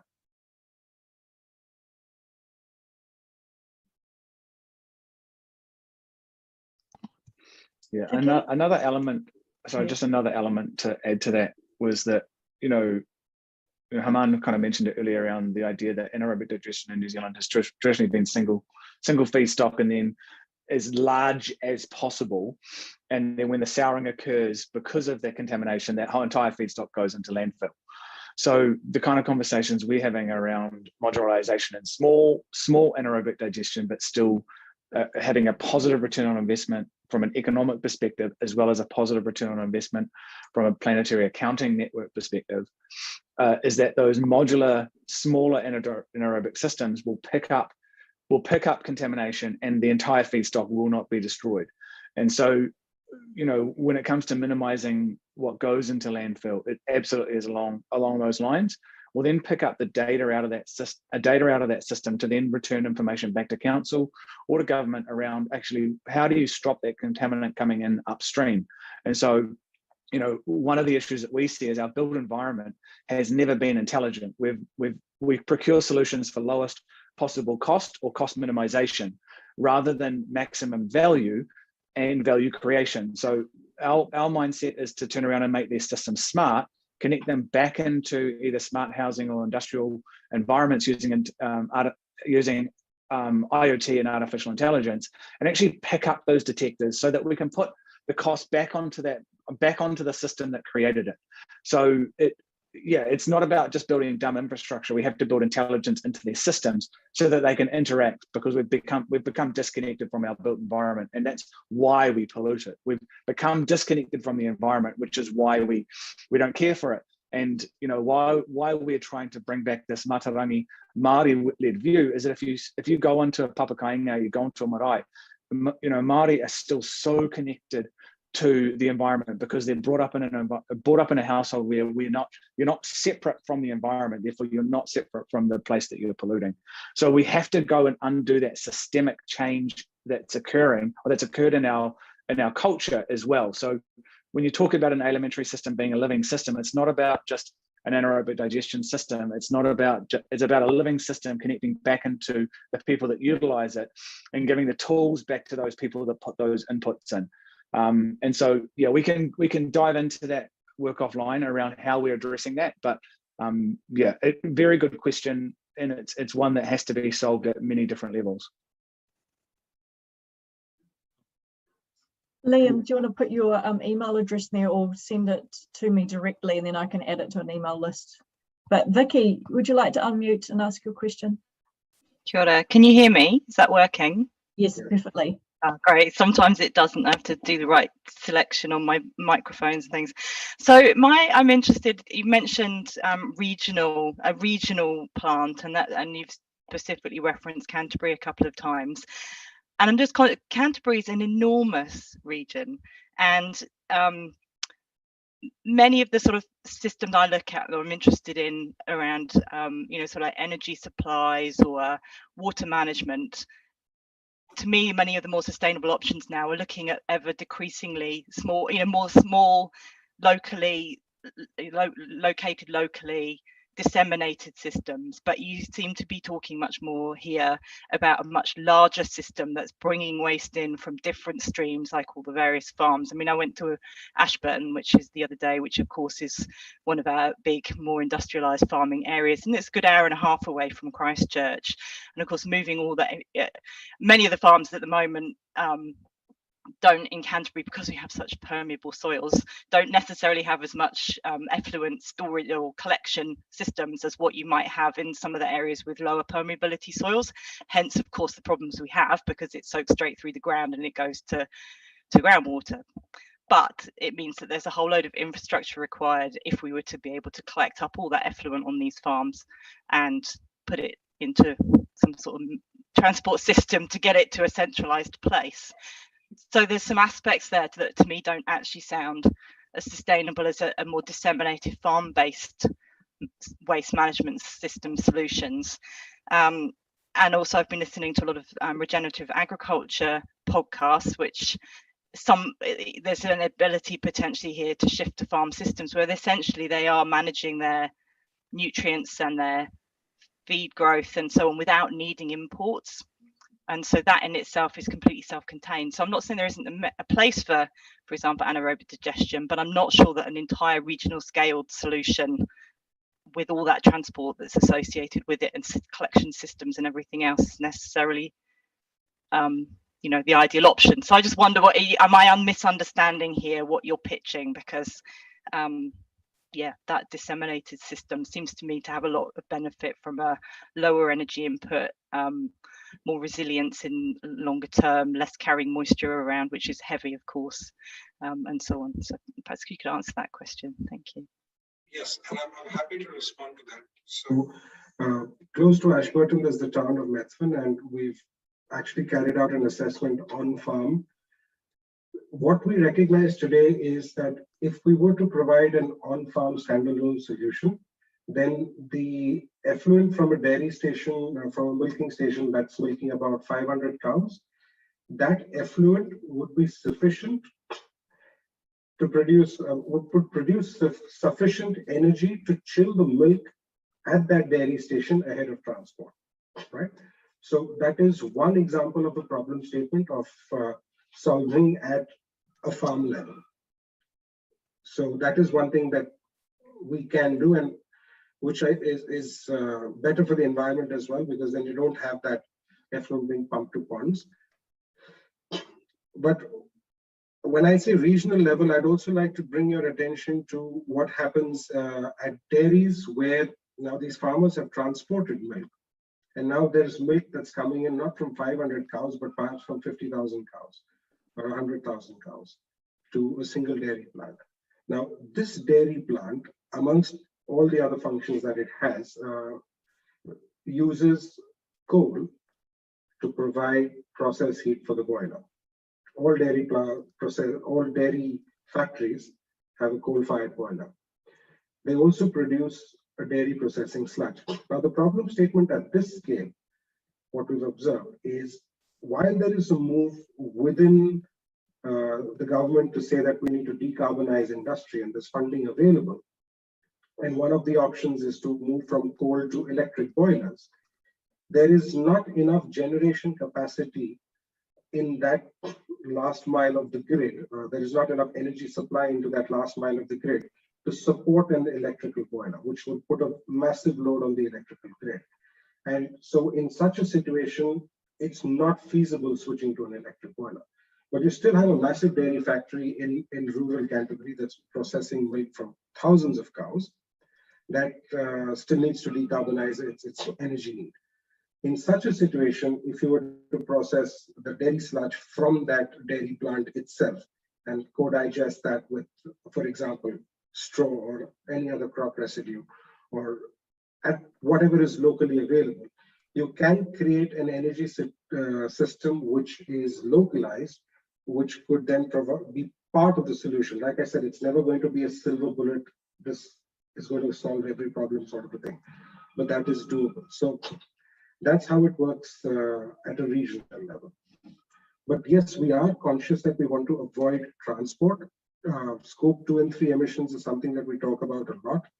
In Canterbury, there are large city councils that truck their sludge elsewhere because there's no means or method of disposal locally. So it's horses for courses. The solution can be scaled from as small as 3 tons per day, which is our first technology demonstrator, to what we've actually built in India, which is 200 tons per day. So depending on what the need is, depending on what the feedstock availability is, depending on whether we're engineering a waste minimization solution or whether we're engineering an energy solution, we're agnostic and we build to what's required.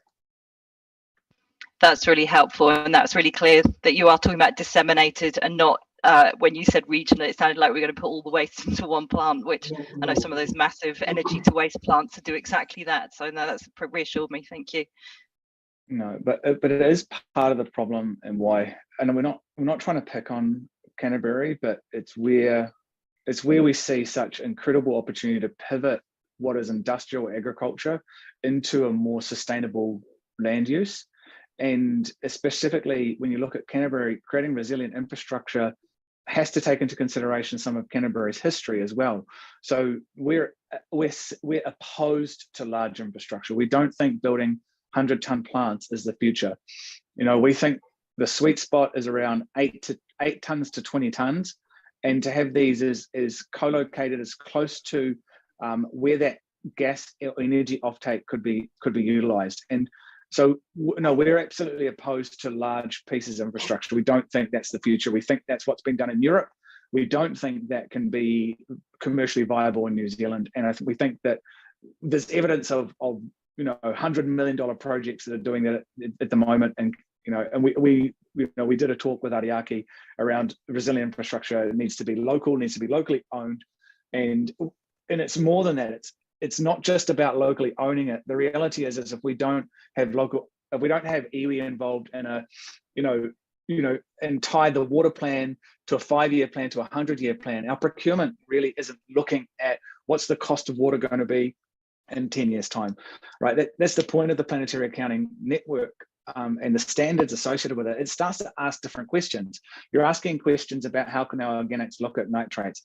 You're asking questions about how does our procurement of an organic system actually start to impact our land use, right? So if we start to apply that Māori worldview, then and look at context of place and well-being, we're not just looking at, okay, well, how much does it cost and what physical location does it need to be in? So it's significantly bigger than just, are we building a single plant? We have to look at ownership models, and we have to look at, what are the underlying well-being elements of it. So I hope that provides a bit more context. Now, I'm just conscious of time, and does anybody else still have a burning question that they want to kind of present, and what it's just kind of on the tip of their tongue, they need to get it out? Well, I think we have time for one more.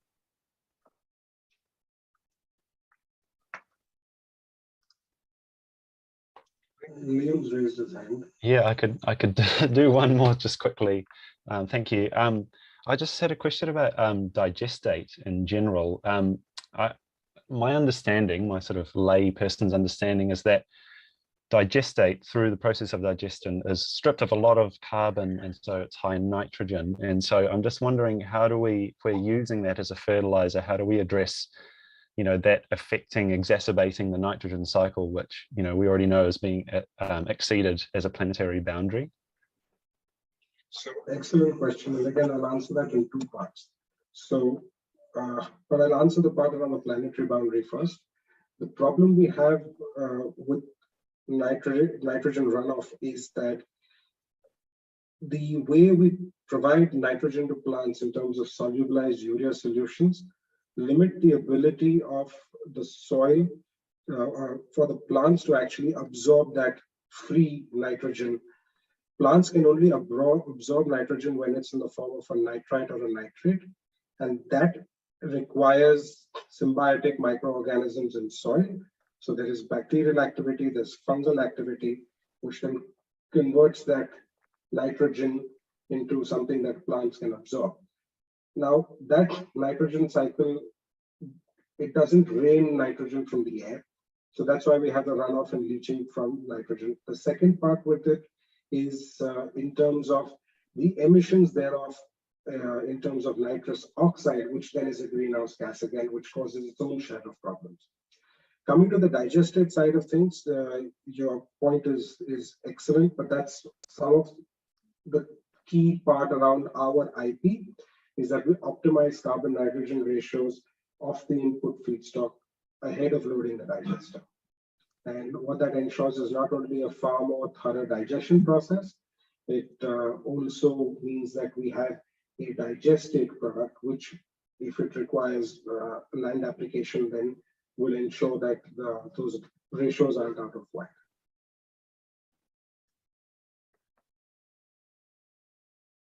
I think we lost you. He's still there. He's muted. Well, thanks. Yeah. So I just want to give the sorry to cut you off, Liam. I just want to give the opportunity to throw back to Kate. Look, Kate, I'd love you to apply and wrap us up, and just kind of looking at, apply your lens to this. And then I'm really keen, because these questions that have been asked are completely relevant to, how we can start to look differently at solutions. And so we're really interested to find out about what we can do to use Planetary Accounting Network in real use cases.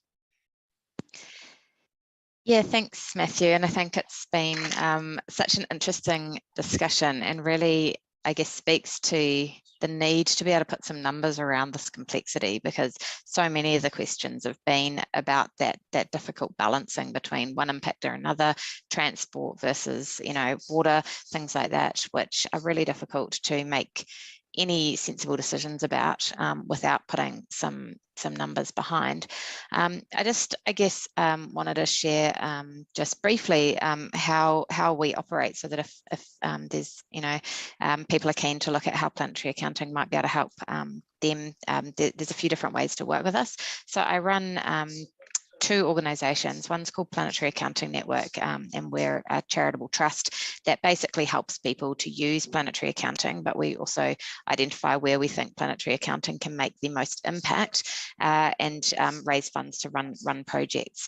The other is a new company called Digital Planetary Insights, which basically takes these initiatives and systems of planetary accounting to scale.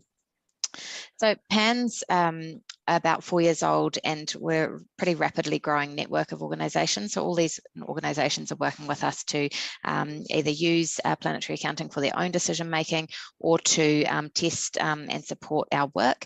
And I guess one of the really exciting things that we've been working on is an initiative called Planetary Facts, which really focuses in on the sort of supply chain and product sustainability piece. So we've been developing a standard with a few quite big NZ Inc firms like the Warehouse Group, and it's a new way of being able to communicate sustainability performance, but also to quantify it. So it's inspired by nutritional facts labels on food products. The neat thing about those nutritional facts labels is that they can give you consistent information about any food product in the supermarket. If you go and look at eco labels in the supermarket today, you'll find different labels on every different sort of type of food. Imagine if you could get planetary facts about the carbon, the nitrogen, the water footprint of any product, not just food, across all of your purchases.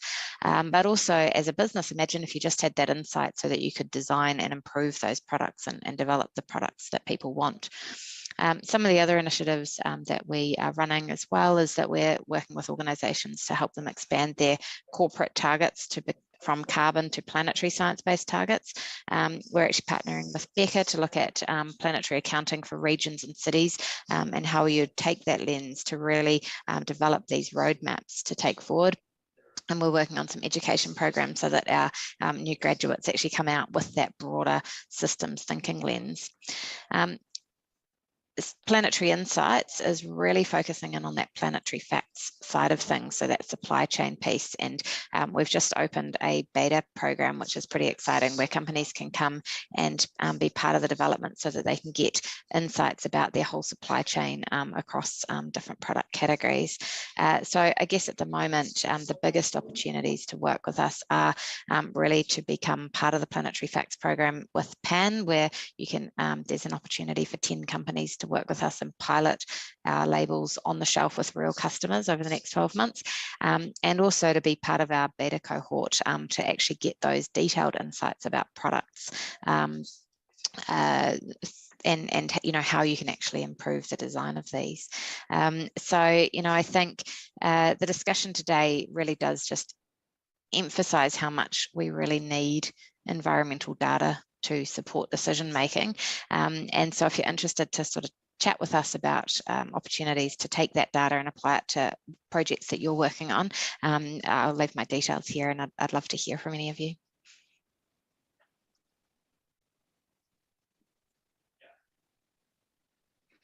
Okay, that's really fantastic. And I think Germán and I, we, even with our level of understanding of the whole ecosystem, it really took us probably a few days to get our heads around how do we really start to apply planetary accounting. And I think we've only just scratched the surface of it. So I just want to acknowledge the work that you're doing to try to take this standard and apply it into a software that's going to, I think, fundamentally change the way that we see and approach our world. I love the work that you're doing. I think it is at a level that it's at a level that I think if we were able to apply this framework into New Zealand, it would begin to show the world that we're a better trade partner, and that we would actually turn and pivot our, we used to be a clean green country. I think that is no longer the way the world sees us, right? But if we were able to use something like PAN to start to pivot and turn that back around, we would actually start to see that it would have a huge impact on our economy, not just on our ecology.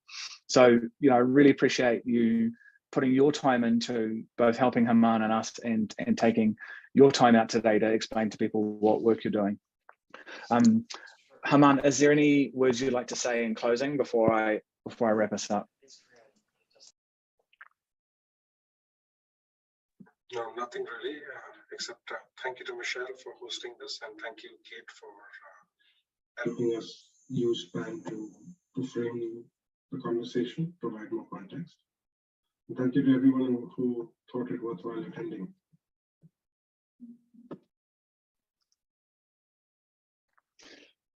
Yeah, and also for the patients during the experiment around using Miro for collaboration in the middle. I really do enjoy these EHF live sessions because it does bring us into a conversation. I hate so much the one-way interactions. So appreciate you suffering a fool that likes to play with new things. So look, with that, I'm just going to close us off with a karakia. Kia tau rangamarie, kia ranga e ngā iwi o te ao. It's basically let your peace reign on all the people.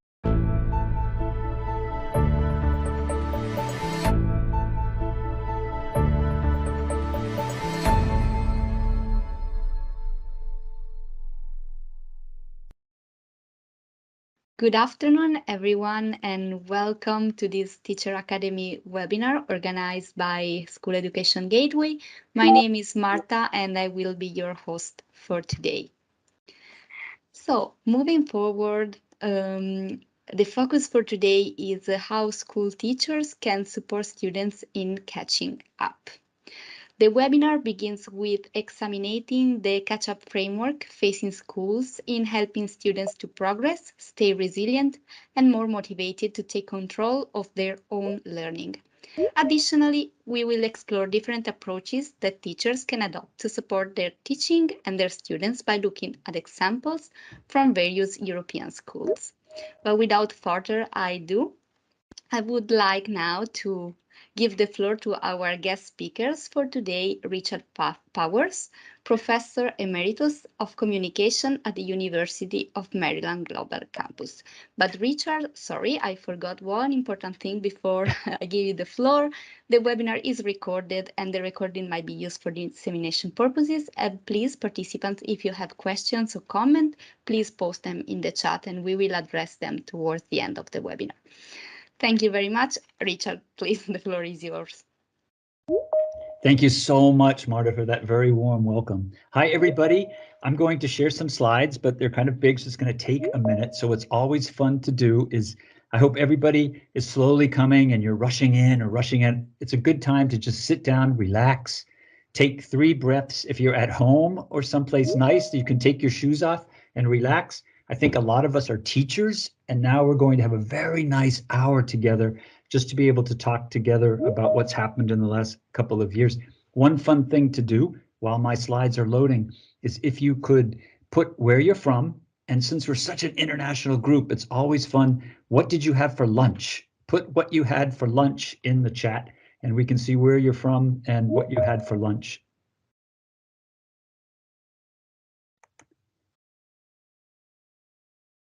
The results are coming. And I will probably, for people who didn't have lunch, now will get you very hungry. Richard, meanwhile, I don't see your slides are loading. Yeah, second to load. Well, just let me know if you have any kind of issues and I can upload them for you. And you can just take control. No, they're coming. It's really... Okay. Okay, no worries. Marta, can you stop sharing in the meantime?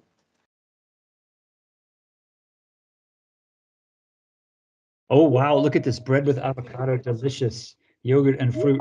Okay, now everybody's made everybody else hungry for dinner. And plus, everybody's given everybody great ideas too. They're still loading. It says the slides will appear when they're ready. Now we can see slides perfectly. Yes. Okay. Funny, I can't see mine.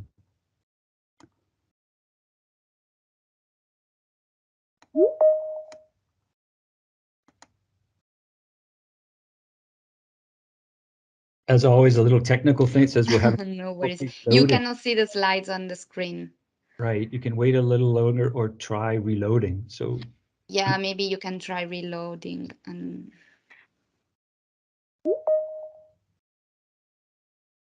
let me share again.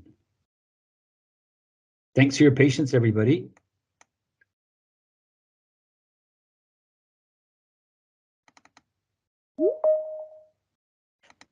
It's a nice chance to relax and get yourself situated.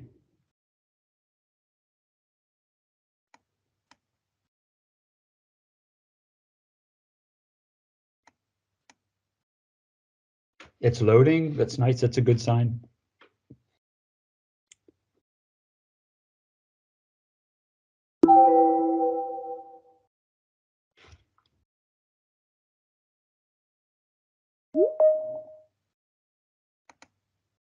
we can see them. Yeah, Yeah. I can see it too. Great. And maybe everybody had a chance to get a drink of water or to kind of relax, kick those scissors, because now we have some time to talk amongst ourselves. Today's topic is how school teachers can support students in catching up. And as Marta said, I'm a professor of emeritus of University of Maryland Global Campus, and right now I'm a learning designer working with teachers in training, student teachers at the Professional School of Education, Stuttgart, Ludwigsburg.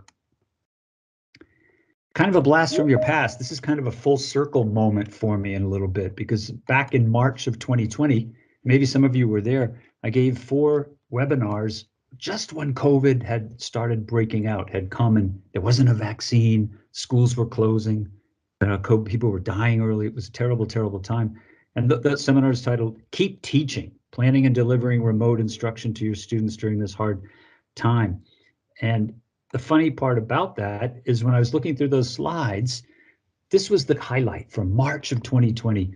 We all felt in those days that Maslow's hierarchy of needs was more important right then than Bloom's taxonomy. And that was a simple way of saying, normally as teachers, we're interested in outcomes, academics, performance, test scores, all of those things.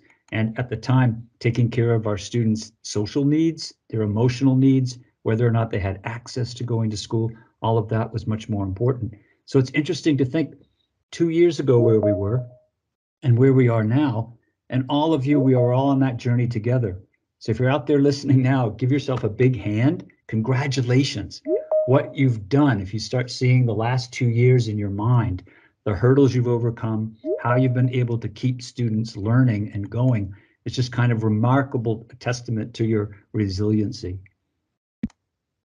Today, we're going to talk about these things just to kind of show that it's not over, right? All that resiliency and the hard work that people have done for 2 years, the new approaches, the new educational technology systems that have come in, trying to keep students learning during that time. We still have challenges and obstacles to overcome. Today, we'll talk about survey findings. We'll talk about present classroom challenges that you might be undergoing. And we'll also talk about different approaches.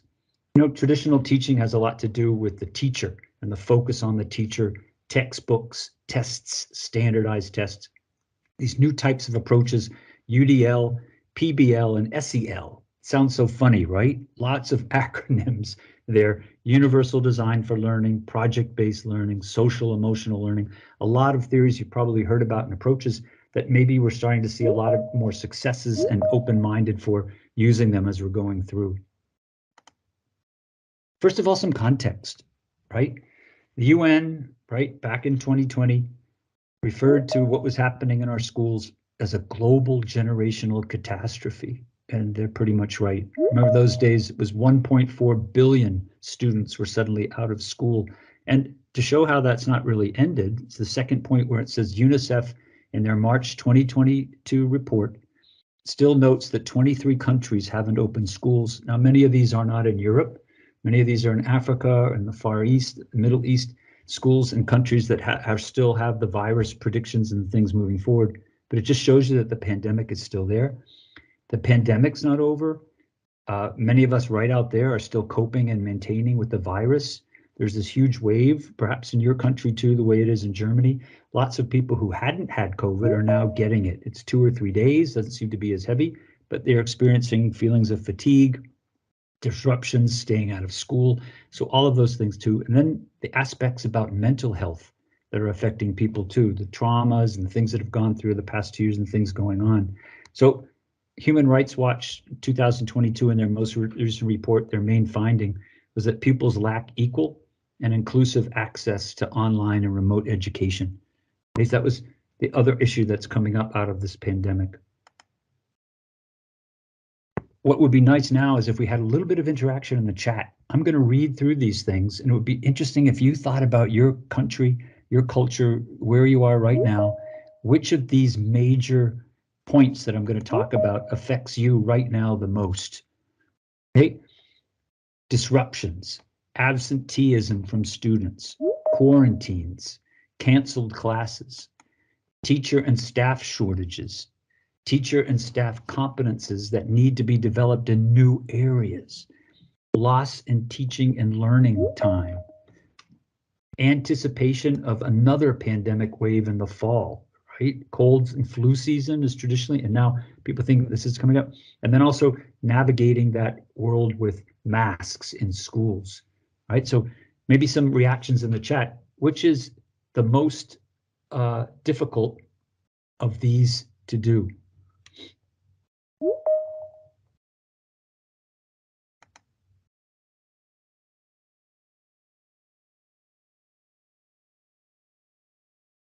Oh, okay. People are having issues with the screen. Okay, now I'm on context here. Now I switch to the next one, and people should say survey findings. Can everybody see survey findings? Yeah, now we can see survey findings. Excellent. Okay, so some of these texts were coming in, and let's see what some of the surveys have recently shown with these ideas too. Okay, one survey, the UK.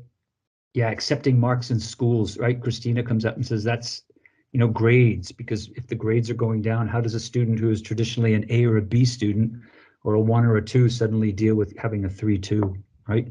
Teacher and staff shortages, right? We're getting from the Netherlands that's an important issue that's happening right now, right? How do you catch up, right? If we're simultaneously going through staff shortages out there too.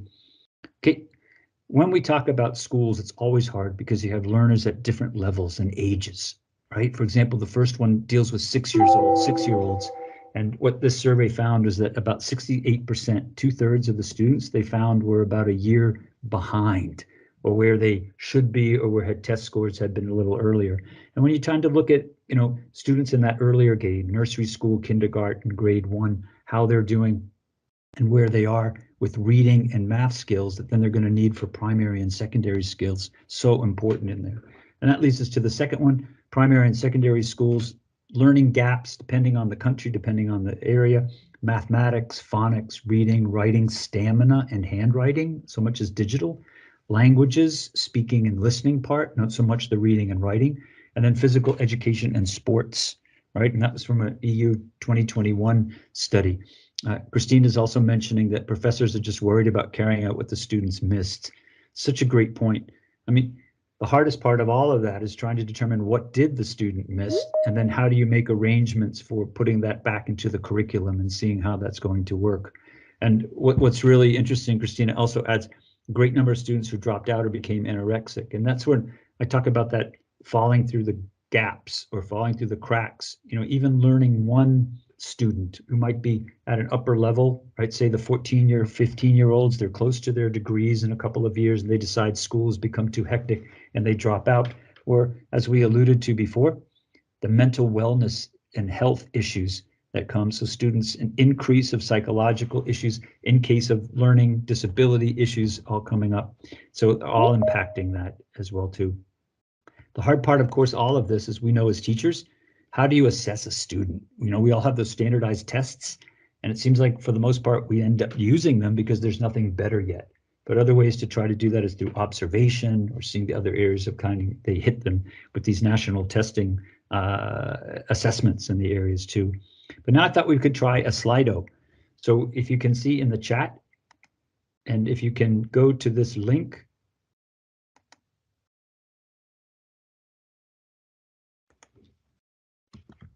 slido.com.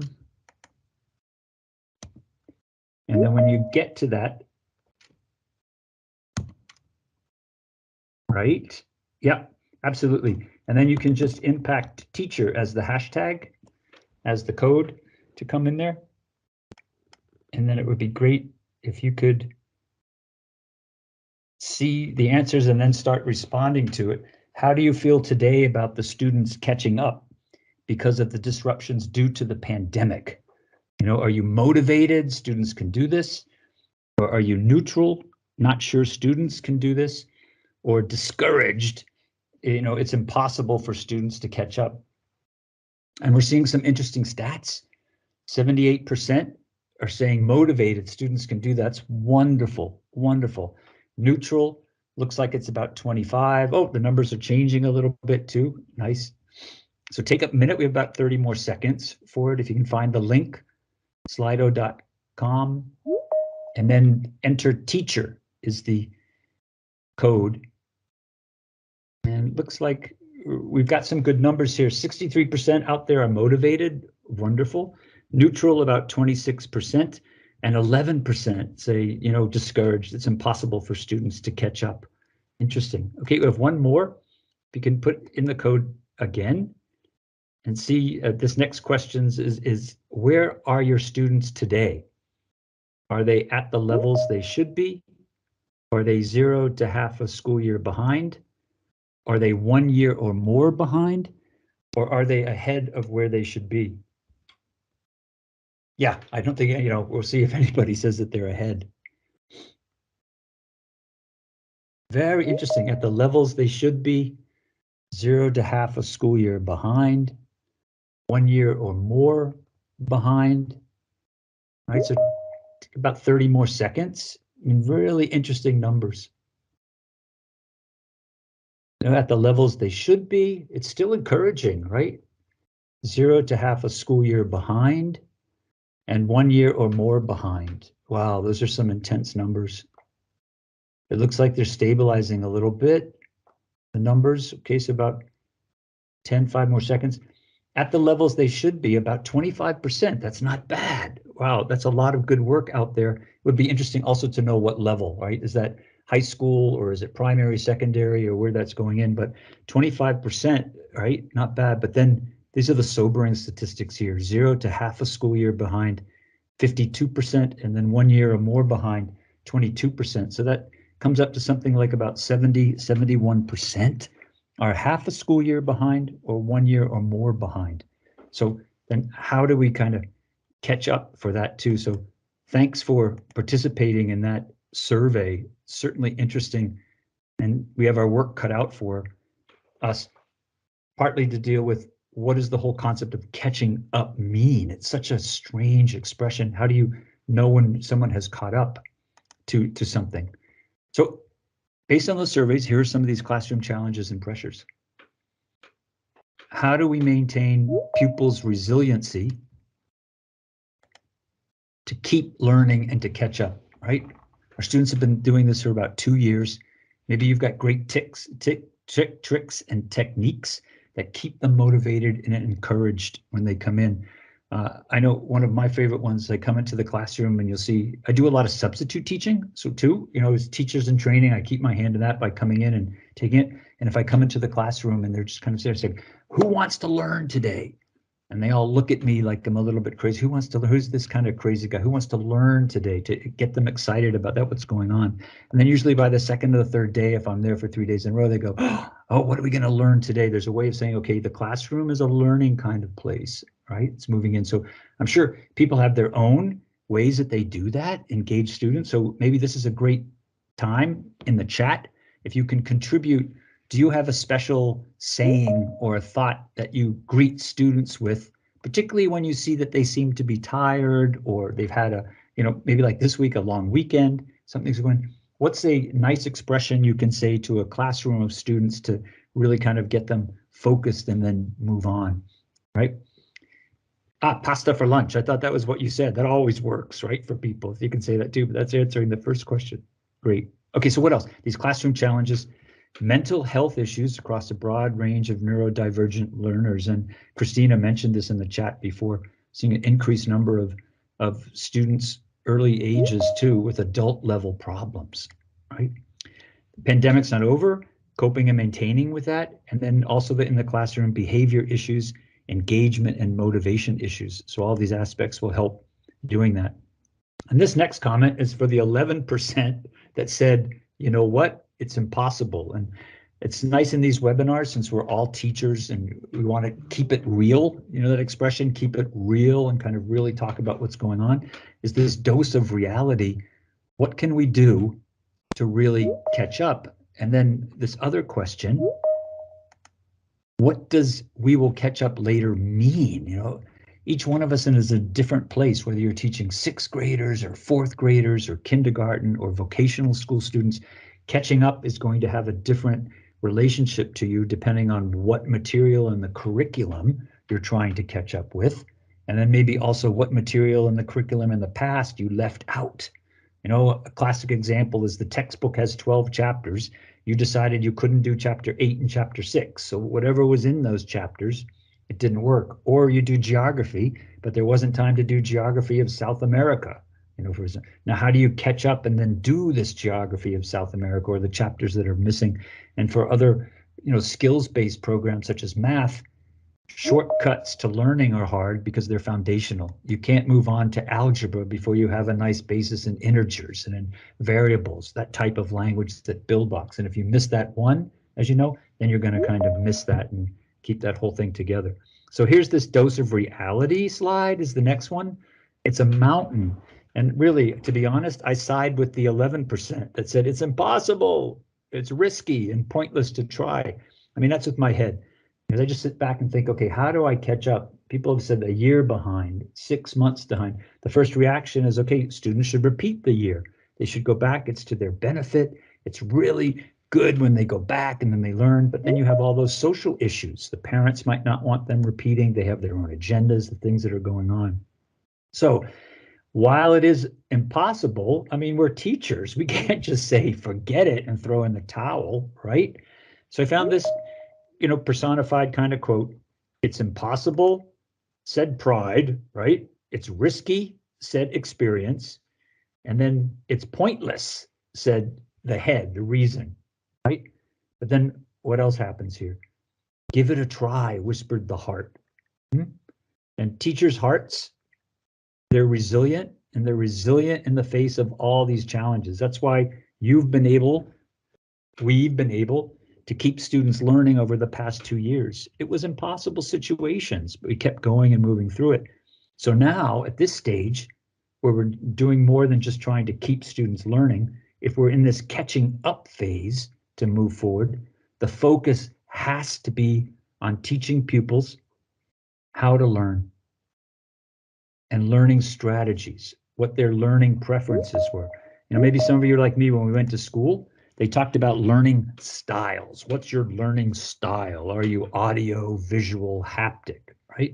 And a lot of that type of language has gone out of the way because people change, brains change, right? What we've learned about the brain and how it learns is that somebody could start maybe years ago as an audio learner, and now they're more visual. Or probably what happens is there's a combination of things that are going on. So more than talking about somebody's learning style, these days it's about the learning preferences. And maybe a good conversation to have with your students, your pupils, no matter the age. What do you need to learn? What are your conditions? Do you like music? Do you have to have an organized desk? What are the best ways that you like to learn? Do you like video tutorials? Do you like reading a book? Do you like group work? What are your, and get engage students with what are the best ways to learn, so that what happens to the students, they begin to think of themselves as learners, not so much as a student or a pupil, but I'm a learner, a lifelong learner. And when I want to learn something, this is what I need to do and how I move forward with it. So rather than all that standardized drills and standardized tests and memorization, all of those types of things, maybe teachers, as we can be showing students how to learn, and they're able to tell you, how do you learn? What do you need to learn? What are your options? Instead of just this one way that fits all. Okay, there are some great sources out there too for this Foundations Learning Network that UNICEF has provided. It's fln.com. There is the hub, and UNICEF partnered with these organizations, and they support resources with ministries, with districts, and then here down at the bottom, that's our group with institutions in there too. So certainly great resources in there. What I really liked that I thought was good to talk about today to us is to discuss the categories in the FLN Hub organization. Notice that they've taken early child education, and probably the way it should, and moved it in its own category away from the school system, right? Then the next category is this formative assessments.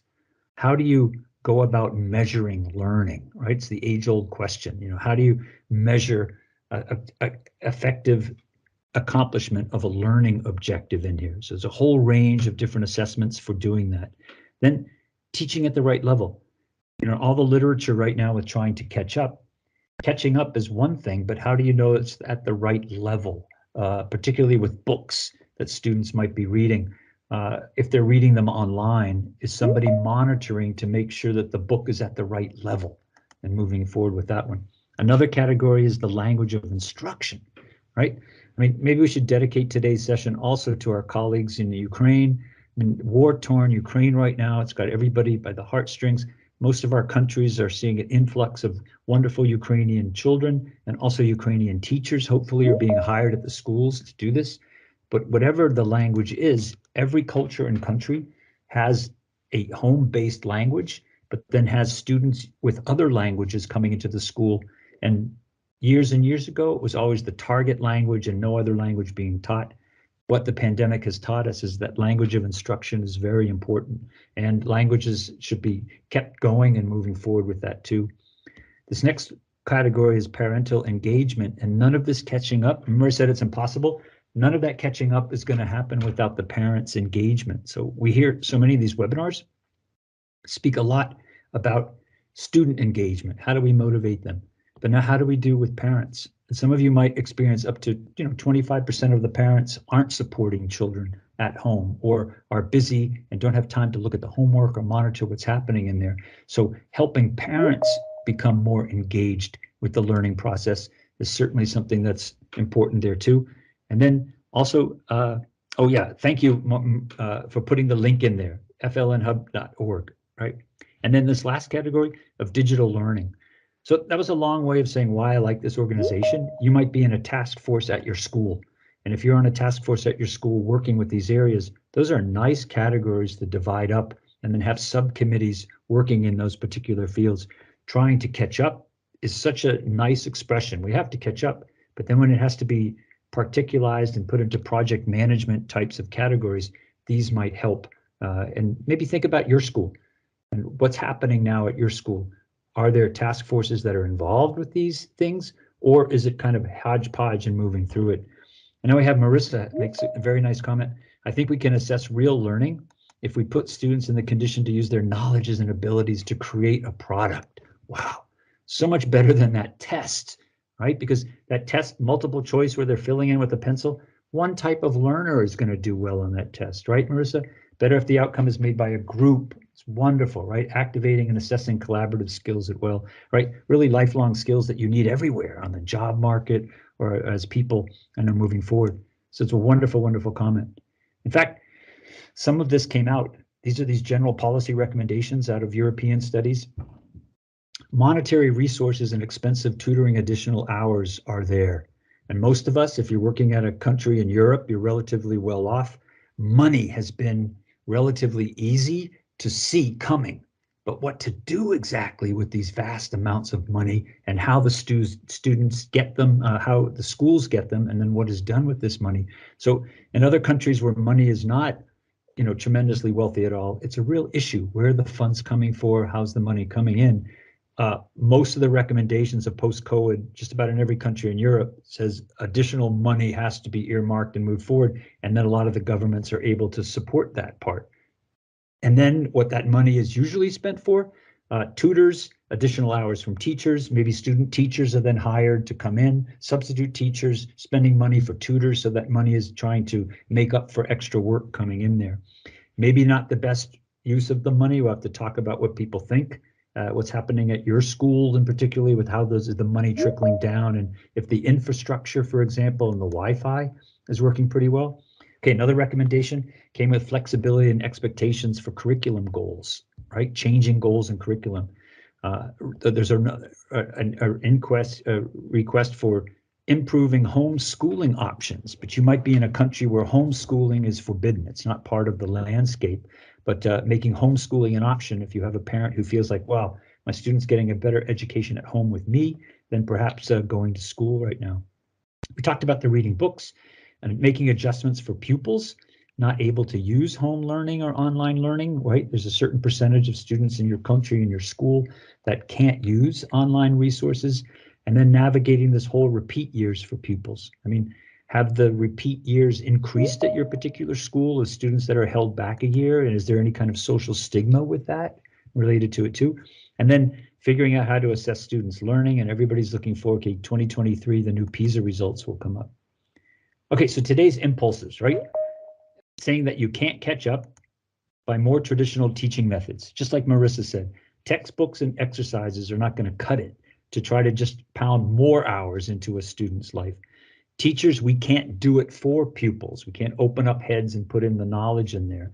So the trick or the strategy is to motivate and engage pupils to do it themselves. Key point here is maybe see yourself in the role you already do, right? But when somebody asks me, hey, Rich asks me, what do you teach? I said, well, I teach English, I teach instructional design. And I've learned to change that around so that I'm saying that, well, I teach learners English.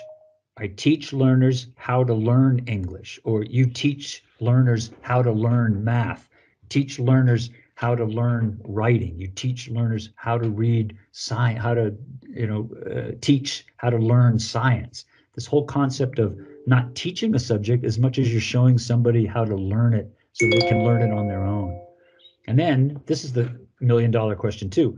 How do we get pupils to be as enthusiastic about school and catching up as they are about music, right? Pupils love music. They're connected to it. They really engage with it. I still think it's possible to do that with school. An engaged teacher and a learning environment in the school all come together to get them just excited as that way. And then I'm going to throw these acronyms at us today again to do a lot of what Marissa was saying. Bring in new pupil-centered approaches instead of the teacher. UDL, PBL, SEL, probably can remember what they are, right? UDL, PBL, SEL, and then online ed tech for that too. This last little phrase, it's part of a UDL background too. UDL, Universal Design for Learning, does a study where lots of schools have paid lots of extra money for tutors and spent a lot of money. And what they were finding was that it didn't really motivate the student to stay after school or to do extra work. But they were finding that students that they were behind, having someone look them in the eye and telling them, you can do this, I believe in you, especially at that moments when this pupil or the student is tired, comes to you, I can't do this, trying to change that I can't to a I will try, right? That's a key learning movement when they begin to believe in themselves. And that's, I don't know, my recipe today for success of trying to catch up. It's not so much the extra work, the extra Bloom's taxonomy, it's just the feeling that the student wants to catch up, and how do you engage that, and how that has to come from the student. UDL, a few words about it. There are major, it comes out of cast.org, right? You can find that website very easily. A lot of you know this framework. You use it already with your classes. It's really an approach more than it is laws or rules. There are 3 principles: engagement, representation, and action and expressions. And it comes from the 1980s out of architecture and universal design. And now they apply it to universal design for learning. At the same time, all this new work was being done with the brain and how it learns. So it simplifies it, UDL, a little bit. The brain is much more complex than this, but it throws the networks into our brains and says, okay, you've got the affective networks, certain parts of your brain that deal with the why of learning, the curiosity. So if you can get students to be interested in something, that stimulates that part of the brain, and then they're engaged. The what of learning is the representation. It's usually the content, how the material comes to a student. Traditionally, it was a textbook or a book. Today, it could be a video tutorial, it could be a movie, it could be an observation of a case study, it could be a debate. Lots of different ways to suddenly move this around and get the representation in there. Also, representation is important for images. So if everybody in the picture book is white male, for example, that's not really helping with the diversity and representation of what's out there. If the text that you supply for students are only in one language, for example, like say a poem, and you're studying how to read a poem, why not let students bring in a poem from whatever background or language they speak, if it's just about poetry analysis and then showing that part. Okay, so the what of learning is that. The how of learning, the action and expression, the strategic networks have more to do with executive functions, how we plan, time management, goals, do all of those things. In short, engagement is about the curiosity. The what is how the content comes to a learner. And the how, the action expression, is what you do with that. For the classroom, the action and expression is usually that final project, an essay, a test in the old days, but it could also be, as Marissa was saying, projects. It could be a song, it could be a dance, it could be a sculpture, it could be lots of different creative ways of putting those things together.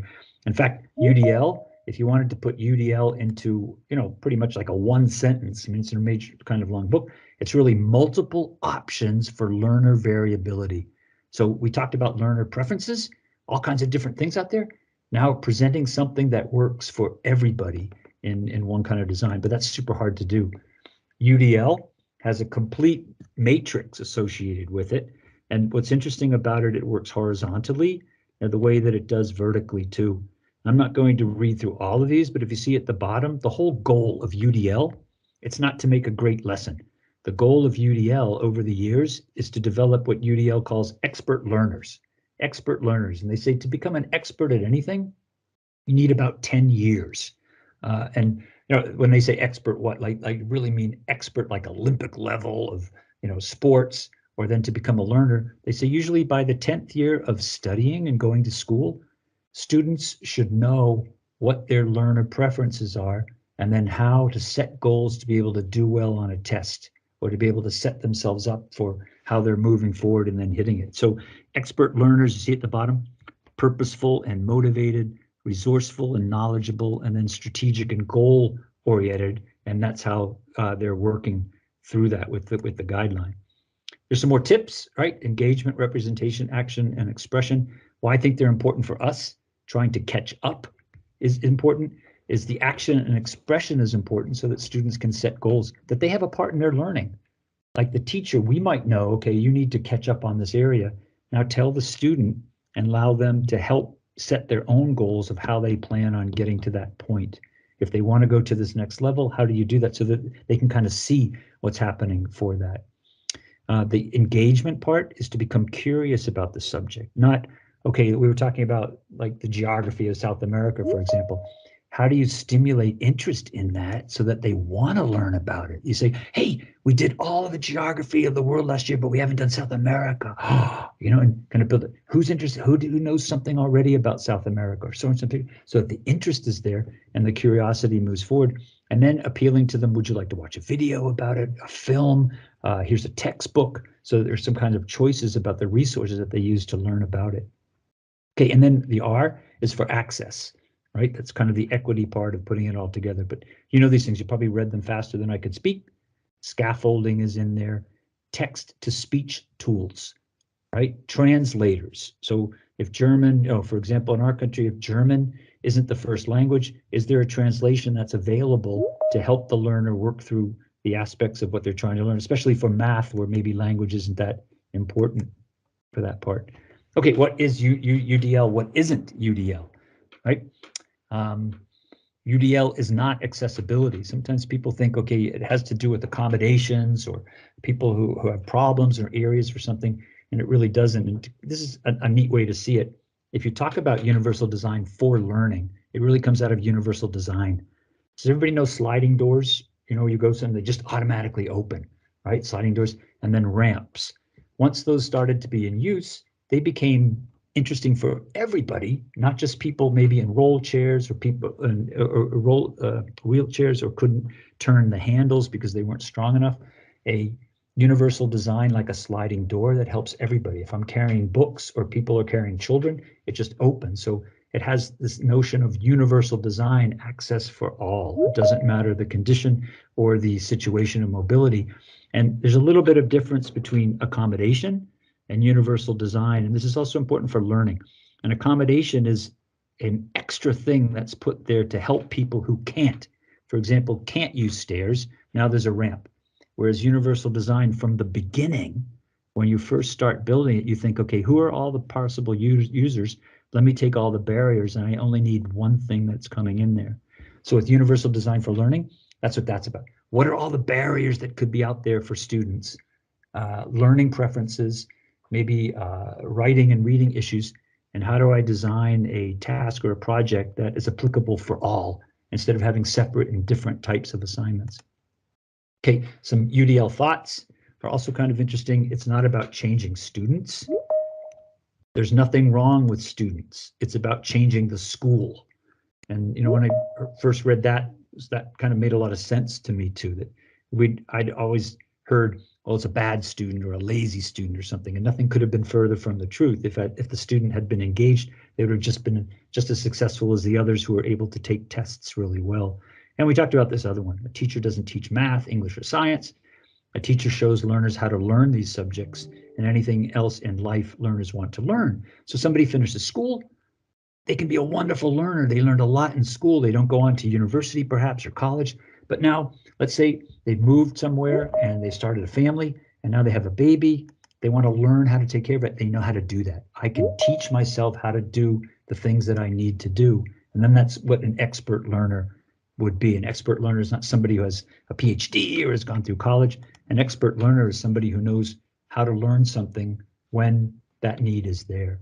And a great skill that teachers can give. All right, switching gears a little bit, kind of moving up towards our time. Project-based learning is another approach alongside with UDL. That's a lot what Marissa was talking about too, using projects in the class, but not assigning them. So the first part of this, of course, is align them to the curriculum and what your learning objectives are. Active learning. The difference maybe between doing a project and project-based learning is that some kind of real-world long-term problem, right? So those of you who know eTwinning really well, Erasmus Plus, popular topics like climate control, population, smart cities, those topics that are hard for adults to answer and prove, let children in school work at them, right? That might become more stimulated by thinking of a real world problem in their community than something that's just in the textbook coming in. So what happens? Pupils formulate questions. It's up to them to decide what questions when they work collaboratively across the disciplines in different subjects. It's all about the process. So if they don't produce some kind of brilliant result in the end, that's what did you learn going through it? So lots of reflection. What did you learn? So when you go out in the real world and troubleshoot and problem solve, all of these things make a lot more sense, that you can't do it alone. You need research and collaborative work coming in. And then when you finish the project, whatever it might be, is that it's supported by a real world audience. For example, if the students are working on a video about a current event, right, in their hometown or their village, and now they've, an election was recently done or something that's a sports day and they put together a short video for, then they would be allowed to send it to the TV station or a journalist. Maybe the journalist, thank you, I really can't use it, but they see that school isn't this kind of bubble, that things that they produce in the school then can be used and then maybe make the world a better place in that aspect. And maybe some of you in Germany right now, lots of money is going into maker spaces and fab labs. So students are creating things, 3D printers, virtual reality, those types of things are happening in the school. So if you're fortunate enough to have those kinds of grants and programs coming in, those are all great activities to kind of advance PBL and moving forward. PBL is not, just the way we looked at UDL was not accessibility. PBL is not doing projects, and you can read through this list faster than I can go through it, certainly, right? Projects on one side, the teacher gives you this, you go do it, right? The project-based learning, okay, what are you going to pick for your project? Collaboratively, working it together, student-centered, and have those things coming in. So lots of great resources out there to PBL, and find that about too. Okay, this third one I wanted to talk about today, we had UDL, Universal Design for Learning, PBL, and now Social Emotional Learning. Maybe the image speaks best for it. See the heart with the brain? For years, academic intelligence. that's what you have in school, and oh, not emotion. But now starting to learn that the brain works well with social and emotional intelligence. So being able to understand emotions, I mean, control them is kind of hard, but as students, especially in those early years, nursery school and kindergarten, learn to control perhaps anger or tears or frustration as they move in, being emotionally intelligent and aware of how that works in us, especially with the studies done with neuroeducation showing that an intimidated brain, a brain that's trying to learn out of fear, or a brain that's trying to learn out of in a traumatic experience, something's going on at home or something, all those things have to kind of go by the wayside, or space has to be given kind of a check-in. You probably noticed they did that initially. Hi, everybody, take 3 breaths, relax, kick off your shoes, kind of like a check-in, so that the Unterricht, the lesson, doesn't really start right when the bell goes off, but there's a 5 or 10 minute phase, and it's an important time. You might think, oh, I can't take away the time from the learning, where you're checking in and people are saying, how do you feel today? What's going on? And then clearing the air so that there's a central learning space, and then the learning can begin. Okay, so learner and culture variability, emotional states then become important areas to talk about.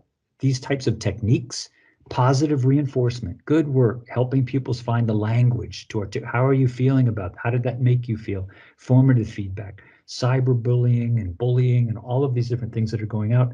So there's a lot of love with social emotional learning, a lot of being kind. So some schools might have like a Be Kind Day or a diversity week that talks about feelings and people's coming from too. And it's got all about empathy, kindness, and the respect for humanity. So one of the premier organizations for this is the Mahatma Gandhi Institute for Sustained Educational Development, MICHIP, and they've got a wonderful framing space, learning area for these with courses that are free to the public that you can take. And it's really different from teaching SEL skills, right? If you move forward, most of us do this as teachers anyway. We're teaching students these skills, but SEL learning is really having that kind of environment around that's a safe space for the realization that the emotions are just as important as the brain when one is trying to learn, and then trying to get into that place where the brain is not actively focused on an area. And many of you probably do this with your students too. They say, hey, my homework's gonna be late because I've had something going on in my life. Being flexible enough to say, yes, okay, take the time. The course will always be there when you're ready. Come back to it. And maybe not always a luxury in your cases of when students have to turn in work or you're trying to be fair, right? It's also kind of an issue in there too. But these social emotional skills, just being very different from the way the school could work with them too. Okay, coping with anger, right? All of these effective skills, and they're available on the slide, coming in. All right, that takes us to kind of this last one. Dr. Nash writes, what about the future? Okay, Rich, that's great. You just told me about UDL, PBL, SEL. I kind of know about those things. I try to do that in my class, but how do I keep it going? It's webinars, professional development, those things, making them an issue at the schools, doing presentations. But Dr. Nash in her ICL report, ICL, the impact of COVID on key learning and education, she says to prepare for any future periods of disruption. She says, okay, we have to do better next time. It's vital that funding be there for remote schooling. So there is, above all that UDL, PBL, SEL stuff, there has to be contingency plans for if something horrid happens, how do we keep students learning without missing a beat, without trying to go back and so far, especially with the background in here. So these resources need to be shared with families. See how important that is? A lot of it came out of the pandemic with the families who are able to support students emotionally, and also with things like computers and Wi-Fi. They did a lot better than those students that didn't have that. So structured manner to enable caregivers with limited time to make confident choices for home living and home learning. And many of you became the caregiver for your students if they didn't have that nice network at home. One interesting thing, you might have seen these already, these wonderful pictograms. And I love these for Ukrainian pupils. They're in all 28 languages in the Erasmus Plus eTwinning site and at the EU. And what they are, they use UDL, PBL, and SEL all at once to inspire students from Ukraine who are now in the classroom, and then also the students that are with them in the classroom to learn each other's language and the customs. This example is from the Spanish version, and there's the website that you can get for all of your countries in there too. But see the simple pictogram that has that image in there for learners who like the image, and then it's also got the emotional words and language that can be used. So it's a place where bridges can start through that. And I kind of think if it just had an audio component, you know, speech to text, then it would be a universal design with all the barriers for how that's kind of working. So exciting stuff is coming out of that. All I talked about today, UDL, PBL, SEL, I keep saying it, it's almost like a t-shirt or a coffee mug, right? It is in relation to what we're learning also, or what we have learned in the last 2 years about these online learning pedagogies. So all of that was like, these were just approaches to what we can do to try to engage students and make it more student-centered. Things that you see here are more about how education is transforming, and each one of us has a different relationship with technology and how that's worked. But all of these are ways to catch up too. Flip your classroom, right? Where the students are reading before they come into class instead of sitting there too. Build out your Moodle, okay? That you might not have a Moodle, maybe you've got Ilias or Blackboard or Brightspace, but Google Classroom, Schoology, whatever your LMS, if you're fortunate enough to have a learning management system, build it out. Blend your learning, so maybe a combination of both, of the async and the sync, putting it together. Web enhance your class with links.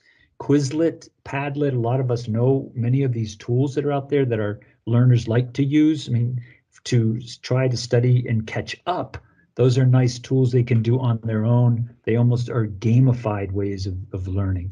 And internationalize your curriculum. I think you know where I'm going with that, of course, eTwinning and Erasmus+. And this last one is for us as professionals. We're so busy teaching, we rarely think of ourselves that what we've done and what we've taught is worth for other people. So if you've developed a great graphic organizer for integers, or you have a wonderful vocabulary sheet, right? Publish it in a repository as an open educational resource with the Creative Commons license on it so that others can use that. So I see this in the next 5 or 10 years in Europe, it's just going to take off. Will it be more publishing, sharing, and using of our educational resources for our lessons? eTwinning and Erasmus+ mobility projects are another one besides those wonderful Picto books that we saw with Ukrainian and other target languages in the lands where people are. eTwinning and Erasmus+ mobility projects together are a powerful 1-2 connector for learning. Some of you might be in small and remote villages. I've visited them in Germany, eTwinning schools as I make the rounds, and it is amazing how involved students are. When you talk to the teachers at some of these schools, they say, wow, they didn't have an international perspective, let alone a national perspective. They only kind of knew the village. And now, you know, they've got pen pals in Italy, pen pals in Spain. So this eTwinning and Erasmus+ mobility project, when the student first learners meet an eTwinning, they do a small little project. And now with the money available, they're traveling and getting to meet people. Wow, that suddenly brings that whole UDL of engagement, representation, and action and expression. It brings it all together, and the resources are there, right? If your school doesn't have an expensive LMS, right, chances are that you've got Wi-Fi, hopefully, and that you could connect and use the eTwinning. Okay, right now, it's kind of neat because eTwinning is in its own transformation, right? eTwinning and the Education School Gateway. And there's an exciting webinar. I guess I can promote that a little bit. I think it's been moved to the 14th or the 16th. It was going to be the 9th, but we're all kind of getting excited about that. But it's a great chance for us to then embrace these things. And I'm getting good comments in the chat with, I agree, different strategies, more opportunities, being creative. Sophia says, eTwinning has enabled us to create the conditions for the learners to choose. It's so true. Okay, I'm a fan. I think anybody out there who's done a project is kind of a fan, because you see the engagement just, you know, stride in there with students too. All right, I'm coming to the end, so I want to save some time for chat. So please put some comments in the chat too. Talk to each other. I see Sophia and Maria are talking. It's wonderful. That's what today is all about. We're teachers helping teachers. But this whole thing comes to what? Resiliency isn't easy. Taking on the challenges, it's hard. And really, you guys think he's so optimistic, but teachers are heroes.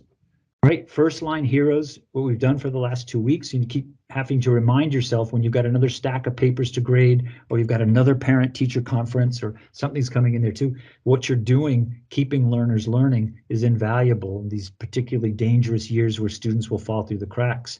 But look at this. To keep on going, we've been doing this for 2 years. You have to take care of ourselves, right? If something happens to us, you can't help anybody else. So particularly important, teacher wellness, right? This was a hard one for me. Okay, Sophia says absolutely. It's so boundaries. You know, during the pandemic, I kind of lost them because what happened, it became like I maybe tricked myself into thinking all of this was fun. So I was spending a lot of hours, and because the pandemic, you couldn't really go anywhere. But now this new phase of helping students catch up. By doing that, we catch up with ourselves, with our families, with our lives. Start smelling the roses a little bit more, and realize what is out of your control and what's in your control. And so things that what people are thinking about you, the opinions of others, the past, what's happened there, you can't change any of that, or what's going on right now. If you're particularly in trouble with these other areas too, that's also hard. So that's out of your control. Maybe last thought for the day here. 6-year-olds laugh an average of 300 times a day. Adults only laugh 15 to 100 times a day. And then it says B6 again. I mean, schön wäre es, as we say in Deutschland. Das wäre schön. That would be nice if you could kind of that, but you kind of get the point. This is serious, horrible things, the pandemic, the Ukraine, but have to get in touch with that child and ourselves and then enjoy it, right? Okay, that was a lot. Sorry, everybody, but we do have some time for questions. So Marta, I'm gonna maybe stop sharing and turn it over to you. Yeah, thank you. Thank you very much, Richard, for the great presentation and the rich content and strategies you presented to our teachers today. I saw a lot of positive and nice comments for you in the chat. But please, yes, we have time now for some questions. If you have, please post them in the chat so I can read them out loud. Meanwhile, my colleague Eleonora will post in the chat the feedback form, so remember to save the link. You can also fill it in after the webinar, but please just save the link now. While we are waiting for some possible questions, I think it's worth it maybe to read a comment from Marisa in the chat. Let me just retrieve it. It was okay. Yeah, Marisa was saying before, I think we can assess real learning if we put students in the condition to use their knowledges and abilities to create a product. Better if the outcome is made by a group, so activating and assessing collaborative skills as well. I don't know, Richard, maybe if you want to comment a bit the comment that Marisa posted in the chat. It's wonderful. And Marisa, I want to thank you because we were like you were a co-moderator with me because you have so many great ideas. And I can already see that there's a lot of people from the chat too that we think the same, right? We're just tired of those tests and then standard kind of achievements. And we see the classrooms come alive when students can work on projects, when they're real world projects. And I really truly believe, it might sound naive, trying to catch up. The only way that's going to be done is with these super cool adult related learning skills of collaboration and working together on projects where they can figure out what they want to do, what they want to use, what tools, and working all together rather than doing 3 more exercises from a book that was written 3 years ago. It's not sorry, everybody. If you're a textbook publisher, I didn't mean that to offend at all. But we all know those books, they're written some years ago and then they're published. And there's just a whole real world of problems and issues out there that sparked, our students' minds. So, even students that the product, I love what Marisa said, because I've got students working on an e-twinning project right now. They want to write a song together. They said, that's what, and they're all so inspired. At first they were like, e-twinning, what's this? And blah, blah, blah, it's a textbook. And now I can't get them to stop sending me emails and WhatsApps and can you listen to the song? So I agree with you right now, particularly products, projects, e-twinning, travel with Erasmus Plus, now that the pandemic is slowly moving away, they're great, moving on. Yeah, thank you very much, Richard. And maybe another one that it's really worth it in this context, also for all the teacher, Christina was saying, this webinar made me feel better. I'm a primary school teacher. Unfortunately, most of my daughter's professors do not care about the importance of collaborative skills. So I think in this sense was really important, all the presentation you have just done, also to make feel the teachers better and in a really collaborative environment and make them feel understood as well. And they can count on some help from our side, even though it's only maybe through these webinars. But really, I think it's already a thing, and it's really important for them. Yeah, well, teachers, I'm a big fan, of course, because I am one. It's the best profession you could have. I'm biased, and I think every once in a while we forget we should give ourselves a clap on the shoulder and just say, great job, and keep it up. Yeah, thank you. So great job, everyone.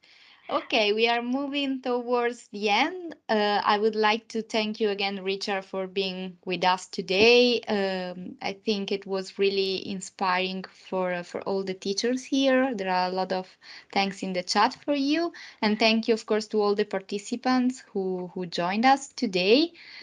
Please remember to fill in the feedback form, and remember that no certificates are issued for this webinar. So we need to close now. It's 5 p.m. We all need some rest. I wish you all a good evening, and thank you very much again for joining us today. Bye-bye, everyone.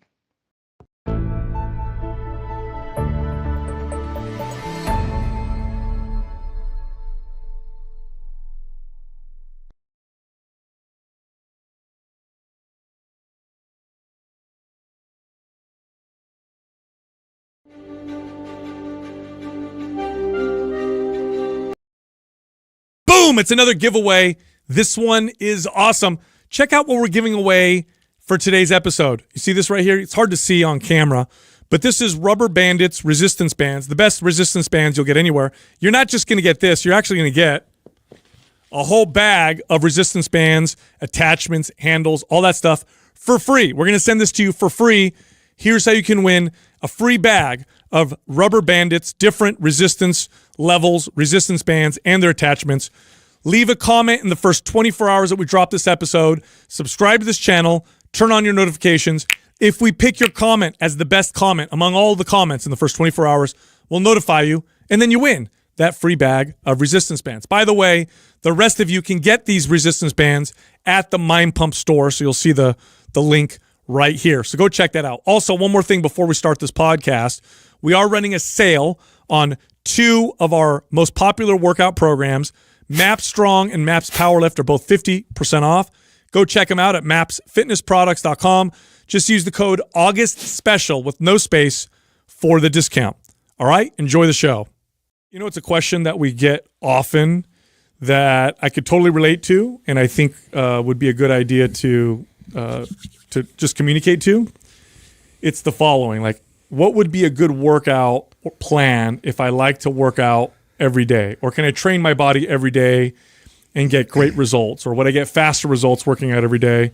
So I'd like to address this particular question. That I mean, I'm sure you guys have seen this. I love this idea. Yeah. I love this idea for an episode. 1, we've never done anything like this before. 2, we have no programs that are designed this way.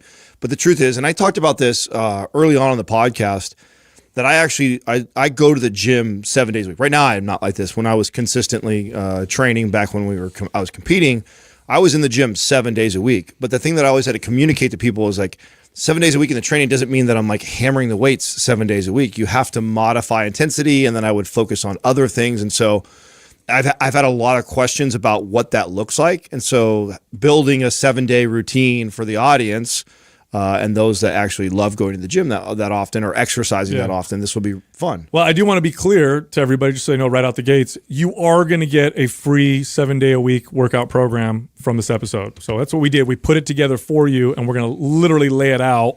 So by the end of this show, you're going to have a workout, 7-day-a-week workout. Now, here's what's important when you're working out. Actually, well, this is always important with your workouts, but it's especially important if you're devoting this much time to exercise. The programming is key here. it is very easy when you're working out daily to overdo a certain component of your workout, which can cause joint pain, inflammation, or just cause overtraining, or cause too much of a stress response, which will result in your body actually not building muscle, but rather losing muscle and setting itself up for more fat storage. Because when you're stressed, when your body senses too much stress, it wants to protect itself. Two ways to do this. One is reduce its caloric requirements, because for most of human history, stress meant we didn't have enough food. And number two, improve its ability to store more body fat, because body fat is an insurance policy against the most common form of stress for most of human history, which was not having enough food. The irony is that the more days that you're training in the gym, the more technical, the more challenging running your program is. Totally. If you're only lifting 2 to 4 days a week, more basic. It is more basic, and you can get away with the routine looking pretty similar. You could get after it the same those 2 to 3 days every time you're training and be okay as far as intensity, as far as what you're training. But you start getting 7 days a weekend, the frequency that you hit the muscle group, the intensity that you do it, the type of training you do every time in there, it gets more and more difficult, which the reason why I find that ironic is that I think people would think that, 7 days a week, the more I train, the more results I'll have, or the better it will be for me. And no, I actually think the more you're in the gym, the more difficult it is to know how to program correctly so that you don't run into what you call the recovery trap, where you're just kind of spinning your wheels all the time. Yeah, the irony with that is you're in the gym and it's difficult to kind of program that. But on the other end of that, the consistency is something that's a lot easier, because when you break it up throughout the week and you're only there, let's say 2 to 3 times, during the week, it's really the motivation to keep that up, to keep up that routine tends to fall down quite a bit.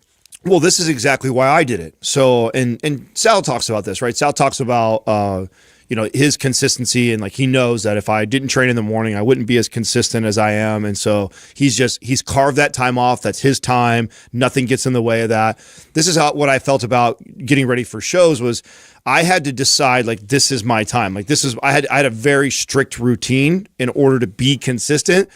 And so I didn't like the idea of, a 3 or 4 day a week training program where I've got 3 or 4 days where I'm potentially off or not going to the gym. I needed, I know that every day, and back then it used to be 12. It's dialed in. Yeah, 12 to 2, I'm going to the gym. Nothing gets in the way of that. I built all the rest of my life around that time, so nothing got in the way. But I know that I can't go to the gym and train the same way 12 to 2 every single day, but I'm going to go to the gym, and I found that it was easier for me to stay consistent with something like that. This is, by the way, this is a documented psychological phenomenon. So on one hand, working out every single day means that you have to carve out time every single day. On the other hand, it is easier to stay consistent because it's a daily routine. But your drug manufacturers knew this a long time ago. So, like, for example, old school birth control pills for women, right? They'll take the birth control. This is the old way of doing it. A lot of birth control now has changed. But in the past, they would say, okay, take these birth control pills for X amount of days and then create an artificial period where you go off for 7 days, you get your period, and then you go back on. Here's how they designed the birth control pills. You take them every single day. Yeah, 7 of them are sugar pills. Right. Yeah. Why did they do this? It dramatically improved and increased the consistency, because when people went off for 7 days, had to remember to go back on, you would have people messing up their schedules. Now, supplement companies know this as well. There's a reason why supplement companies will often attach their product to a daily routine. Take this in the morning, take this before bed, take this with lunch.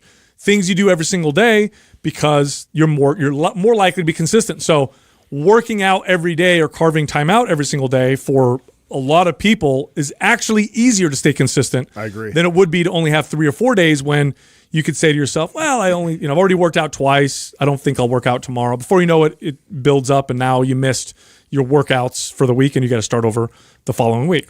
So let's talk a little bit about the components of what a 7-day-a-week workout routine would look like. By the way, this routine is designed to maximize muscle building, performance, fat loss. Essentially, this is a routine that's essentially going to train your body to look really good and move really good. And we did it this way because most people watching this are probably in that category. They want to look really good. They want to perform really well. And that's generally most people's Yeah, goals. it just right? sort of covers the broad base of, getting that kind of functional strength, also building muscle, but like applying adequate recovery and, implementing that so you have structure for each one of these days. So I love this too, that we're doing this, because when we started to piece this together, it looks very, very similar to what my 7-day routine is. And the first thing that we kind of agreed on is the first rule that I gave myself. So I knew one of the rules I said was, okay, if I'm going to be in this gym 6 to 7 days a week and I have a big goal, I'm trying to get on stage, do these things, I have to be careful that I don't overdo it. And so I had this hard rule of like, I would never allow myself more than 2 really hard training days. And by hard, I mean like compound lifts, high intensity type of training. Yeah, heavy weight going after it. Very demanding I days. wanted to separate those out by a few. Obviously, I wouldn't go hard back-to-back days. I want to give a couple days in between. I want 2 of them are like my intense training sessions where I'm going after the big major lifts. I'm getting after it really hard. And then the other days I'd have to modify around. Yeah, I agree with that 100%. I think if you're working out every day, 2 days a week, hard is perfect for most people. You want to center it, like Adam said, compound lifts. This is where you do your squats and your bench presses and your rows. This is when your rep range can be between 6 to 12. You're training at, near failure. In other words, your sets, you're taking them to, 2 reps before failure. So it's a very intense working set. You're doing about 1 exercise per body part and about 3 sets per exercise. And typically you'll start with the large body parts and go down to the smaller ones. And, as we get through all of these points that we're going to make, I think, we'll give you guys more specifics in terms of what that workout's going to look like. Ideally, Adam said this, you want the 2 workouts, the 2 hard workouts to have some space in between them. Right. So if I were to do a week of this, my 2 hard workouts would be Monday and Thursday, for example. So Monday, hard, heavy workout. Then I do a couple other different workouts, which we'll get into on Tuesday, Wednesday. Thursday, another hard, heavy workout. So that's the first one. Here's the second piece that I think is very important. Well, let's address the why. Okay. You know what I'm saying? Like why not back to back? Why not 3 days in a row of hard, intense lifting? Yeah. You can definitely do 3 days a week of hard lifting, but not when you're working out 7 days a week also, right? That's just too much for most people. If you're only working out 3 days a week, you could do 3 hard workouts, but not if you're working out every single day. Yeah, and plus we know what the research says. You talked about this in a recent episode that there is a sweet spot. It's somewhere between 9 to 20 sets. If you're doing 6 days a week of just based off the math that you just said of how many sets you're doing for that, you're way beyond that. So you're training the volume that you're training at is way higher than what's needed, and the intensity level that you're potentially going after it in those days is way more than what you need also. So then the body is just trying to recover this entire time rather than build, instead of it building and adapting. So that is the reason why, because someone might be going like, well, why? What if I feel good, or why can't I just do 3 days or 4 days of hard training, or just go like that all the time? It's like, again, and you did this really well, Sally, the other day, is like what your body can handle is different than what is optimal for your body. Right. Yeah. So just because you can handle beating it up 3 or 4 days a week doesn't mean that's what's going to give you the most results. And for some reason, it's really tough for people to make that connection. Yeah, think about the temperature of your house, right? There's an ideal temperature that feels the best, and then there's an extreme heat and cold you can handle, tolerate. Right? Yeah, so like you want to live in a house that you can tolerate the 100 and something degree weather? Of course not. The right dose will get you there the fastest. More than that, that's great that you can handle that. You're not going to get there any faster. At the least, you're just going to get there the same speed and you're just wasting time. But what's more likely is you actually slow down your progress because you're adding more stress to the body that's not necessary. Now, why have the days in between that are other workouts? Because these are hard, heavy workouts. You would like to see yourself progress with strength in these workouts. Back to back doesn't give you enough time typically to give you your body ability to adapt and build some strength. So you want to have that space. And to that point, that's the reason why the next things that we're going to do in between are going to promote the recovery so that you can even get after it that much harder on Thursday. Yeah. Now this next one, Justin was adamant on, and we all completely agreed, which is there should be 1 day a week. Your workout should be devoted completely to mobility. Yeah. So you should literally do a 1 hour mobility workout. And your goal in this workout is to increase your functional range of motion. So what's functional range of motion? Okay, so range of motion would be like how far someone could lift my leg up to my head. So how far can my hamstring stretch? Functional range of motion is how far can I stretch that hamstring while having strength and connection to it. Two very different things. Now imagine somebody putting you in a deep stretch. You don't have very much connection to that. If you had to move real quick, you'd probably tear your hamstring or injure yourself. So what we're looking for is functional range of motion, functional mobility. So you own all of these ranges of motion, reduces injury, and maximizes those hard workouts that we talked about earlier. Right. There's nothing passive about these days. And, to address sort of a misconception that this is sort of allotting a very like easy, nice, relaxing type of a workout. No, this can be something very challenging and intensive. And you're actually you're working completely on a different focus. And that is to be able to really hyper connect to your central nervous system, to be able to have these like secondary type of muscles respond to protect the joints. And so, and also to maintain certain posture and maintain optimal positions in the joints. So that way, when you go back to your compound lifts, you have an increase in performance. Now, in a perfect world, this mobility day looks very individualized for the people, right? So in a perfect world, it's impossible to do though with how many people are watching this right now, right? Exactly. So, and our goal of this episode was to give the audience something tangible that they can go and do themselves and start to apply to see what kind of results they get from it. So, a great place for the audience to go start at is our primeprowebinar.com. It's absolutely free. That's your workout. That's right. I take you through 50 minutes. Literally follow that routine for this day. So for now, and what's great about that is I pretty much address from the ankle to the address neck. the grossest offenders. Yeah, That's right. you pick the stuff that probably 80 to 90% of people are going to benefit And that's from. why I did it. I figured I'd put together a routine that I knew would benefit damn near everybody that goes through it. It'll benefit everybody that goes through it, and some people it'll be tremendously beneficial. Now, as you get better and better at this, or if you're somebody who owns Prime Pro and you understand what mobility things you should be doing, you've already figured out your areas of dysfunction and you know what areas are helping you the most, stick in that. But for the listener who is not familiar with putting together a mobility day and what would that look like, that routine is perfect for you to start. So start with that and follow that for the beginning. Now, what's good about this is when you follow this routine, because here's the deal with mobility. For most people watching and listening, doing it right is actually quite challenging if you've never done it before. Because what we're used to is stretching. What we're used to is, I'm going through a movement. But intention is so important with mobility work. And it's so valuable to have someone coach you through the mobility movements while you're doing them so you really understand how to make them effective. At primeprowebinar.com, that's exactly what Adam does. He's literally coaching you. So you're watching him and he's coaching you through the movements. So to give you an example, it's like and this is not a mobility movement, I'm using a silly example. Let's say I put my chest in a deep stretch. I have to, with my intention, now that it's in the stretch, connect to the chest, connect to the rhomboids, connect to the rear delt, connect to all the muscles that support that new range of motion so that I own that deeper range of motion. So similarly, what Adam does is he takes you through all these different, very valuable movements, and then he coaches you through the movement. And trust me, okay, this is not like a Sunday stretch session where you're playing music and you're out in the sun, you're relaxing. You're going to sweat. No, you're going to sweat. It's You're gonna going be tough. You're going to feel this. It is a workout, but the goal of the workout is to improve your functional mobility. Now, I want to sell this to my young audience that's listening that doesn't have joint pain, feels like they move optimally and perfect already, and that are going to want to go, I don't really need that, so I'm going to throw another day of weight training in here. I don't care what you.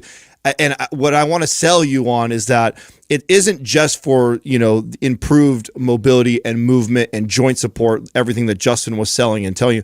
It's also going to facilitate recovery. Yes, 100%. So it's also going to support that high intensity, heavy compound lifting day that you just did before.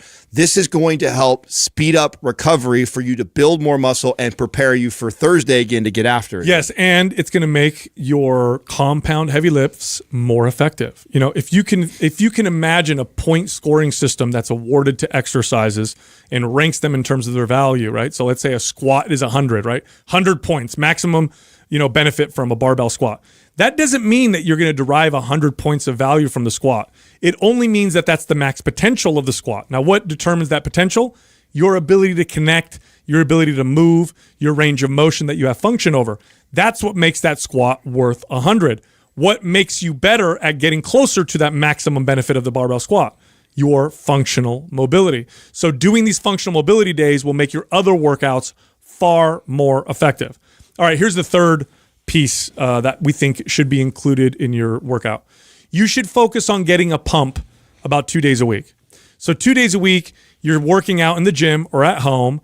The goal isn't heavy, high intensity like with the compound lifts. You're not working on functional mobility like with the mobility day. Your goal is to get a pump and add some more volume and frequency while minimizing the damage that you produce to the body, right? Because you don't want to cause too much more damage, but I still want to send a muscle building signal. Yeah.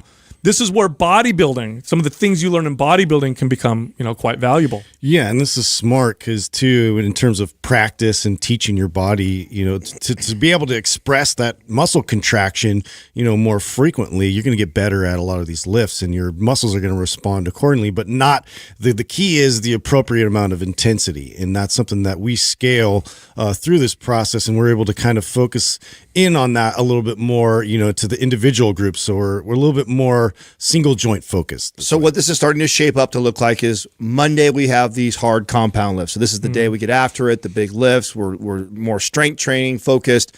Day 2, we've got an hour of mobility that we're doing, which is you follow the Prime Pro. Now, day 3, we're moving into what we would call like a focus type of session where we're doing more isolation type. So this is like cable push downs and bicep curls and lateral raises and a lot of movements like that. Very similar to anybody who's bought or gone through our MAPS aesthetic program. We have what are called focus days that complement the foundational days. The compound lifting that you're doing on Monday, that would represent like our foundational days that we build in most of our programs.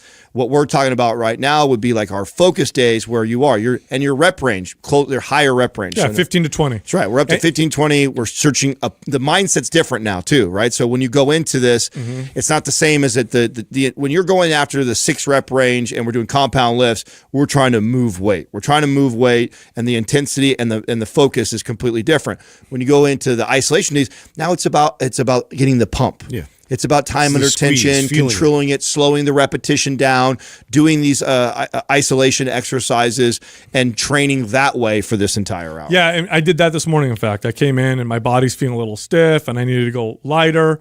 And so what you would have seen me doing is I'm going much lighter and I'm doing more isolation exercises.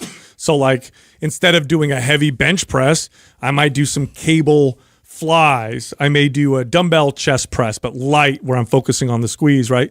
So higher reps, lighter weight, focus on getting the pump. And you're doing, again, 1 exercise per body part for about 3 sets.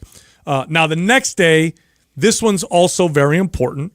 And this is what we would call a functional day. So functional exercises tend to involve the entire body, and you tend to move into different planes as you're doing this exercise. What do I mean by planes? Okay, so if I do a curl, I'm moving in one plane, right?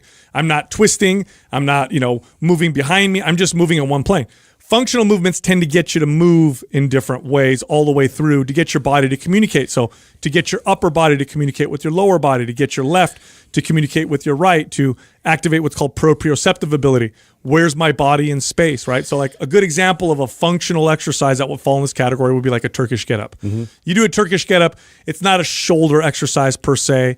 It's not a core exercise per se. It's not a leg exercise per se, although all those muscles are activated and more. But what it's doing is it's getting the whole body to move and communicate together. And this is important because our joints are capable of so many different angles and has so much range. And if we're not expressing that, then our body starts to sort of downregulate and starts to prune off the abilities that we have. And this is just trying to reinforce, a lot of the capabilities that we already have. So we need to be able to train that and plan that out. So, I can get them to respond appropriately, going back into these regular barbell type lifts. Well, it also lends itself so well to getting great at the compound lift. So going back to these intense days that are your biggest bang for your buck, or what are probably going to build the most amount of muscle on you, you get really good at a Turkish get up, and you go back and see what your overhead press or what your squats look like. You'll see that movement. There's carryover. Yeah, there's carryover to that. And that's why I like movements like the Turkish get up, because in order to articulate that entire movement, it's broken in like 8 parts and components. And you literally, from your toes to your neck, everything is being stimulated. And in order to do it properly and really well, it promotes good shoulder mobility, it promotes good hip mobility, good trunk stability, but the ability to rotate in multiple planes. You have good control through that entire thing. Then you go over and do something that is actually a lot easier as far as the amount of movement that's involved, like a squat, and you'll see how much carryover is into that. Well, and this is so important because in real life, you're faced with all kinds of like weird, unique angles. And if you're super strong in the gym, that's great. But now that's going to be your hardwired response. So let's say like now you have just a little bit of rotation in there. How does your body respond? It might over respond the wrong way. And so this is going to help to teach it to support your joints, but also maintain your strength. And it also makes a lot of sense to structure it this way, where it's like a full functional day in a routine like this. Because what I don't want to do, because I just did a focus session, I've already had a heavy compound lifting day, I don't want to tax individual muscles the same way. I want to get a full body workout. I want to promote blood flow. I want to promote recovery. I want to work on control, stability, range of motion, get stronger. All those things are going to come from this functional day, but I'm not going to get my triceps hella sore from a Turkish get up. Your shoulders are going to get hella sore, or your legs are going to get hella sore from a movement like that. You're not stressing the muscles as much as you're stressing the communication between the muscles and the movement, which benefits all the other workouts and has value in and of itself. I remember when we first started the podcast, Justin was definitely a very functional, he's still, right, very functional training guy. And he convinced me to give a windmill a try. Now, I've always been able to deadlift a lot of weight, very strong in that exercise. I went to try a deadlift, and I couldn't even get, a windmill, and I couldn't even get in the position. It's like my body didn't know that movement.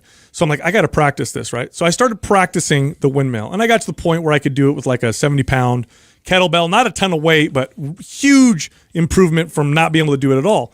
I was blown away that my deadlift went up. I was stronger in my deadlift. Now, I could break it down and be like, oh, my QL got worked better and things are stretching in my hip. But the reality is when I did my deadlift, I just felt more stable in my lift. And I didn't expect that. I didn't do the windmills to get a better deadlift. I did the windmills because I couldn't do that movement. And it kind of freaked me out.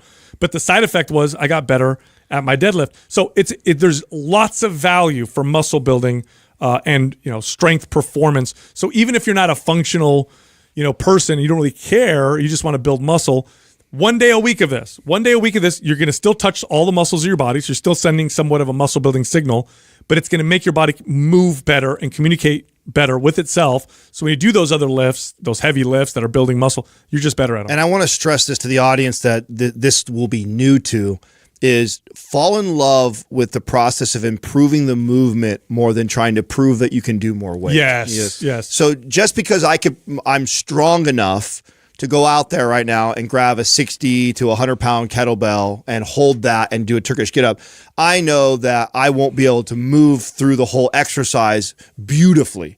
And that's the goal on these functional days, is to really improve the movement of it, not necessarily, I could do a 100 pound kettlebell when I do a Turkish get up. It's like, yeah, but if it looks like shit, who cares? Yeah. So when you do these functional exercises that we're going to lay out for you, the goal is to get great at the movement.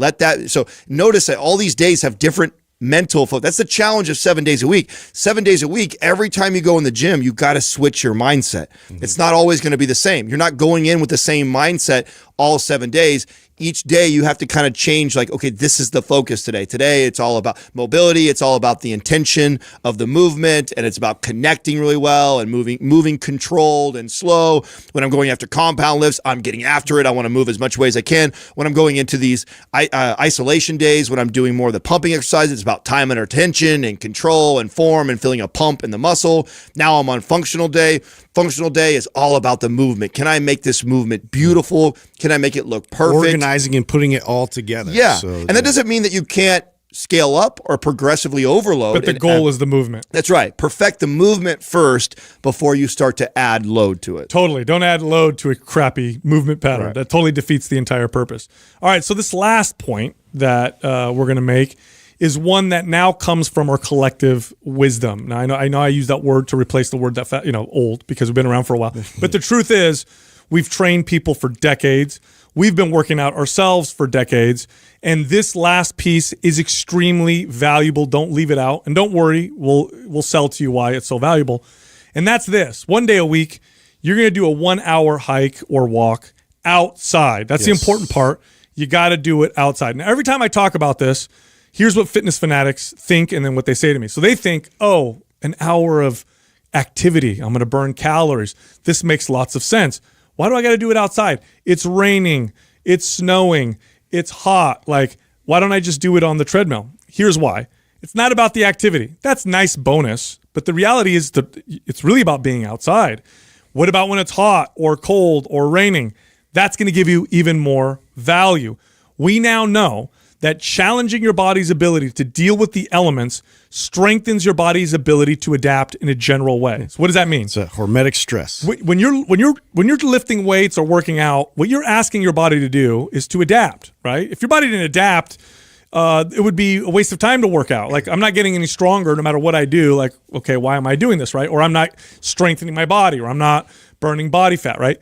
All of those are adaptations. Your body builds muscle because it's adapting to stress. Your body burns body fat because it's adapting to a particular stimulus. Same thing with improving performance. Your body's ability to handle the elements, to get comfortable in the elements, is an adaptation system. And if that is weak, just like if any other adaptation system in your body is weak, it's going to affect all the other adaptation systems. Now, because modern life is so comfortable, because we have air conditioning, heating, we have atrophied this particular adaptation system. And this isn't just my theory, okay? Look at the studies, for example, that are done on hot and cold therapy. Look at the studies done on saunas. Do you know that regular sauna use, which is just heat, okay? Just heat by itself. Regular sauna use decreases all-cause mortality by something like 20 or 30%, which is insane. This is regardless of other lifestyle factors. Just that alone. Cold therapy has all the other interesting properties. Not to mention the benefit of going out and getting the sun. Not to mention the benefit of getting fresh air. And we know this instinctively. Like, how many times have you said to yourself, like, I need to get some fresh air, right? What the hell does that mean? What's the difference between the air outside and the air inside? There's a big difference. So going outside, bearing the elements for an hour, tremendous benefits for health and downstream muscle building, fat loss. Don't you think that's why this trend has happened in the last decade or so, of the hot cold plunges and the saunas and the ice baths and the cryotherapy? We've been removed from it, right? And don't you think that a lot of the research and studies that are showing all the benefits has a lot to do with that? We now don't do that anymore. Yes, I bet you 100 years ago, you wouldn't see the same benefits that we see today. I bet you if we did research on people 100, 200, 300 years ago. Why would they do that when that's their day-to-day? Every day they were fighting the elements like that. And so their body had to adapt, had to get strong to handle all that, where we've been in this cush lifestyle for the last century that we haven't been challenged this way. So then out comes all this research to show, oh my God, look how beneficial the cold plunge is. Look how beneficial the hot sauna is. Well, I think the reason why those things are so beneficial today is mainly because we've neglected it for so long. We live in flat, like sterilized environments that don't challenge us at all because we want to make our life easier, right? That's been the whole goal with progress, is to make our lives less challenging. And when we remove the challenge, we're not stimulating the body like we need to, and we're not we're breathing recycled air, we're not getting sunlight, we're not getting a lot of these things that spark and stimulate the body in a certain way that's going to help to protect us when we actually get challenged. So whenever you find yourself feeling like, oh my God,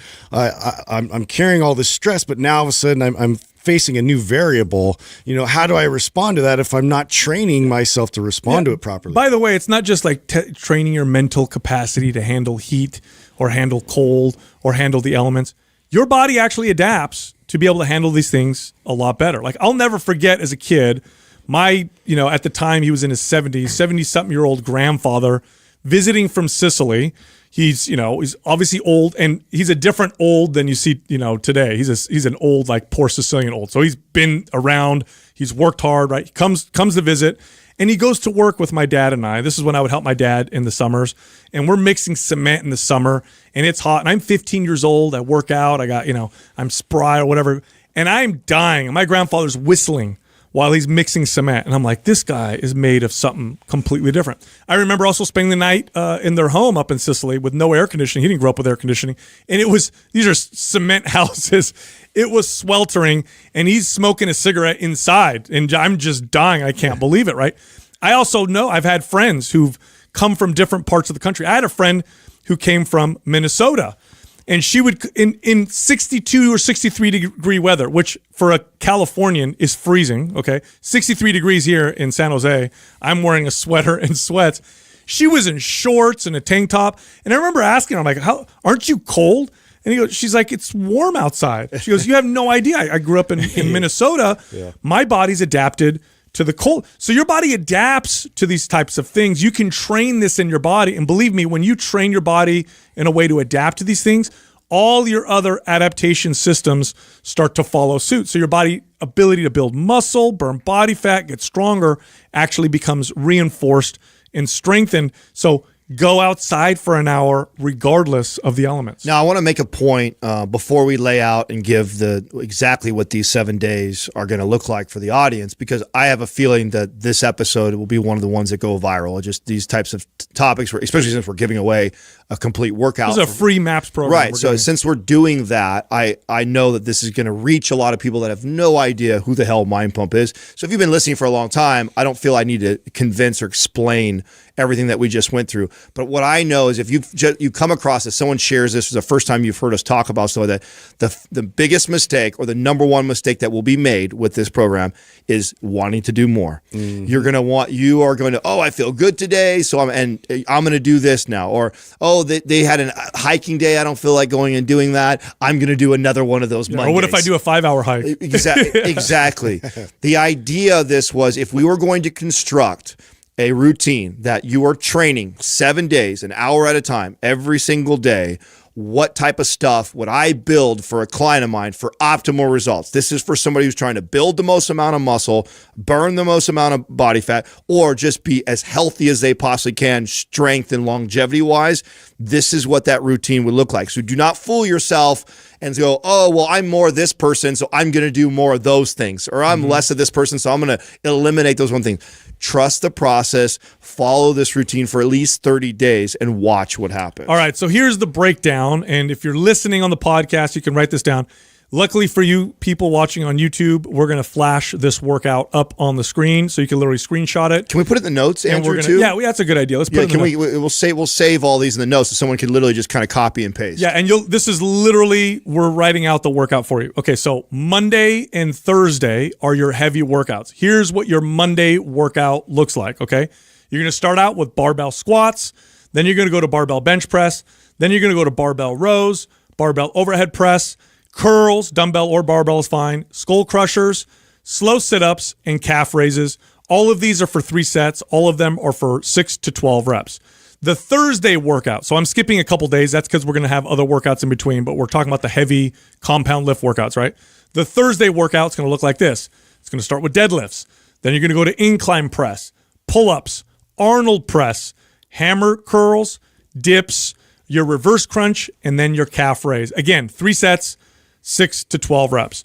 The mobility workout, which you're going to follow the Prime Pro webinar, right? So you're going to do this particular mobility workout, and I think we have the mobility workout set up for Saturday, if you were to follow this exactly, is literally go to primeprowebinar.com and have Adam coach you through the workout. After you follow that for 2 or 3 workouts, you'll probably have a good idea on how to do it on your own. But I highly suggest you have him coach you because mobility is probably the most complicated or hard to understand of all these. And this can be done in the gym and watching it on your phone, or this can be done on your television at home. You don't need equipment for this. That's right. You could do this just on the floor, right? The pump workout. So these are the ones where you're trying to get a pump, 15 to 20 reps, more isolation exercises. Here's Tuesday's pump workout. You start with lunges. You go to dumbbell flies, dumbbell pullovers, then you go to lateral raises, band curls, band press downs, and planks. By the way, resistance bands are excellent for pump workouts. They provide very little damage to the body in comparison to weights or machines, but they still send a very good muscle building signal. Strength athletes use them all the time exactly because of this. I put bands as the trigger session workouts in MAPS Anabolic, which is very popular, specifically because of what I just said. Minimal damage, you still send a muscle building signal, and you get a great pump. Friday is the other pump workout, right? Here are your exercises. Your single leg toe touch, band flies, band rows, band pull apart, band curls, band press downs, and then band side chops, right, for your core. Here's your functional day. So that was the one that we talked about earlier where you're focusing on the movement. Your functional day is going to be Wednesday. You're going to do 3 sets of each of these exercises. The repetitions can be anywhere between 5 to 10. Let's go with Turkish get-ups, windmills, Cossack squats, and then overhead carries. You're going to carry for about 25 to 35 steps, okay? Overhead carry, you put basically a weight over your head, extend your arms, and do it down for 25, 35 steps, and then back. We have videos for all this on our YouTube channel, I believe. I don't think there's any exercise that we've said everything yet. that we're saying Should all be on YouTube. It's all going to be there, right? And then here's your go outside. I don't need to break this down for you. Go for a walk or a hike, regardless of the weather. In fact, the more harsh the weather is, of course, be safe. Don't be stupid. So if it's a hurricane, please don't listen to what we said and go go walk out in a hurricane. Be smart, cover yourself up, whatever you need to do. But if the weather's bad or whatever, that's actually part of the value of this. And you're going to do that on Sunday. So that's your Sunday workout. So 2 things I want to add that'll help the audience out that may not know this, or if you're first time finding us. One of the best ways to find out information that we've already covered, which everything we've talked about in here we've covered, is that when you're on the YouTube channel and or Google, you literally put Mind Pump and then what you have a question about. So if there's an exercise you're unfamiliar with, you don't know the form and technique, put Mind Pump, then that exercise, it'll populate on YouTube. The second question that I know is going to get asked by a lot of people is, how do I choose my weight? I did a video a year or 2 ago about how to choose the right weight for you. We'll do maybe Andrew can post it up right away so somebody or you guys can see that and switch over to the link on that. If that's a question for you, search that to help you figure out where to start. But one thing I want to say about all of this, when you're doing this form, technique, start lighter first, get good at it before you start to scale up the weight. Yeah, thanks for saying that. Okay, real quick overview. Monday, heavy workout. Tuesday, pump workout. Wednesday, functional workout. Thursday, heavy workout again. Friday, pump workout again. Saturday, mobility workout. Sunday, outside workout. By the way, this is the first time we've really created a free program and giving it away on an episode. So it obviously costs you nothing. Copy it. You're gonna see it on the video. You can screenshot it, write it out, follow it. This is your 7-day-a-week. Share this routine. with your friends and family. Obviously, the more people you can get involved, the better you have accountability-wise and all that kind of stuff. Yeah, and you're going to get great results. Look, if you like this information and you want more, you want to learn more from Mind Pump, that's free. Head over to mindpumpfree.com. We have more guides, more information there that can help you with all of your fitness goals and desires. Good afternoon, and thank you very much for joining today's Civil Society seminar dedicated to the outcome of the ECB's strategy review. My name is Marie-Therese Bitterlich, and I work in communications here at the ECB. I'll be moderating this event today. I'm delighted to be joined by Frank Smets. Frank is the Director General Economics here at the ECB and as the coordinator of the strategy review process, able to share your first-hand insights onto the strategy review process and, of course, on the new monetary policy strategy itself. We're delighted to have you.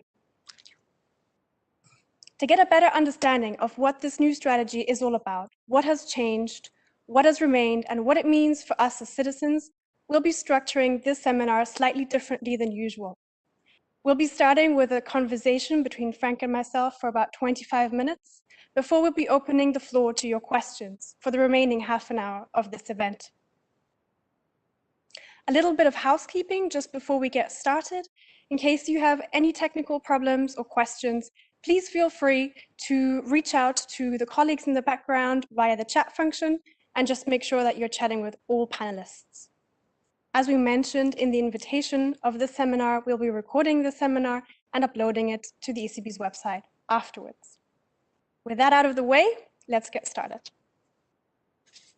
Frank, last week the President announced the outcome of the ECB's strategy review. The President referred to the new strategy as a strong foundation that will guide us in our conduct of monetary policy in the years to come. Can you explain what this new strategy is all about and how it differs from the previous one? Sure, Marie-Therese, and let me first of all welcome the participants to this webinar on the new monetary policy strategy.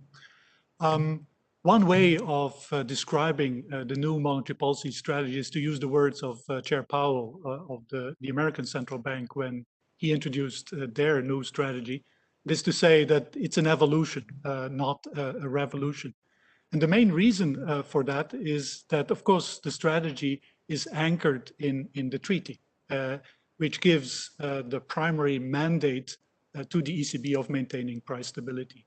So the ECB is requested to stabilize, to maintain the value of our money, of our currency, the euro.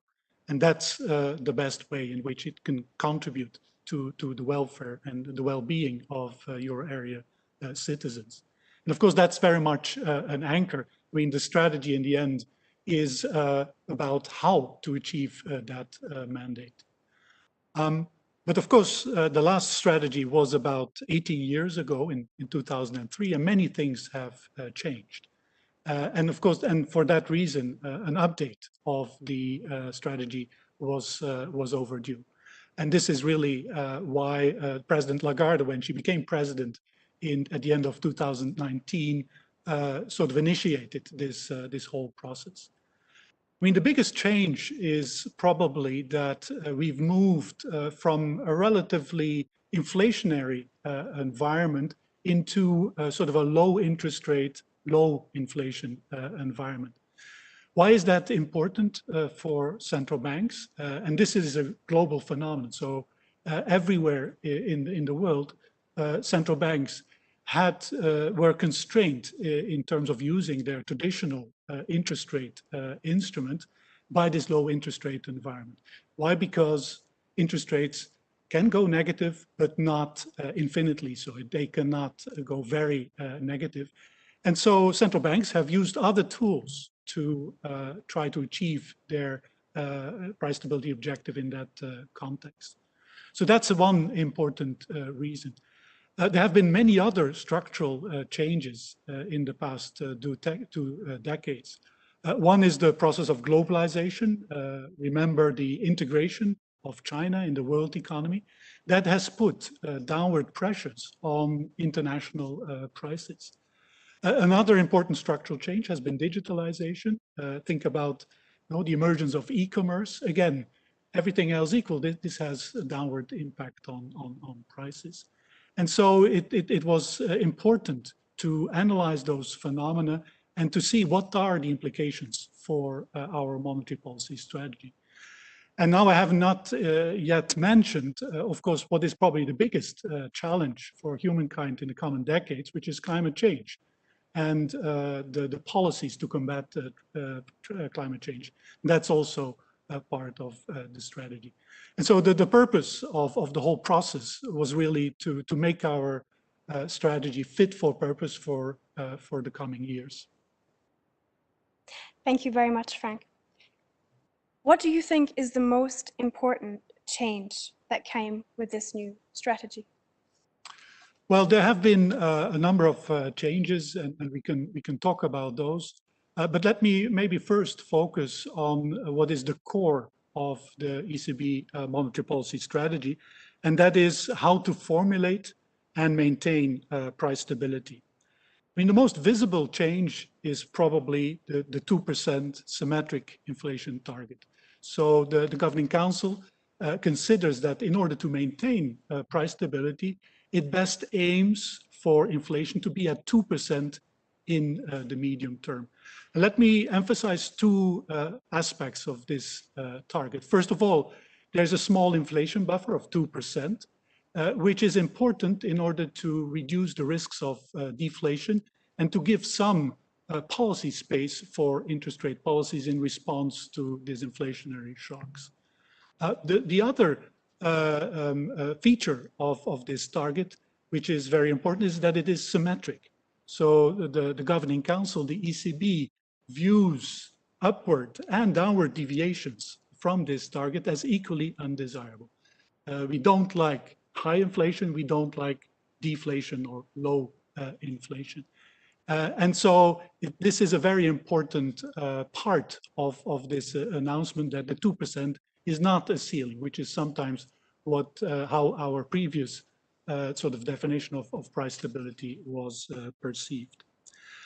2%, of course, is very much a norm amongst central banks in the global economy. If you look at the Fed, the Bank of England, Bank of Japan, they all have 2% inflation targets.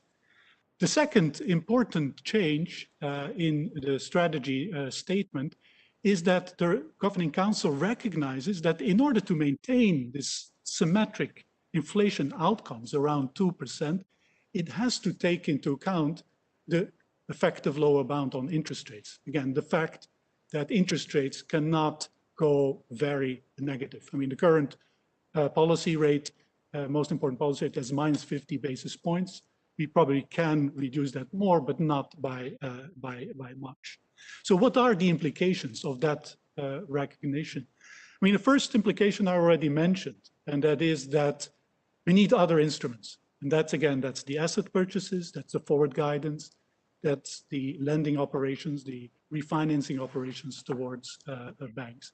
And so part of the statement is to recognize that these unconventional, what used to be called unconventional tools, are part of our tool set, in particular in the vicinity of this lower bound. A second implication that you will find in the monetary policy strategy statement is that the fact that the central bank is more constrained in responding to negative shocks to inflation means that it has to take especially forceful and persistent actions to avoid that these negative deviations become entrenched, that they affect inflation expectations, that they de-anchor inflation expectations. So this realization that when you are close to the proximity of the lower bound, that policy needs to be persistent, that it needs to be patient, that you should avoid a premature tightening, is a very important part of the overall framework.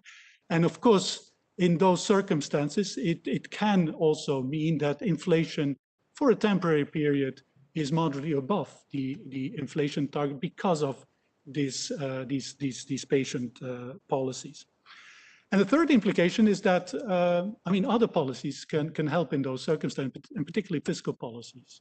And that is something that we have seen in response to the pandemic. Fiscal and monetary policy have worked hand in hand to provide sort of the bridge to companies, to households across the pandemic. And particularly when interest rates are concerned, fiscal policy seems to be more effective in stabilizing the economy and helping also to increase the space for monetary policy. Thank you very much, Frank. You explained the change in the 2% and also the importance of the zero lower bound. Are there any other topics that are relevant to European citizens that are mentioned or addressed in this strategy? Yes, I would like to here mention two specific topics. The first one is the concern that we've heard in many of our listening events, particularly by young households, about the costs of housing, of shelter, in particular the owner-occupied housing. This is something that the Governing Council took very seriously, and therefore it recommends to Eurostat, which is the European Statistical Institute that is responsible for the construction of the price index, to actually include measures of owner-occupied housing in our HICP index, the index that we use to measure in inflation. Now, of course, the ECB realizes that this is a multi-year project, and in the meantime, we will continue to use the HICP, so the main index to measure inflation and price stability, but we will also include initial estimates of owner-occupied housing costs in our set of indicators that we regularly use to measure inflationary pressures. And so that should allow over time to have a more representative index of the full cost of living. The second important concern, of course, that we heard was climate change. And of course, also there, and this is really a new element in our monetary policy strategy. Also there, the Governing Council has committed to take into account climate change considerations in all aspects of our monetary policy and of central banking more generally. And it has basically committed to an action plan. There was a press release last week which sort of gives some of the details and the timeline of that action plan to do so. This is a crucial element of our monetary policy strategy for a number of reasons. I mean, first of all, climate change and the policies to combat it, to address it, do have a profound impact on the economy. I mean, we all are witnessing the weather shocks that we face. They affect harvests, they affect prices, and so they affect the working of the economy. And as a central bank, we need to upgrade our tools to really understand the impact and take those effects into account when we make monetary policy decisions within our mandate. The second reason is that climate change, of course, comes with risks. There will be sectors that will be affected, that will benefit. Some of them will have to change their business model. So it's important that as a central bank, we have a big balance sheet, that we really assess those risks correctly. And so risk assessment, upgrading our risk assessment is another part of our sort of action plan. And a third reason is, or a third element I would like to highlight here, is the importance of disclosures and making clear that indeed the transparency about where those risks are is important, and how to take those into account in our collateral framework and in our asset purchase program. So I would highlight these two sort of important additional elements of our new strategy. Thank you. As part of the strategy review, the ECB reached out to many stakeholders. On the one hand, you have the experts, the academics, and also citizens and civil society organizations. What do you think has the ECB learned from listening or engaging with all of these different stakeholders as part of the review? Well, thank you very much. I mean, a big difference in this strategy review compared to the 2003, in which I was also involved, is indeed the enormous outreach that we have done to many stakeholders. If I counted correctly, we had like 17 events organized, not only here at ECB, but also by the national central banks of the Euro system. And of course, we received many suggestions and comments by citizens all over the Euro area. We also listened to expert audiences, to academics, to analysts, the European Parliament, civil society organizations like the ones you are representing, and as I mentioned, individual citizens and also our own staff. Of course, the messages were sort of diverse and depended very much on the personal perspective of the respondents. But many of the issues that we heard, we already discussed in our conversation. I mean, one is climate change. Another one was the affordability of housing particularly for young people. Of course, the employment situation during the pandemic is an important concern for many citizens. And then finally, also the side effects of our non-conventional policies like the negative interest rates was an important question and concern. So many of these elements we have looked into and we have analyzed.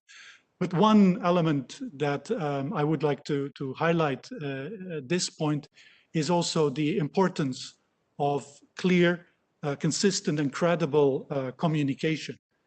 Because clearly our often technical style of communicating may be okay for experts and for academics, but it's not always easily understood by citizens and civil society more generally.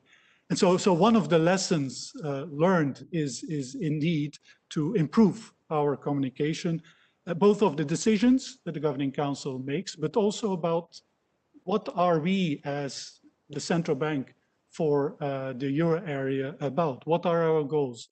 How do we try to achieve them?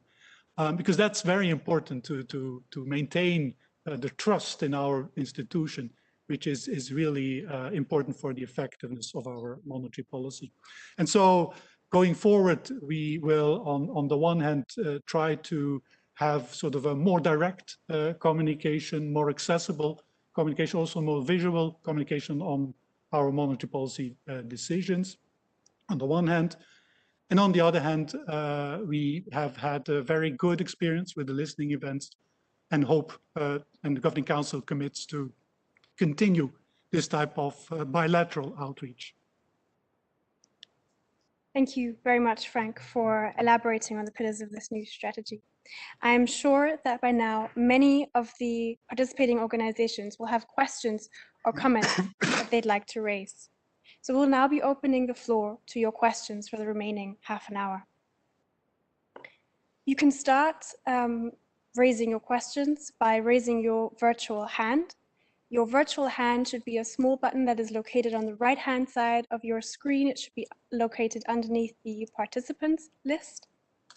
And once I see that you've raised your virtual hand, I will call your name and my lovely colleagues in the background will connect you.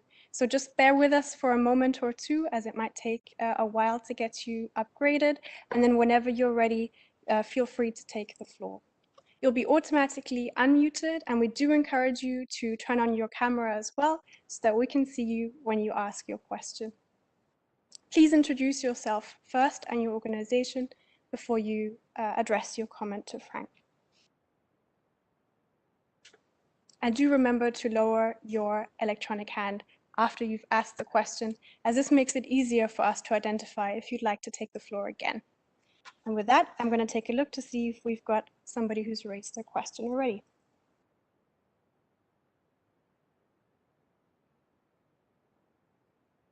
I can see the first question comes from Ms. Orintuya Batsaikan. I hope I pronounced your name correctly, and I apologize in advance if I did not.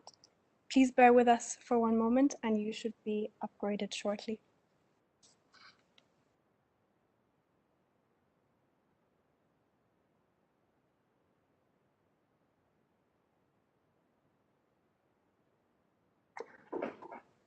Hello?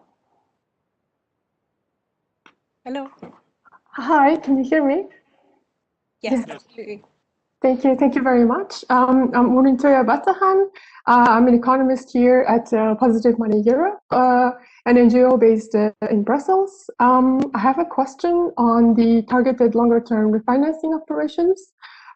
Given its volume, the TLTROs represent one of the most important ECB monetary policy operations, yet they were not included in the climate roadmap. Also, green TLTROs in particular have been deemed as an interesting idea by President Lagarde at the European Parliament during the monetary dialogue in September 2020. So my question is, was there any discussion on greening the refinancing operations during the strategy review process? Thank you. Thank you very much. Well, first of all, on your question on green TLTROs, so of course, in the work stream, we had a work stream that looked into how the relationship between climate change and monetary policy. A number of possible measures and modifications of our operational framework were looked into. This initially included some of the measures that you mentioned, but in terms of the actual action plan, the Governing Council decided to focus particularly on the issue of disclosures, because this can have a very beneficial impact also on sustainable finance by increasing the transparency of the market and sort of openness about where climate exposures and climate risks are. And secondly, by focusing on both the collateral system, which of course is part of our lending operations, and the corporate sector purchase program. So our existing programs, rather than setting up new programs, which of course also in the context of our price stability objective at this point would not be granted. On the question of sort of green asset purchase program, again, basically it's the same answer. It was seen as more important to actually look into our existing corporate sector purchase program, where, as you may have seen from the action plan, we will have a work stream looking into the issue of market neutrality and market efficiency, and how that may lead to sort of alternative benchmarks for our purchase programs. Thank you. Thank you. We've got the next question coming up from Mr. Mauricio Vargas from Greenpeace.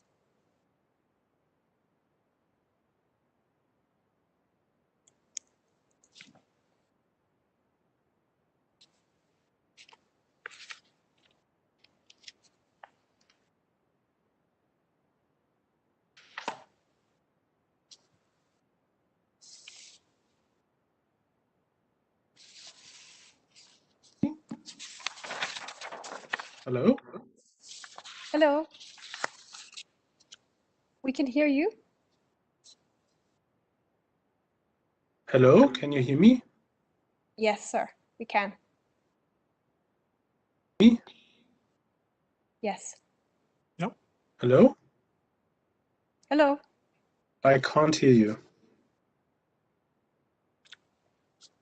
Maybe that's a technical problem. That's strange. We can hear you and see you very well.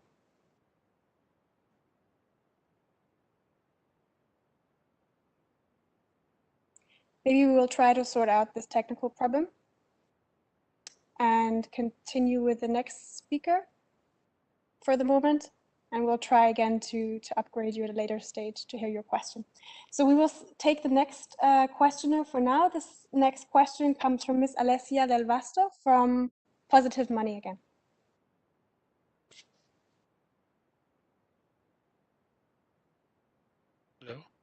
Hello, hi, I hope you can hear me and see me.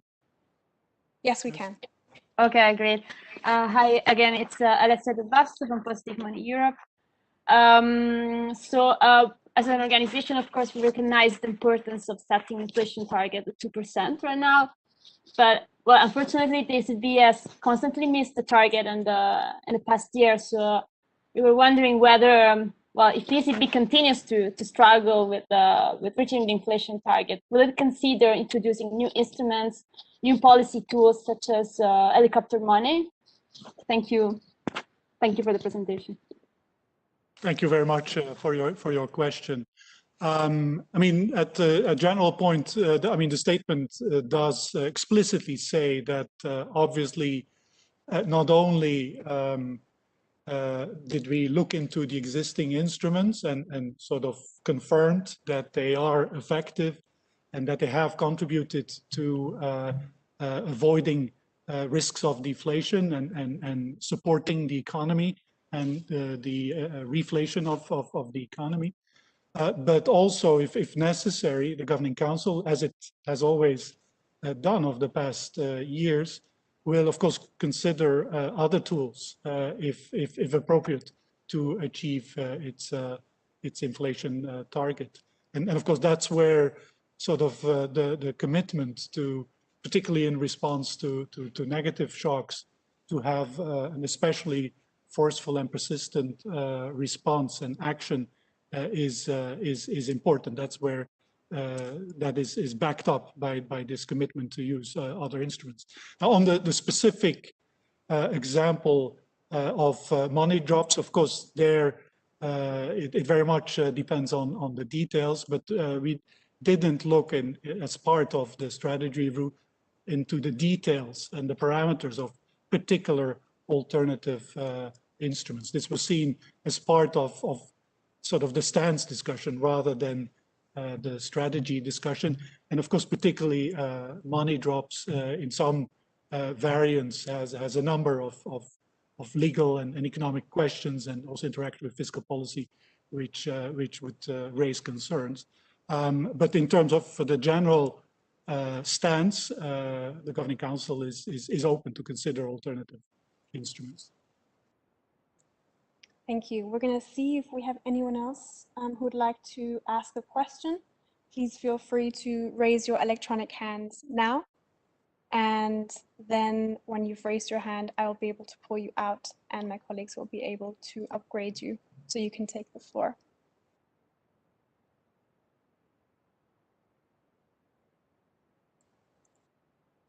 We have one more question from Adua Dalla Costa, also from Positive Money, I believe.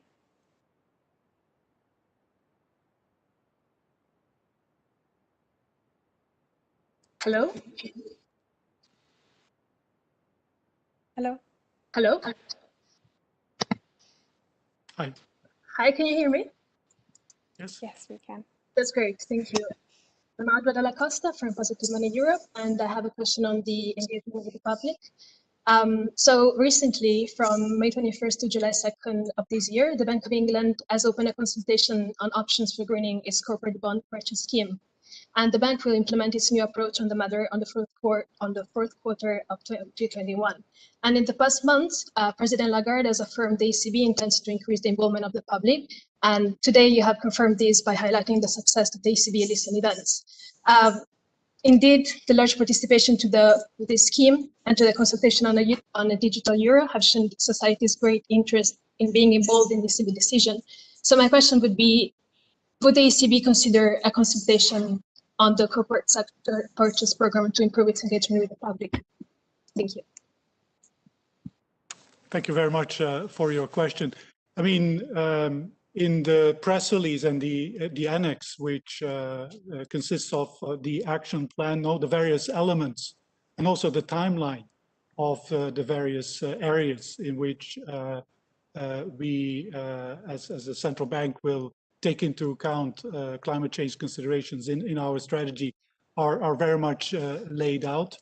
At the same time, and this is also has been also made very clear again in the statement, the Governing Council has indeed committed to have a regular exchange and outreach with civil society, with the general public, and of course, I think differently from what we had over the past year, it should not only be about listening, but also about explaining and interacting.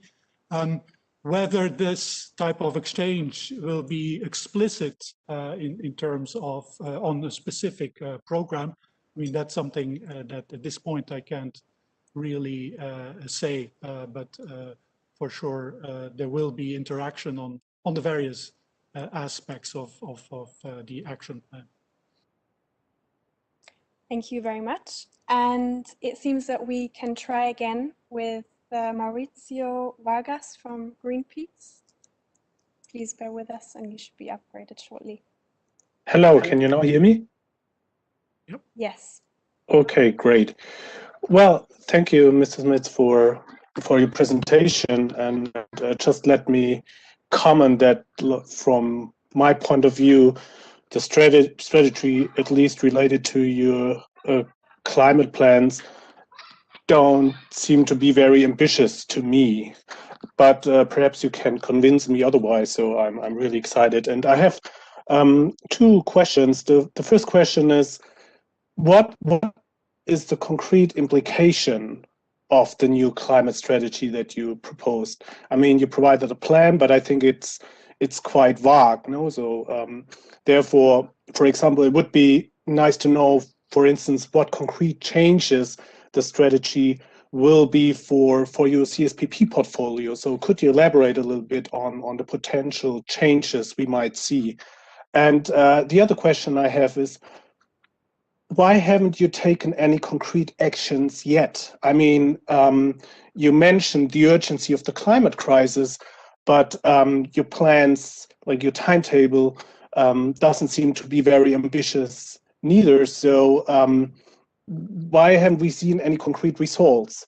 And therefore, a third question, from a kind of precautionary perspective, wouldn't it be necessary to end at least some support for very carbon intensive companies right now, until you have a detailed plan? So thank you, and happy to listen to your answers. Okay, thank you very much for this question. I mean, I would beg to differ and sort of claim that the action plan that the Governing Council has decided on is quite ambitious and with clear sort of timeline and deliverables. What's of course true is that still a lot of work needs to be done in order to take some of the concrete actions that you seem to adjust. And of course, I should also emphasize that some of those actions also depend on the progress that is being made at the European level, in terms of the various initiatives that the EU has taken. So we're not acting in isolation. But if you look at, first of all, the timeline, which is ultimately within a 4-year period, but there's two steps, but also the breadth of the actions, then I think we compare very favorable to any other central bank in terms of the ambition that we have. In terms of concrete actions and quick wins, I mean, let me just remind you that we have already taken some actions, For example, in terms of including sustainability-linked bonds in our asset purchase program, in terms of announcing that we will disclose the climate risks in our non-monetary policy portfolio, and probably one of the first actions that may follow relatively in the first part of this timeline will be to do the same for our monetary policy portfolio. So it's not just words. We actually are also following up and acting. And I believe it is sort of a wide-ranging action plan that covers, of course, the core of our business, which is how can we better understand the impact of climate change on our mandate to achieve price stability, but also our risk assessment. I mean, part of the action plan, for example, is also to examine and investigate and make sure that credit rating agencies have the relevant methodologies to take into account climate change risk. So there's a catalytic role here that the bank ECB wants to play. But finally, then we are also looking at what I think are probably the most important parts of our operational framework. That is the corporate sector purchase program and our collateral framework. In terms of your last question, I mean, should you already exclude? I mean, this is, again, it will be subject of what is it, line 9 of the action plan, point 9. But it's not obvious that that is actually the most effective way in terms of reducing climate change risks, because many of those comments will actually have to be some of the drivers of change. We hope. So extreme decisions like that may not be the most optimal. Thank you for that, Frank. We have the next question from Mr. Roger Casale from the Europe People's Forum. This is just a kind reminder to please lower your electronic hand after you've taken the floor so that we can see if you'd like to take the floor again, and an encouragement for everybody to raise their electronic hands and take the floor.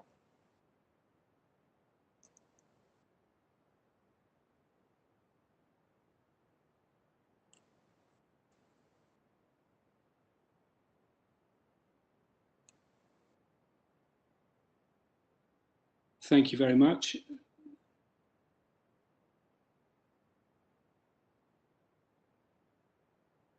I think you can hear me. I'm not sure you can see me. Sorry. We can hear you well. You can hear me. Okay. So, well, thank you again, and thank you also for in the earlier presentation, both in the question and in the answers, for the discussion around the engagement of citizens and civil society in drawing up the strategic plan. And I think all of us who are engaged in this enterprise of promoting citizen participation, something that we focus on at Europe's People's Forum, are very well aware that it's an easy thing to talk about and it's a difficult thing to do.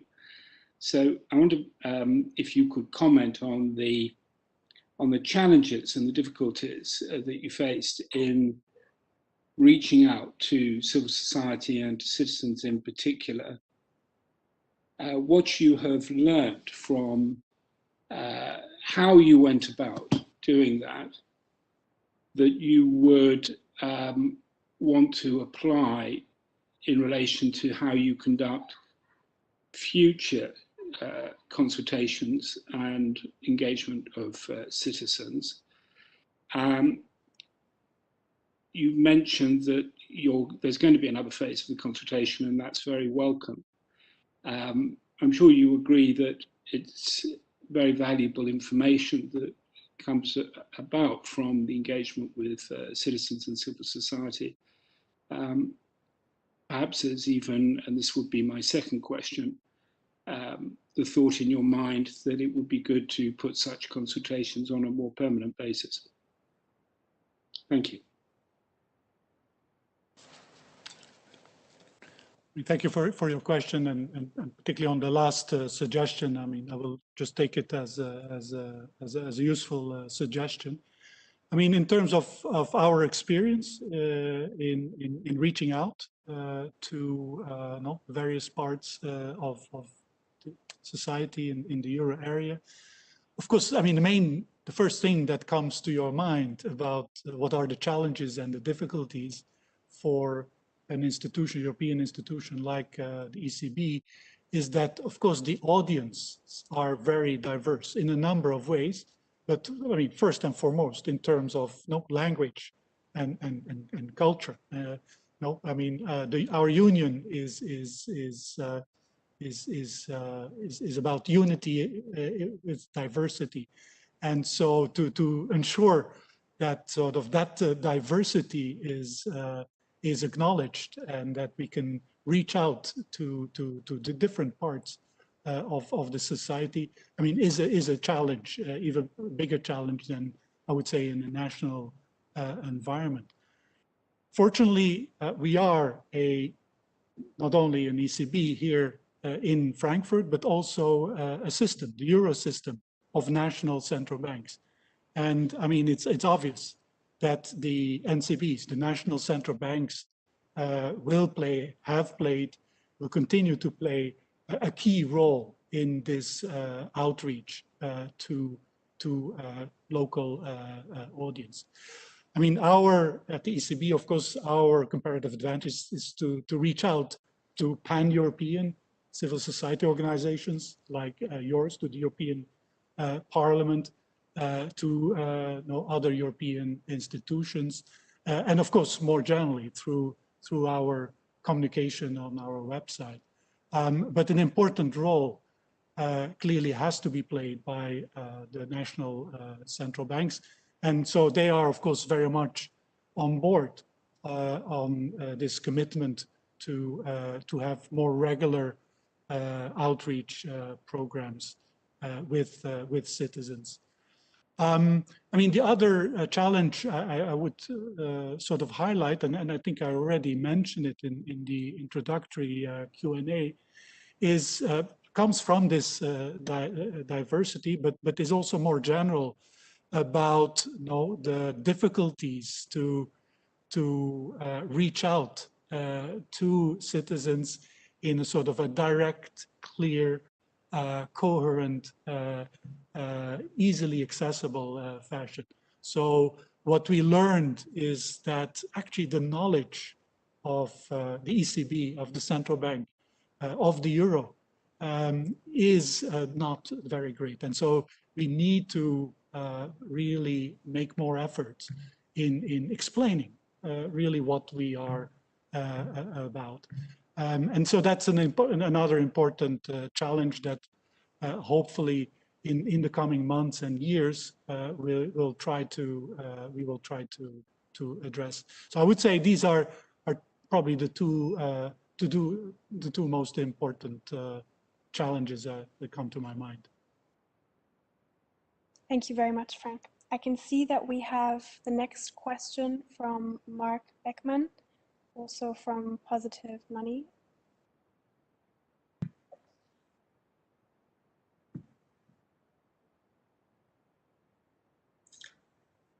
Hello. Can you just confirm if you hear me well? Yep. Yes, we can.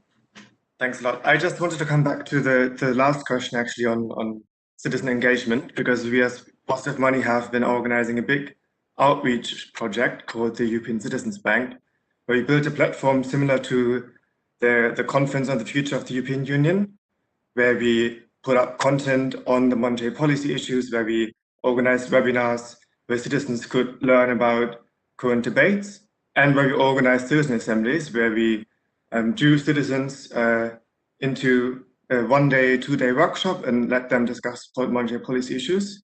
And so we've been doing that project in several countries, and some countries are still to come, and we're assembling the recommendations that citizens formulate in these assemblies together. And so my question would be, if you are in the spirit of your commitment to public engagement with the citizens, would be interested in meeting with the citizens who came up with these recommendations, and maybe to have a session where we can compare and contrast what the citizens in our outreach program have come up with, and maybe the outcome of the new strategic review that you now finalized. Thanks. Thank you.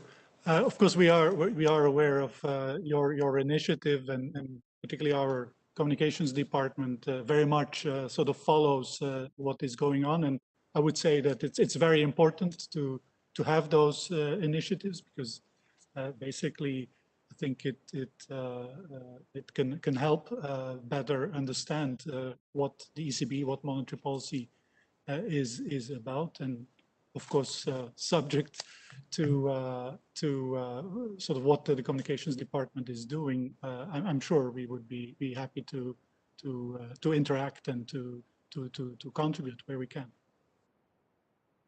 Thank you. So this is just to let you know that we have got a little bit more time in case anyone else would like to take the floor. Please raise your electronic hands now.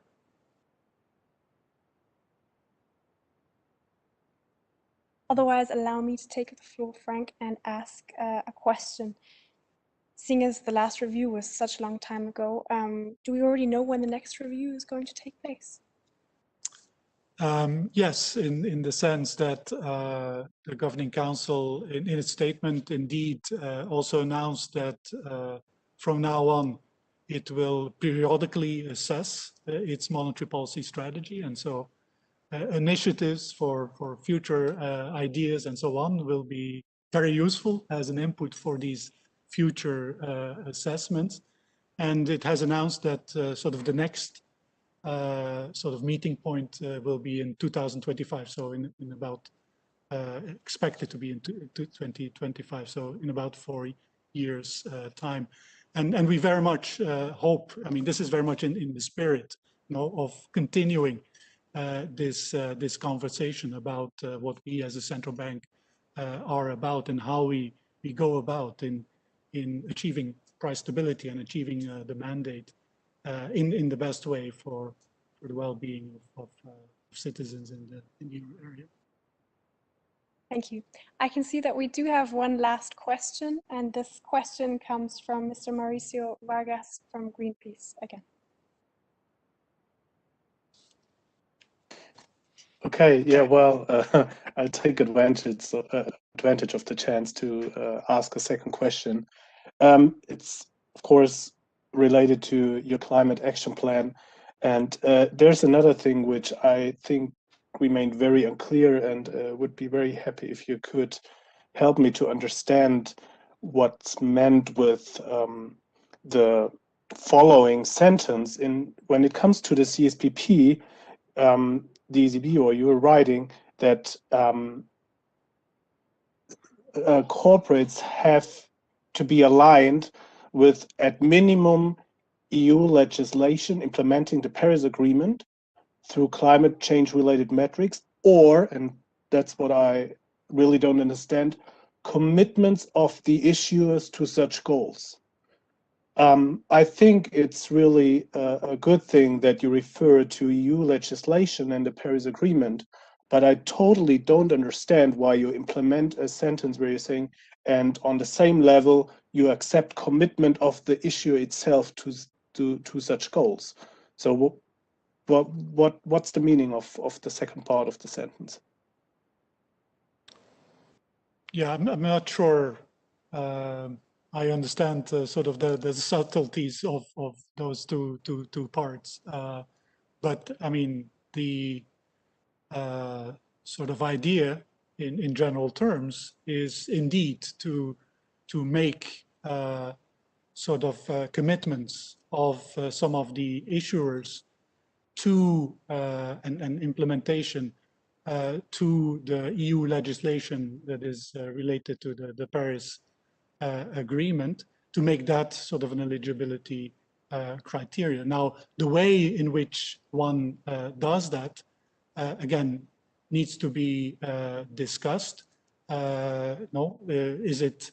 And again, this is will also be sort of a function of making sure there is enough of a transition period.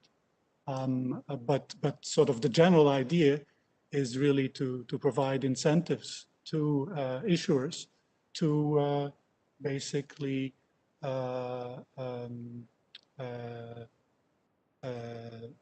commit or to align their own plans with respect to climate change with the EU legislation implementing the Paris Accord.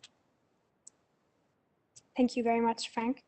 I can see that we don't have any more questions. So with that, I would like to close this seminar. And thank you all very much for participating. Thanks to you and your active and lively contributions, we had a very engaging seminar. And I'd also like to take this opportunity to say thank you very much to you, Frank, for taking the time out of your day to explain the new strategy and what it's all about.